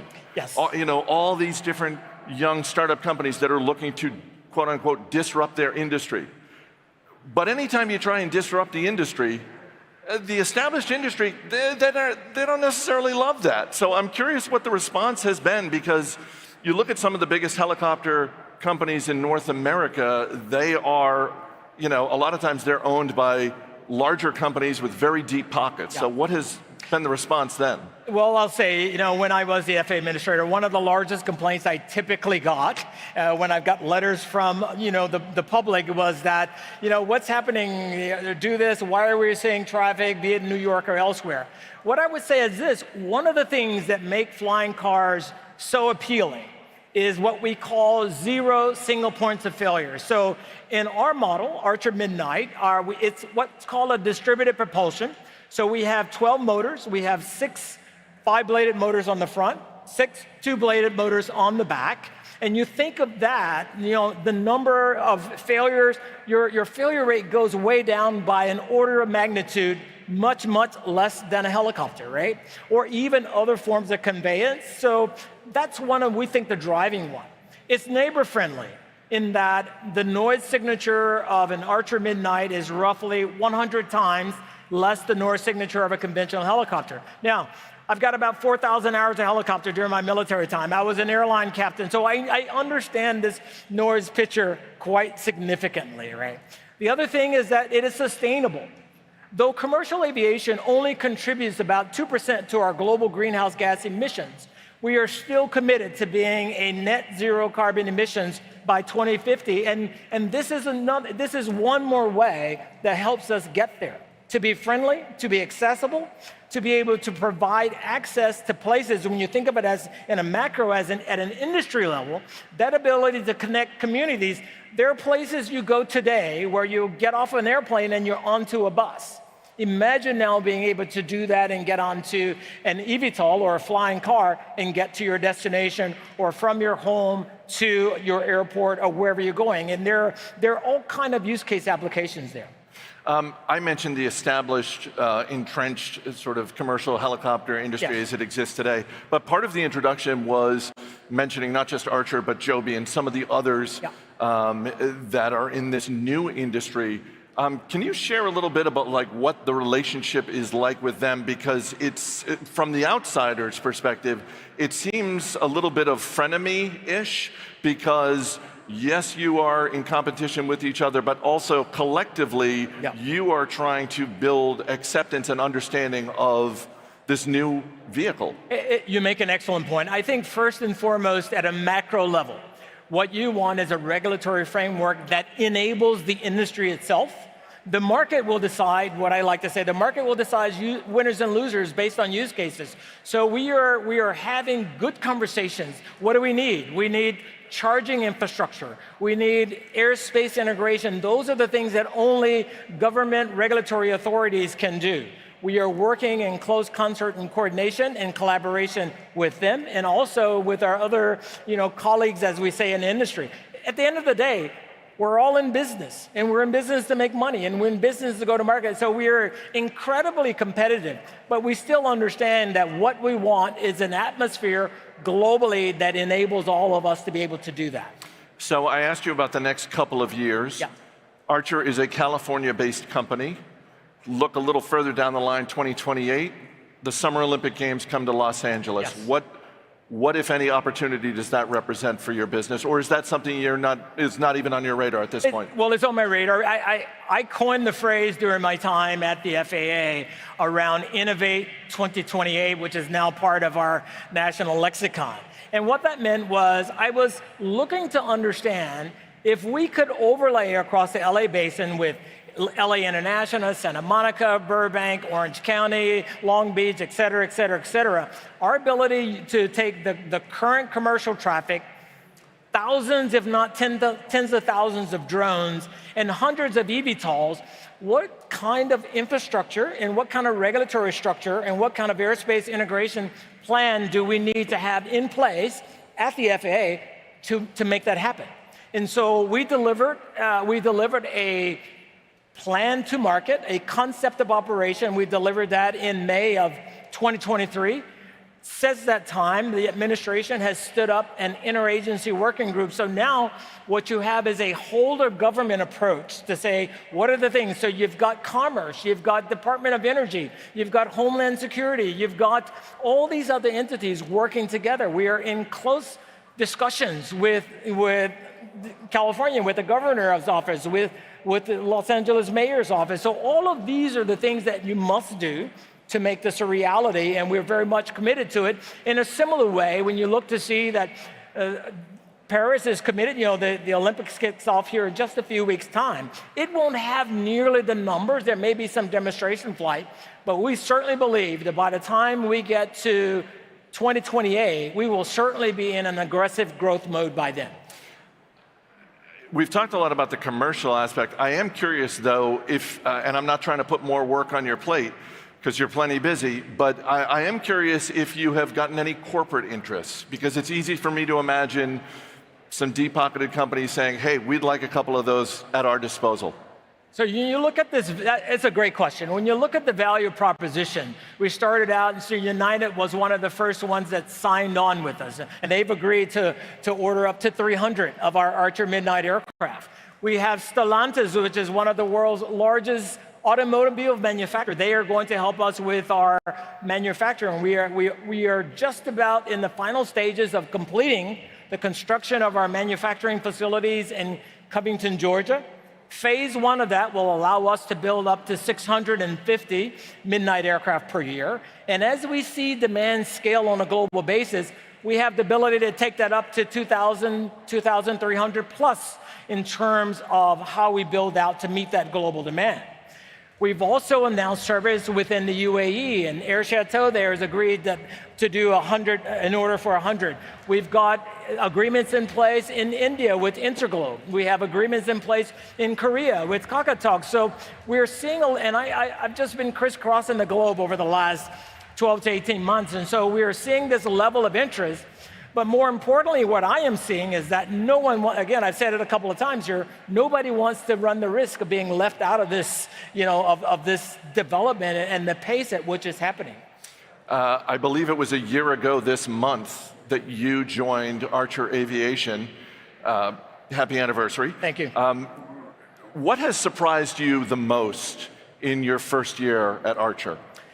Well, I felt when I went to Archer, before I even made the decision, I was there as FAA administrator. I've done a walk around 7 of these companies, and I knew them all, and they're all good companies, and they're filled with good people. As I walked around the hall, as I got here early today, you can feel this buzz. I mean, technology sort of gives you that, right? And so that's what I felt when I went to Archer. And so here I am a year later, and look at all the major milestones. So we're out there. People are working day and night. We've got our airworthiness criteria. We've got our Part 135. We've got our Part 145. We are working to build our first what we call fully conforming aircraft, which means that it conforms to our FAA certificate that will be issued to us. And we're also working to stand up our pilot training. So all of these are major milestones that we sort of ticked off. So if I take this year and look back, I said the amount of activity and progress we made has been phenomenal. But it's because we are focused, it's because we are led by just a phenomenal CEO with a great vision. And then you want to bring in like-minded people. And we say it takes this all coming together to make it happen. I'm glad you mentioned the pilot community, because as you mentioned, you're a former pilot. You've trained on helicopters, yes.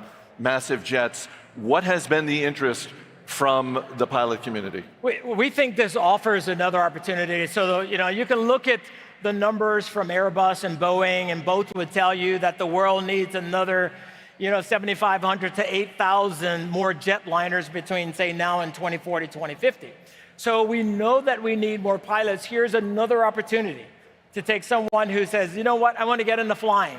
I could come into flying with a commercial pilot's license. So instead of needing, say, 1,500 hours and an air transport pilot's license, I can do it with a commercial license. So that barrier to entry might be a little bit less. The safety bar is still just as high. So it's an opportunity for people who maybe their first flight will be in an eVTOL. And we are seeing lots of interest there as we start to scale up our operations side of the business. We've been heavily focused on the OM, building the aircraft, getting to the certification.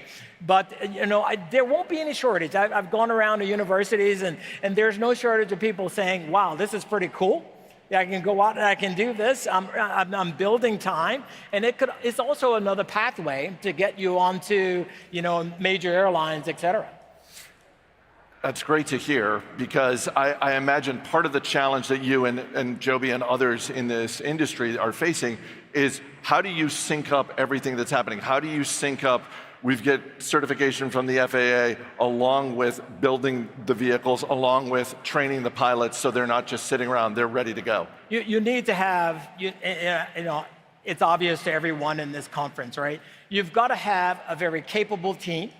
You've got to have a strong strategic approach to it. You've got to have a pretty rigorous playbook, as I like to call it, right? Because the process is rigorous, and it is rigorous by design.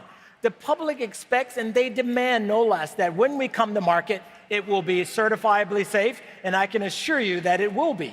And then you need to have a good market. So all of these things come together. And so what you have at Archer, and I'm going to guess you have that elsewhere, right? But certainly what you have at Archer, because I'm there, is that this has been our focus from day one, that we are working around the clock, that we did our transition flight just a week or so ago, right? So we're moving. We are moving very purposely, but we are moving with speed and to make sure that we get this done. And I believe very strongly that we'll hit our milestone of coming alive in 2025. On behalf of all of the potential passengers in the room, I appreciate how rigorous the pilot training process is. We got just a minute left. Yep. What is something we should all be watching in the next, call it 6 to 12 months, to give us an indication of how close you and the other businesses are to sort of meeting these milestones? You're starting, it's a great point. You're starting to see a lot more news, and you don't see in the public eye, but I expect that over the next 6 months, 9 months, 12 months, you'll see eVTOLs in the news all the time, because we'll begin to do more flying, more testing. You'll see the FAA out more. You'll see other aviation authorities, starting with the Paris Olympics here in a few weeks' time. You've got next year, you got the Osaka Expo, you got the Farnborough Air Show for those. That's coming up here next month. Oshkosh in the United States, 600,000 people show up there. So you've got all of these venues, and what you will see being reported more and more so, from your time at Motley Fool and CNBC and all the other networks, this is real. And what we used to think of as science fiction is, in fact, science fact. We're out of time. Billy Nolen, thanks so much for your time. Thank you. Appreciate it.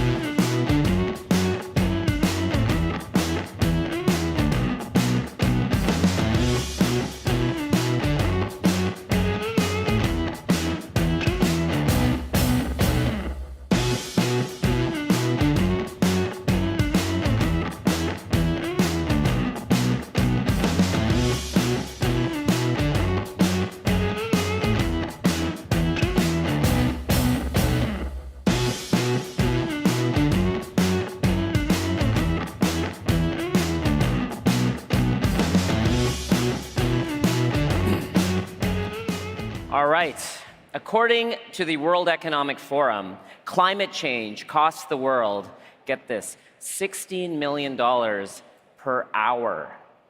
For our next talk, we've assembled an expert panel of seasoned climate investors who are going to share their perspectives on the critical role of finance in addressing global warming and to discuss the power of capital in driving meaningful environmental impact. So to talk about climate tech's trillion-dollar opportunity, please welcome, in conversation with Nathan Lump of National Geographic, the Managing Director of Obvious Ventures, Andrew Beebe, partner at DCVC, Rachel Slabaugh, and the founder and managing partner of Contrarian Ventures, Rokas Pekšelaitis. Please welcome them.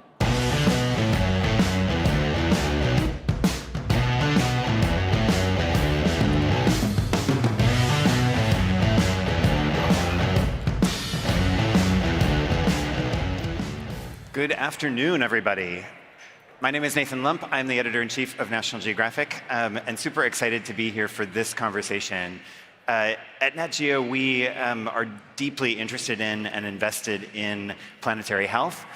We think there's nothing more critical than developing scalable, viable solutions for addressing the needs facing our planet. And so I am super excited to be on stage with three brilliant minds from the world of venture capital who are doing just that. Now, I know we heard where each of you work, but I would love to actually, just before we dive into some of the topics of conversation, I'd love to hear a little bit more about what each of you sort of specialize in or particularly work on in this space. Rokas, why don't we start with you? Sure. Hey. Good crowd. I'm Rokas, one of the managing partners at Contrarian Ventures. I'm the black duck here. I'm actually based in Europe, so investing in European founders across Europe and Israel, and primarily investing in early stage at pre-seed seed across full stack of in settings, so energy, mobility, built industry, what we call climate equation, and carbon markets on the offset side, and then what we call the climate hangover, which is climate risk mitigation biodiversity. So that's a short intro. Cool. Rachel. Rachel Slabaugh. I'm a partner at DCVC. We're a deep tech venture capital firm, so our investments tend to have a significant compute or data component.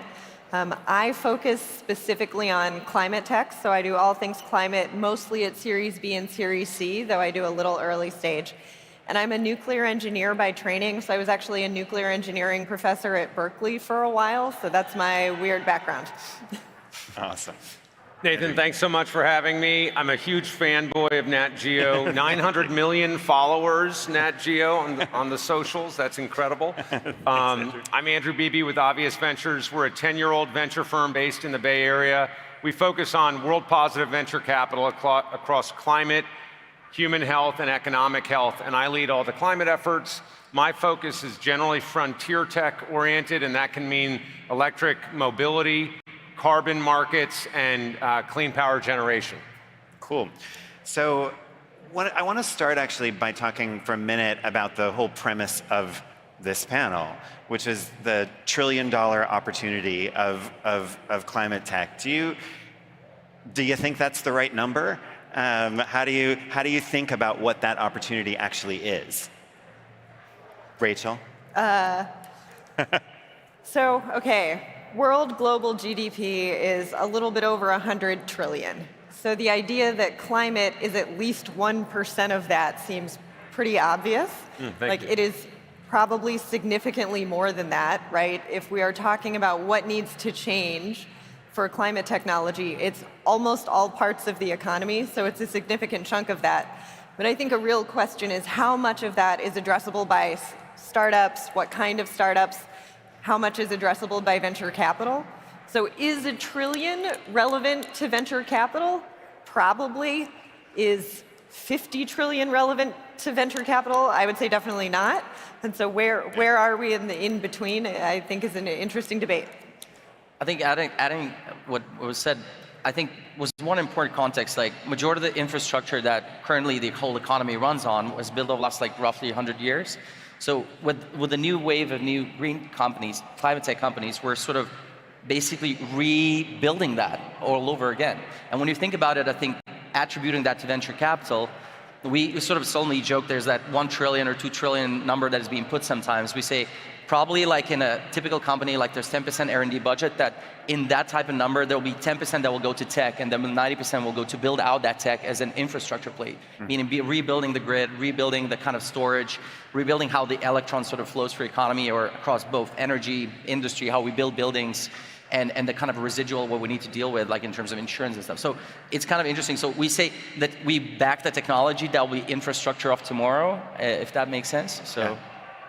Yeah, I would say a long time ago, in the late 90s, I was an internet entrepreneur, venture-backed founder in early tech for the internet. We would go up and down Sand Hill Road and talk to these venture capitalists, and they didn't know what the internet was. They would say things like, I'm not sure anyone's ever going to use their credit card on the interwebs. And then like 2 years later, they all had internet funds.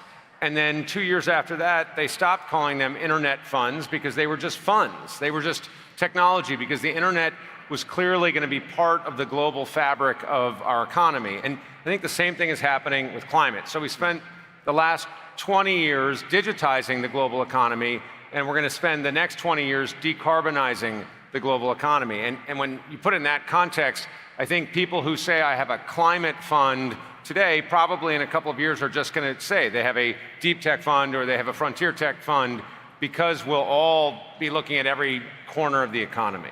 So do you think we've reached a kind of a tipping point in terms of climate, or are we getting to one where, you know, the opportunity itself is being understood to such a degree that that's beginning to really drive progress beyond sort of, I feel like for a long time it was good intentions and people who wanted to make an impact who were really focused on this stuff. Do you think we've gone past that?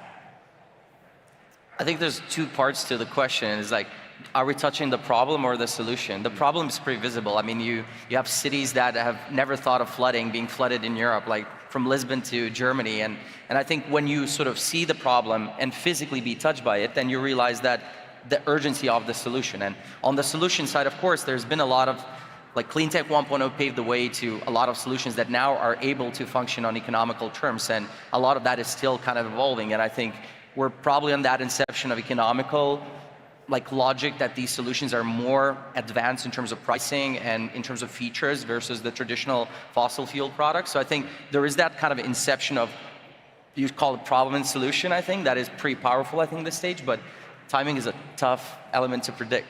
Of course. Yeah, agree with that? Go ahead.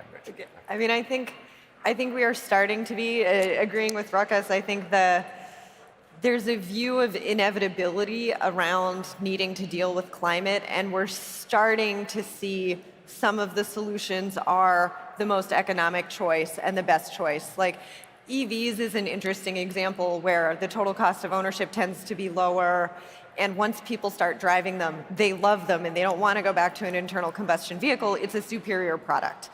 I have a geothermal company in my portfolio, and the demand for their power, because it is clean and reliable and can be operated flexibly, is incredibly high. And so I think we're starting to see more and more of these companies where the product actually is just the most desirable product. Right. Yeah, I think we're just investing in better. We just want things that are better. Everybody does, and we do it in a 0 to 1 way where we think it's a step function change that everyone will use the product and look back and say, what were we thinking? Why did we use that old technology? So it's not just about solving a climate problem, but it's about building a better product. We've done 7 mobility deals, and one of them is an electric recreational vehicle company called Lightship.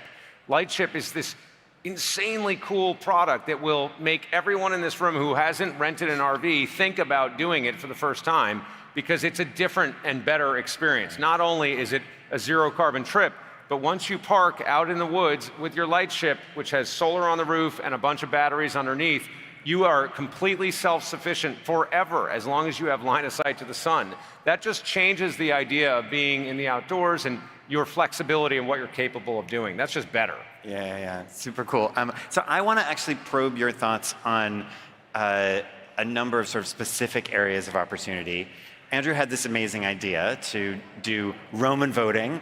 Now, you also warned me that you might wildly agree with each other on everything. So or disagree. We'll see what happens. But I want to. But it's a good way, I think, to dig into your thoughts on some of the more specific opportunities within this space. And we talked in advance of this about what some of those might be. And so, a lot of them have to do with energy, of course. And so I figure let's start there. So I want to start with nuclear, and we're going to start with classic fission. And the question is it a venture investable Is category? it a venture? Yeah, like are you interested in it? Do you think we said there's good halfway potential? through as well, right? Come on. We're going all in. I'm giving a degree. Oh wait, you changed. No. All right. Fission, we go. So fission. So does anyone want to elaborate on why? I mean, there's a nuclear physicist on stage. Engineer. So. Yes. Engineer. The physicists make bombs and the engineers make power plants. Engineer. Anyway, right. Yeah, so not every fission company is venture investable, but some of them are the right size and shape for the quantum of capital and the timeline. Mostly micro reactors or very small modular reactors. And I think a few years ago, it was a pretty contrarian bet, and all of a sudden, the projected load growth and the demand for firm, clean power is growing so strongly. The value proposition of nuclear has become a lot more obvious to everybody. And so the demand for nuclear and whether it's investable has really shifted. And it maybe a key example is like this year, Amazon bought a nuclear power plant. And 5 years ago, if you had told me Amazon was going to buy a nuclear power plant, I would not have believed you. So there's really a sea shift in the demand for clean, firm power that you can make in the near term. Yeah, I'm going to say, too, that I'm reformed thumbs up on this one. I was thumbs down for a long time. I was a solar entrepreneur for over a decade before I joined Obvious, and I just felt like we had solved the problem. The combination of solar and wind at insanely low cost today, coupled with batteries, is a great solution. However, I've come around to the fact that it's not enough and it's not fast enough. We're building solar and wind faster than ever, but it's still too slow for the demands that Rachel was referring to. So I am now excited about some aspects of fission as well. Okay, so one more nuclear one. What about fusion? All right, all down. All right. Why? I think for me, I think one thing for fission is that I think the base load is so important, especially in the application of data centers, right? Yeah. I think when we're starting talking about fusion, that we're talking about what we call sort of moonshot bet, right? Yeah. Like it could be a portfolio approach of bet for someone in a maybe multi-billion-dollar fund and the amount of capital needed, but that's more like a call option, call it, or a put option in case this happened. I think for us it's just unjustifiable in terms of capital, and then obviously where we are in terms of, that being economically efficient yet. And the time horizon's really long, no? I No, mean, time- that's time a great frame. government. It's a great government venture bet. Yeah, the, right. The Got it. timeline to revenue is just too far. Yeah, that's what I suspected. All right, so I was having a conversation not long ago with a scientist at the U.S. Department of Energy who said that for him, hydrogen is key to a million things. And so I want to get your thoughts on hydrogen. And let's start with geologic. You didn't even have to. All right, come on. Wait, geologic. Geologic, naturally occurring. Rokas, you're not voting. I actually have not looked that deep enough in geologic, and I think US is way more advanced than Europe is on this one, but I think that's my sort of, I'll support it, but like hydrogen in general is Definitely go it's a topic deep that will on have this some. So are folks who have an opinion on this. Okay, so geologic, it does have a lot of risk, so to some extent that makes it venture interesting. But if we can make it work, there's a real chance to have the economics of hydrogen be really transformative.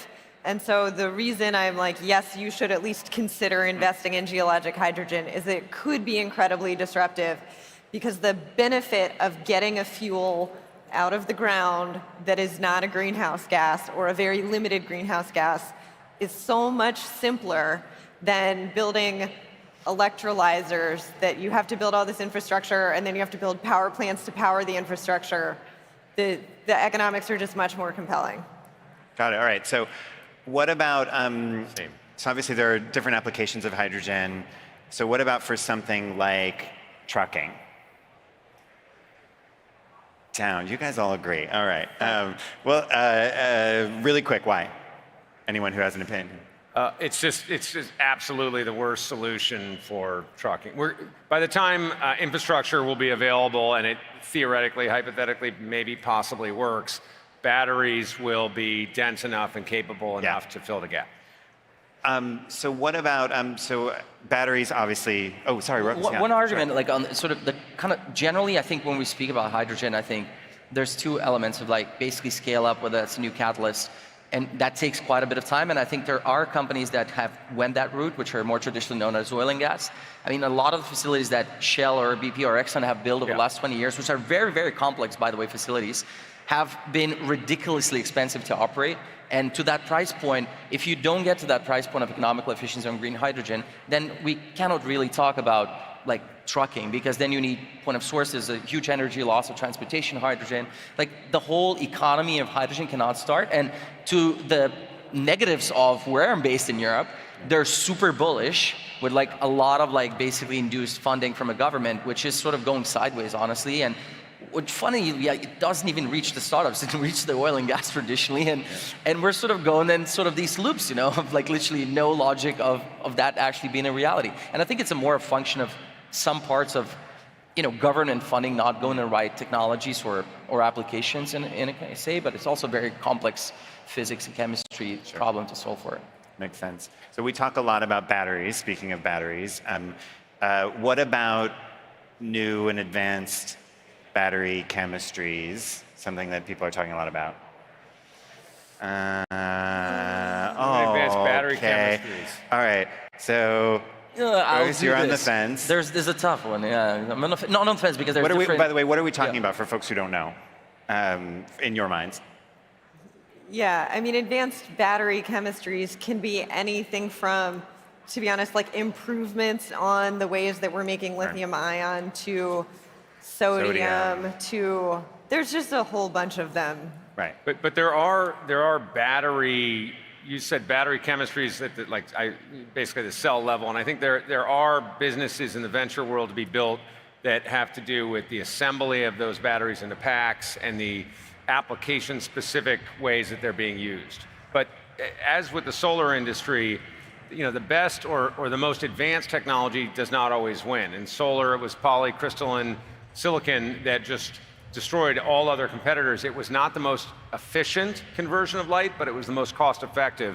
And the same thing's happening with lithium-ion-based batteries. They're just cheap, they work, and we have a great learning curve of manufacturing. So it's hard to beat that.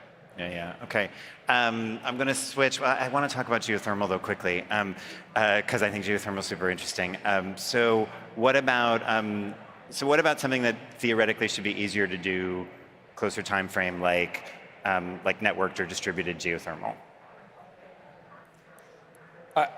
I'm not no. Like you're talking about heat-based geothermal? I think. Yeah, you are. I think that's what I'm talking about, but maybe it's not. All right, no. But I'm a big But is there something good that isn't?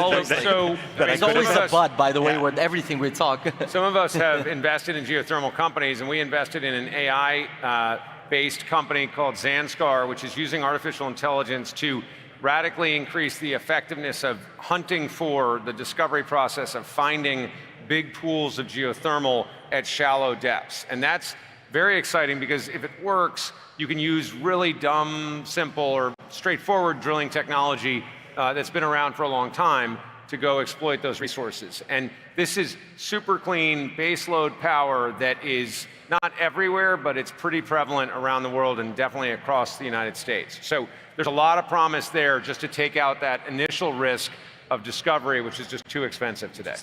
I think adding to Andrew why I did with the batteries like this, because I think there's still interesting chemistries or generally interesting technology that can get you baseload energy, which is pretty much stable. So we spoke about fission. Because with solar, had this for volatility and they had a lot of issues with grid, and I think pretty much any solution that economically can compete with alternatives of solar or like storage cost-wise, like they'll be interesting. And I think the lithium ion is sort of one as the game for like a lot of applications, but there's still long duration storage that is something that we need to solve for, and there could be alternative chemistries, for example, to be played there. Okay, so we all got here on a plane.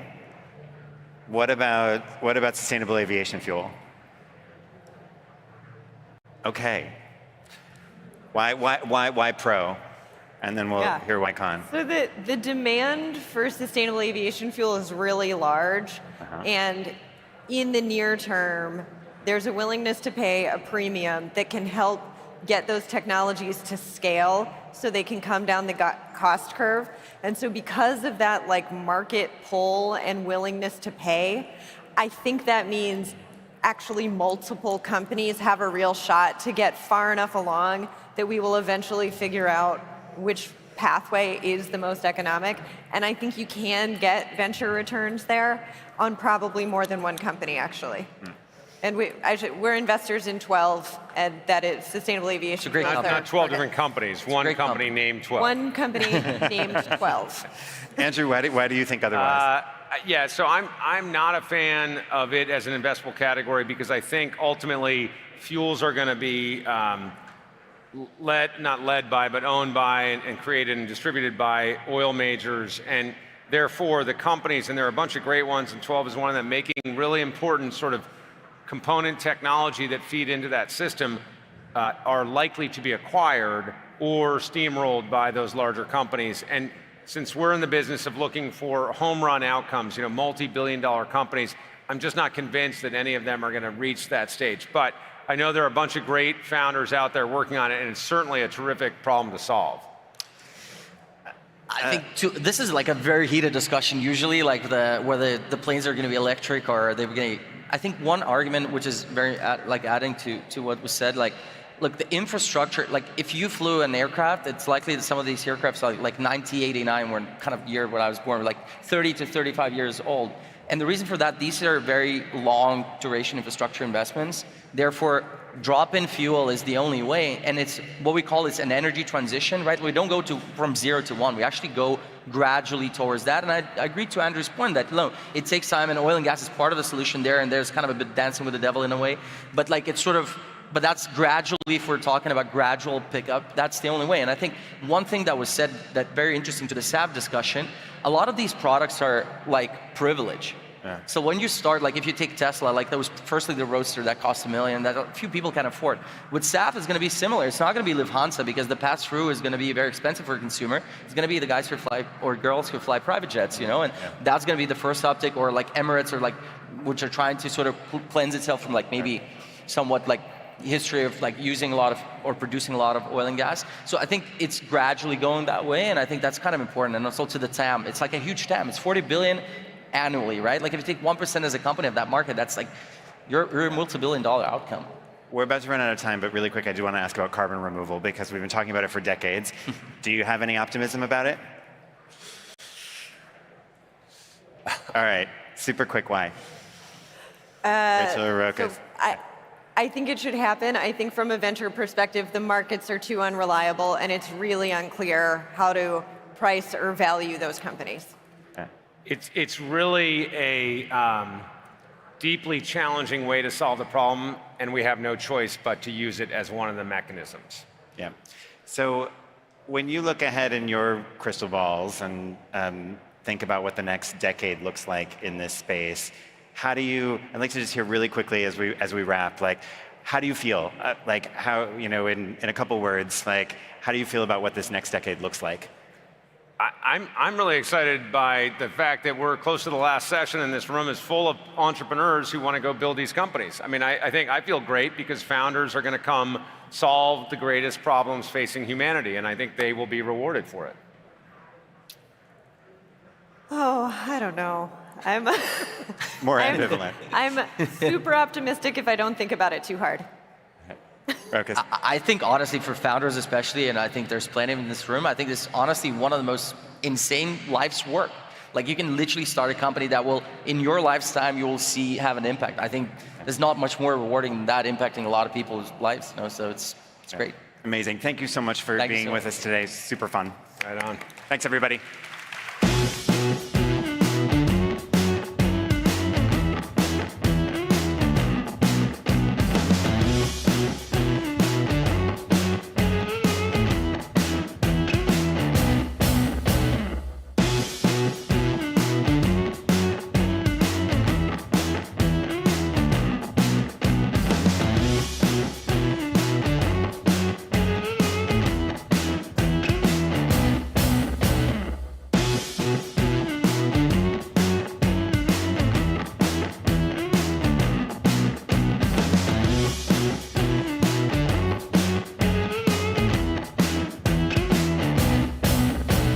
Okay. So listen, over the past 8 years, Scale AI has established itself as a leading data foundry, powering major AI breakthroughs across autonomous vehicles, defense applications, and generative AI models. The company has partnered with pioneers like OpenAI and has worked on critical AI evaluation and testing for the US Department of Defense. And last month, they raised a massive $1 billion Series F round, valuing the company at an incredible $14 billion, saying that the funding will accelerate Scale AI's creation of high-quality frontier data, crucial for training and cutting-edge AI models. So to close Collision 2024, and to tell us how far AI can scale, please welcome, in conversation with Toronto's own Susan Lee of Fox News, the CTO of Scale AI, Vijay Karunamurthy. Please welcome them.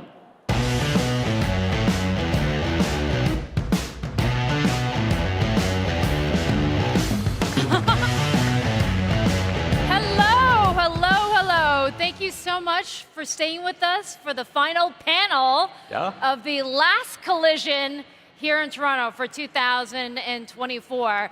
And as you heard from Sunil, I grew up here in Toronto, and I just want to say I'm so proud of all of you because I've met so many inspiring, hungry, ambitious startup and entrepreneurs in this city. So I think Toronto, Canada is in great hands. So I have a wonderful guest to have this fireside chat with, who I'm sure all of you are here to listen to, not me, because Scale AI is one of the hottest startups right now in the world, valued at $14 billion. That's all, Vijay. Yeah, and well, you raised it's still probably 50-50 whether they're here for you.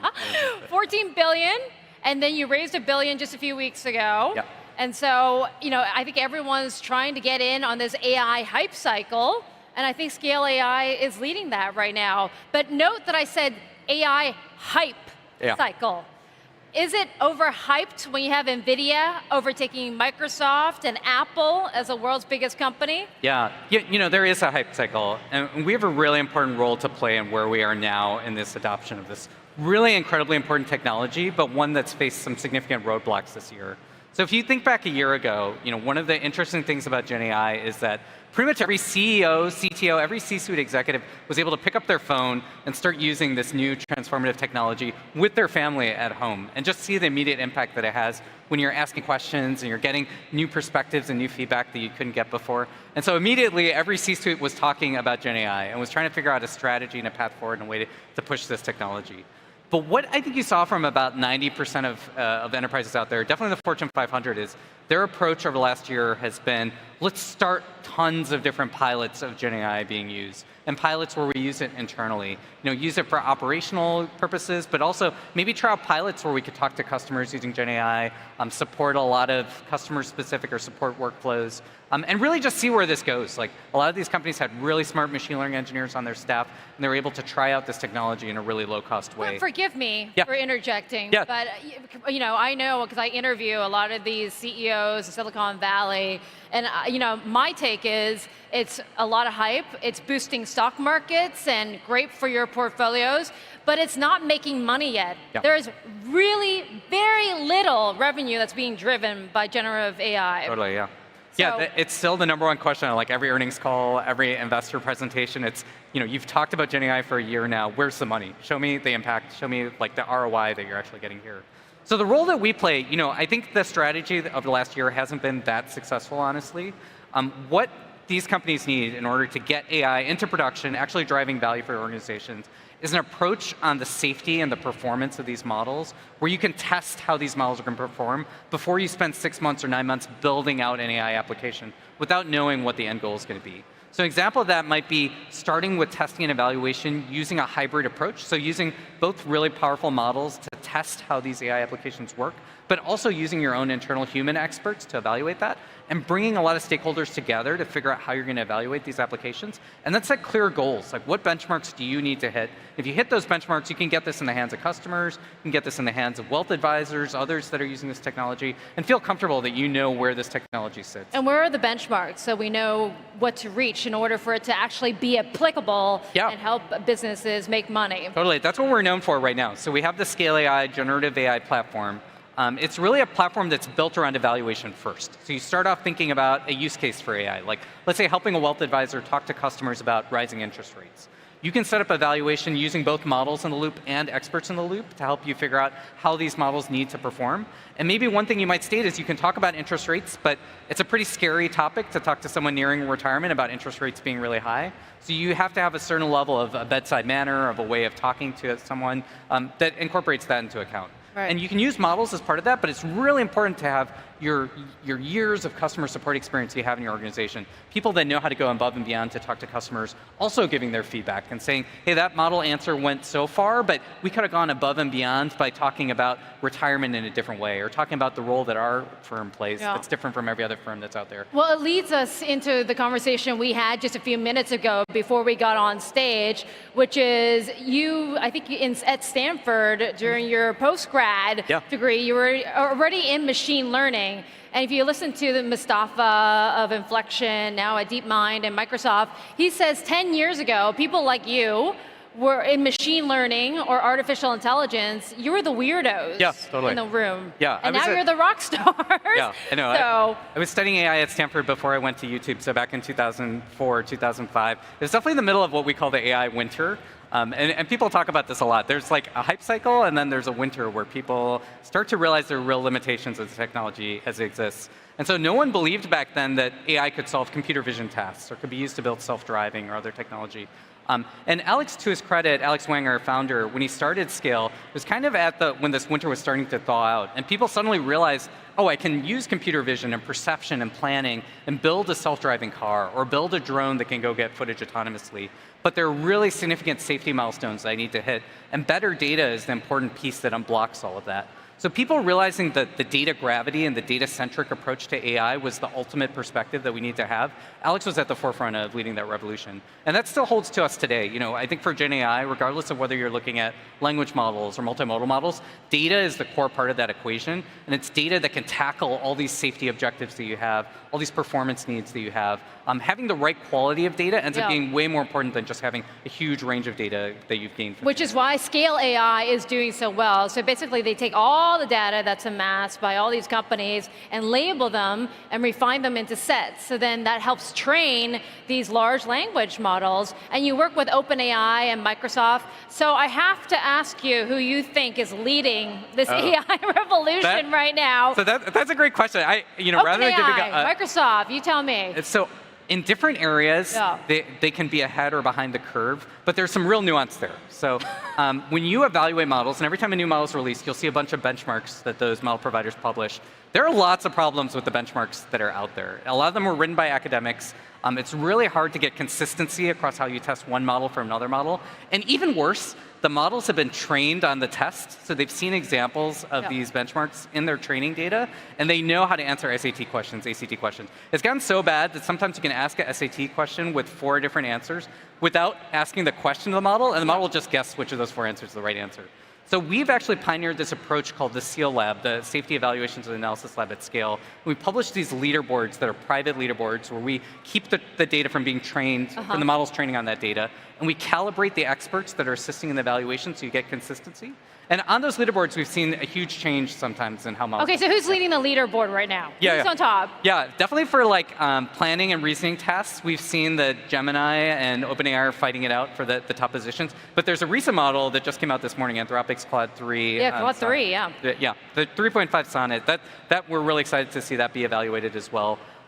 I think Cohere also has like really high-performing models, so you're going to see some interesting developments there over time. But on different measures, whether you're looking at English performance versus Spanish performance, different models perform differently. And it's really important as a society for us to acknowledge those big differences in what you're testing and what that means for how the model. Yeah, so it leads me to the obvious question, because I'll tell you that whenever we talk about artificial intelligence and to a wide, large, average audience, people want to know, well, is AI going to kill us all in 10 years or 15 years when the robots come? And then will they take our jobs? Yeah, I'm less worried about the killer robots right now.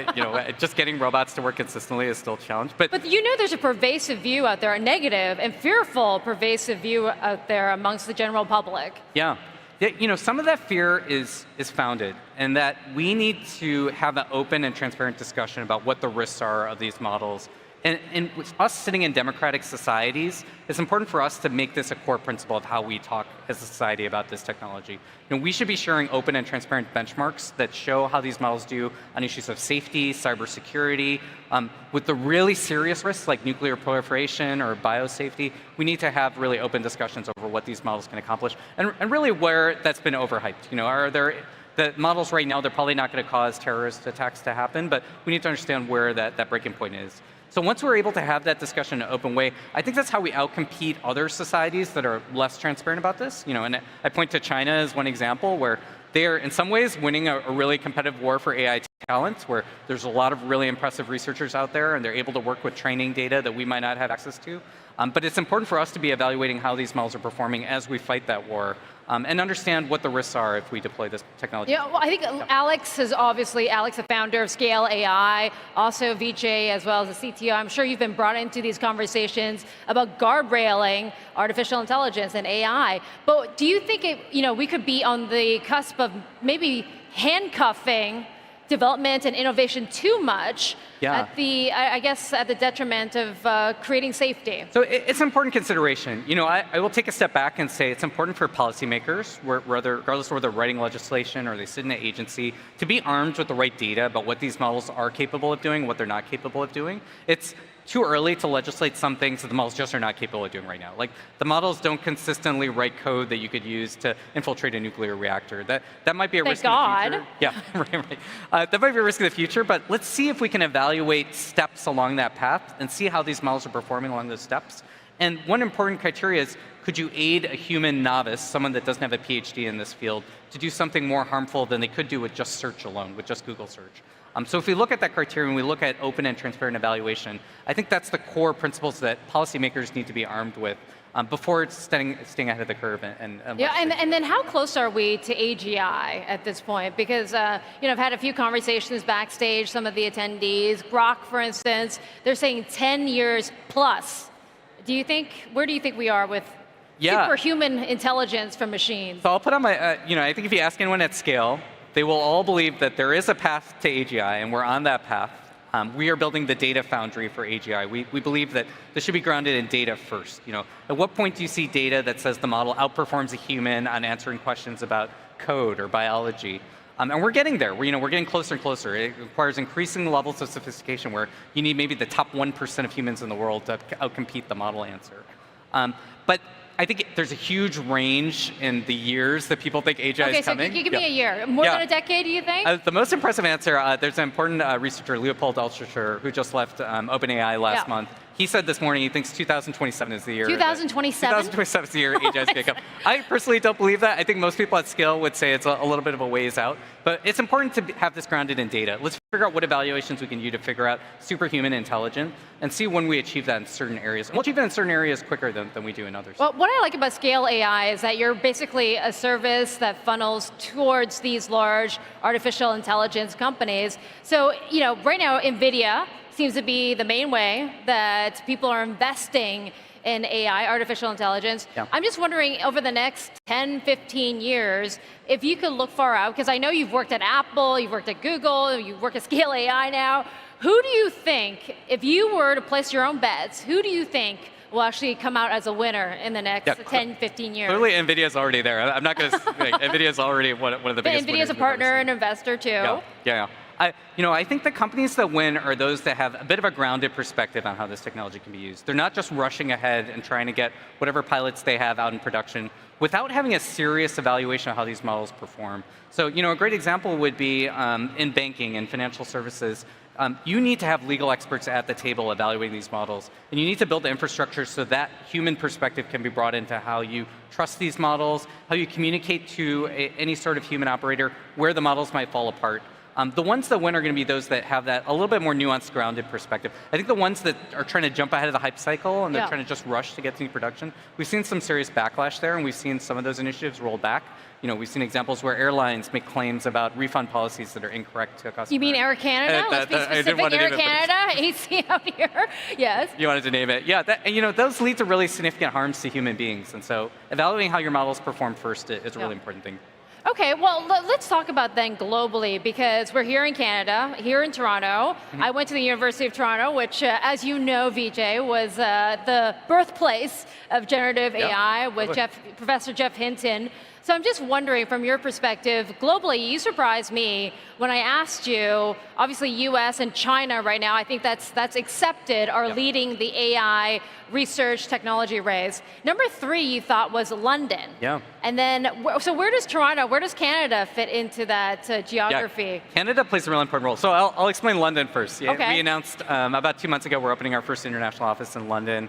Rishi Sunak, the Prime Minister, helped us support us in finding that office and growing. There's a huge concentration of AI talent within a couple blocks in downtown London, an area called King's Crossing.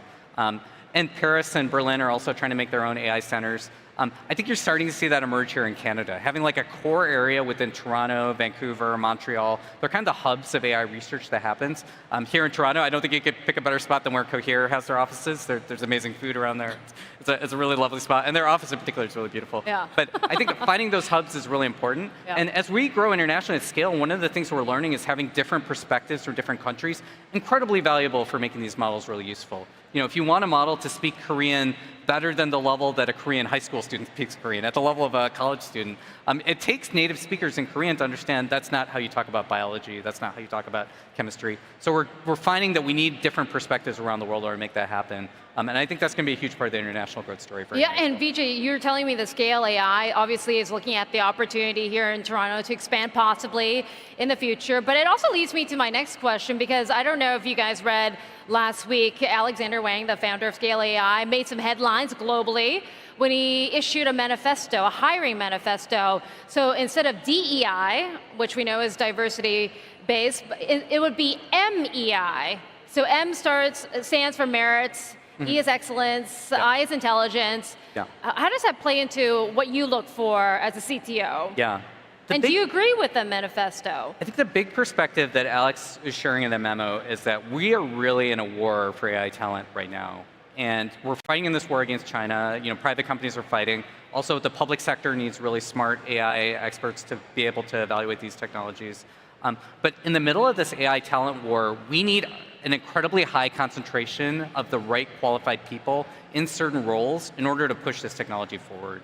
And in the history of Scale as a company, we've often found having a single conference room with just the right 5 or 6 people helps us achieve things that our customers, our research partners never really thought possible. We've sometimes been able to get things done overnight, over like 8 hours, in a time frame that the customer thought took a week. And when you learn that lesson, when you learn that the density and concentration of talent is the most important thing, you try to find the right people for the right positions all the time. Like whatever position you have, finding people that understand this technology, have the right perspectives, that ends up being really important.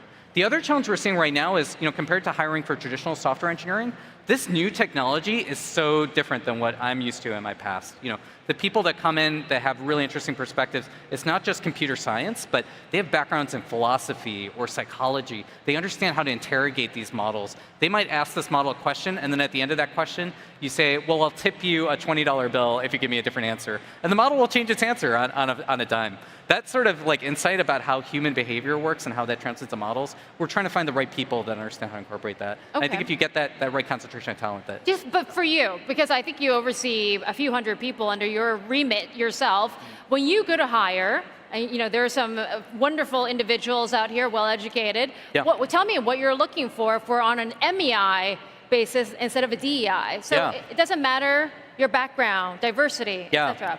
The number one thing we look for, we have in our careers page, if you go to scale.com/careers, you'll see somewhere, we have a set of credos that we've posted there that are really core values of the company. One of the most important ones for us is the ability to run through walls. So one question we'll always ask at some point in the interviews is, give me a time where you ran through walls to get something done. It could be an undergraduate research project, it could be something you did in your graduate research, it could be something you did on a job where you accomplished something that wasn't possible, and tell me what the impact of that was, tell me how you coordinated with other people to make that happen. That's a really insightful question that I think we always look for, because it's been important to us as a company, the ability to do things that other people didn't think was possible. I think it's the only reason a lot of our partners work with us is we're able to do things they can't get anywhere else. So we always try to look for that in every person that we try to hire. Yeah, and just quickly, I obviously you don't speak for Alex directly, but what was the timing behind the MEI manifesto? Why did he feel it was necessary now? Yeah, it's really this AI talent war. Especially with this fundraising round, we're using a lot of that to hire the best AI talent in the world, and so we're getting a lot of questions over what we look for in that talent, where we're hiring. But we really believe, being a mission-driven company where your mission is to achieve AGI is maybe the most important mission that we've ever had as a society. And so we need to find the best talent in order to make that possible. Yeah, and AGI is going to be at least a decade plus, right? I think so, but So there's disagreement there. You think so? Yeah, I think we're still a bit of a ways out. But we need to be grounded in data on these questions. We can't just be throwing out numbers out there. Yeah. Okay, well, I know that Scale AI your business is booming, obviously, and you told me that revenue has tripled in the last year, which is incredible, and your valuation has more than doubled. So I think the obvious question is, when are you going to go public instead of staying private? You've been around since 2016. Yeah, our revenue growth has been phenomenal, and I've worked at great companies before. I've never worked at a company that's grown revenue as quickly as this. So it's just an amazing technology, and we're just at the beginning of seeing this cycle. So I think from Alex and everyone's perspective, we want to see where this goes. We want to see what the potential is for achieving AGI using this data foundry that we're building. So I don't think anything to announce today on that. Not today, but maybe in the future, you think, in the next few years or so? We're on a path to profitability. We think that's a really important metric. But yeah, we'll take a look then. Oh, right. And so profitability before the end of this year, right? Within the next year, yeah. Okay. And then maybe we'll see it as a public company in the future. You're talking above my pay grade now, but yeah. I'll ask you when the time comes. Right. And just quickly, I just wanted to ask you, since we have a few minutes left, I know you also do contracts with the Defense Department and pretty high level, I think, clearance at the Pentagon. I'm just wondering, again, bringing it back to the safety of AI and AGI, do you think we are on the path to getting the right guardrails in place where it's safe but productive for the human race? Yeah, that might actually be one of the most important questions we face right now. So we partner with the US Defense Department, and there's an office there called CDAO, the Chief Digital AI Officer. This office is a really important office because it's evaluating the use of Gen AI across a range of different agencies. And you're also seeing with the Biden-Harris administration, with their executive order, it means individual agencies like the FDA, the SEC, they all have the responsibility now to evaluate what AI means for their industries. I think you're seeing a similar framework develop in Canada as well, where different agencies have a really important role to play. So it's really important when you have stakeholders that are going to be regulating or setting the rules of the road, for them to be armed with the right data to know what these models are capable of and not capable of. And especially around issues of cybersecurity. I think across the board, it's one thing to have a retail food company have a cybersecurity issue. It's another thing entirely for a healthcare company to have that same issue and people leaking patient data.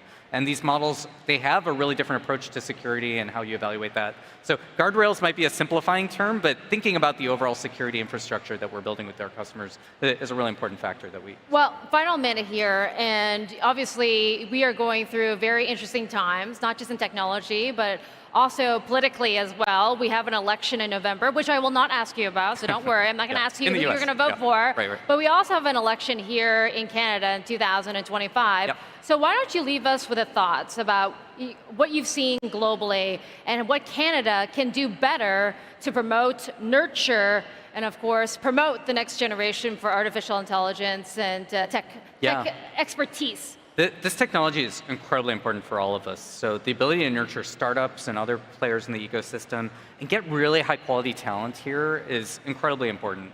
So I think finding ways to attract that talent to Canada or to cities in the US, we're all Do you feel like you're really seeing that though here, the foundation being built? In the US, there's always challenges with talking about immigration and talking about the importance of high quality talent and bringing that to this country. But I think that lesson's coming out there, that having the best AI researchers in the world come to the US or come to Canada, that's going to be really what wins this war. And it is this kind of AI overmatch war that we're in with other societies, where they're pushing their models forward, they're learning capabilities of those models. If we don't stay ahead of the curve, then we risk falling behind. So finding the right talent and having them move here ends up being really important. Yeah. Well, I can assure you, since I grew up here and I went to school here, that Canada has an abundance of tech talent, and this is a wonderful country.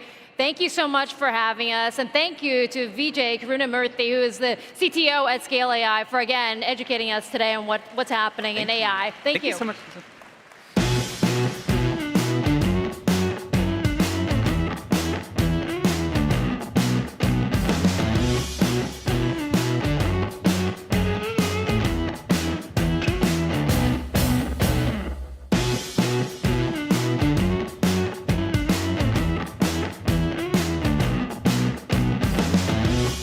Please welcome the co-host of Collision, Web Summit's very own, Casey Lau.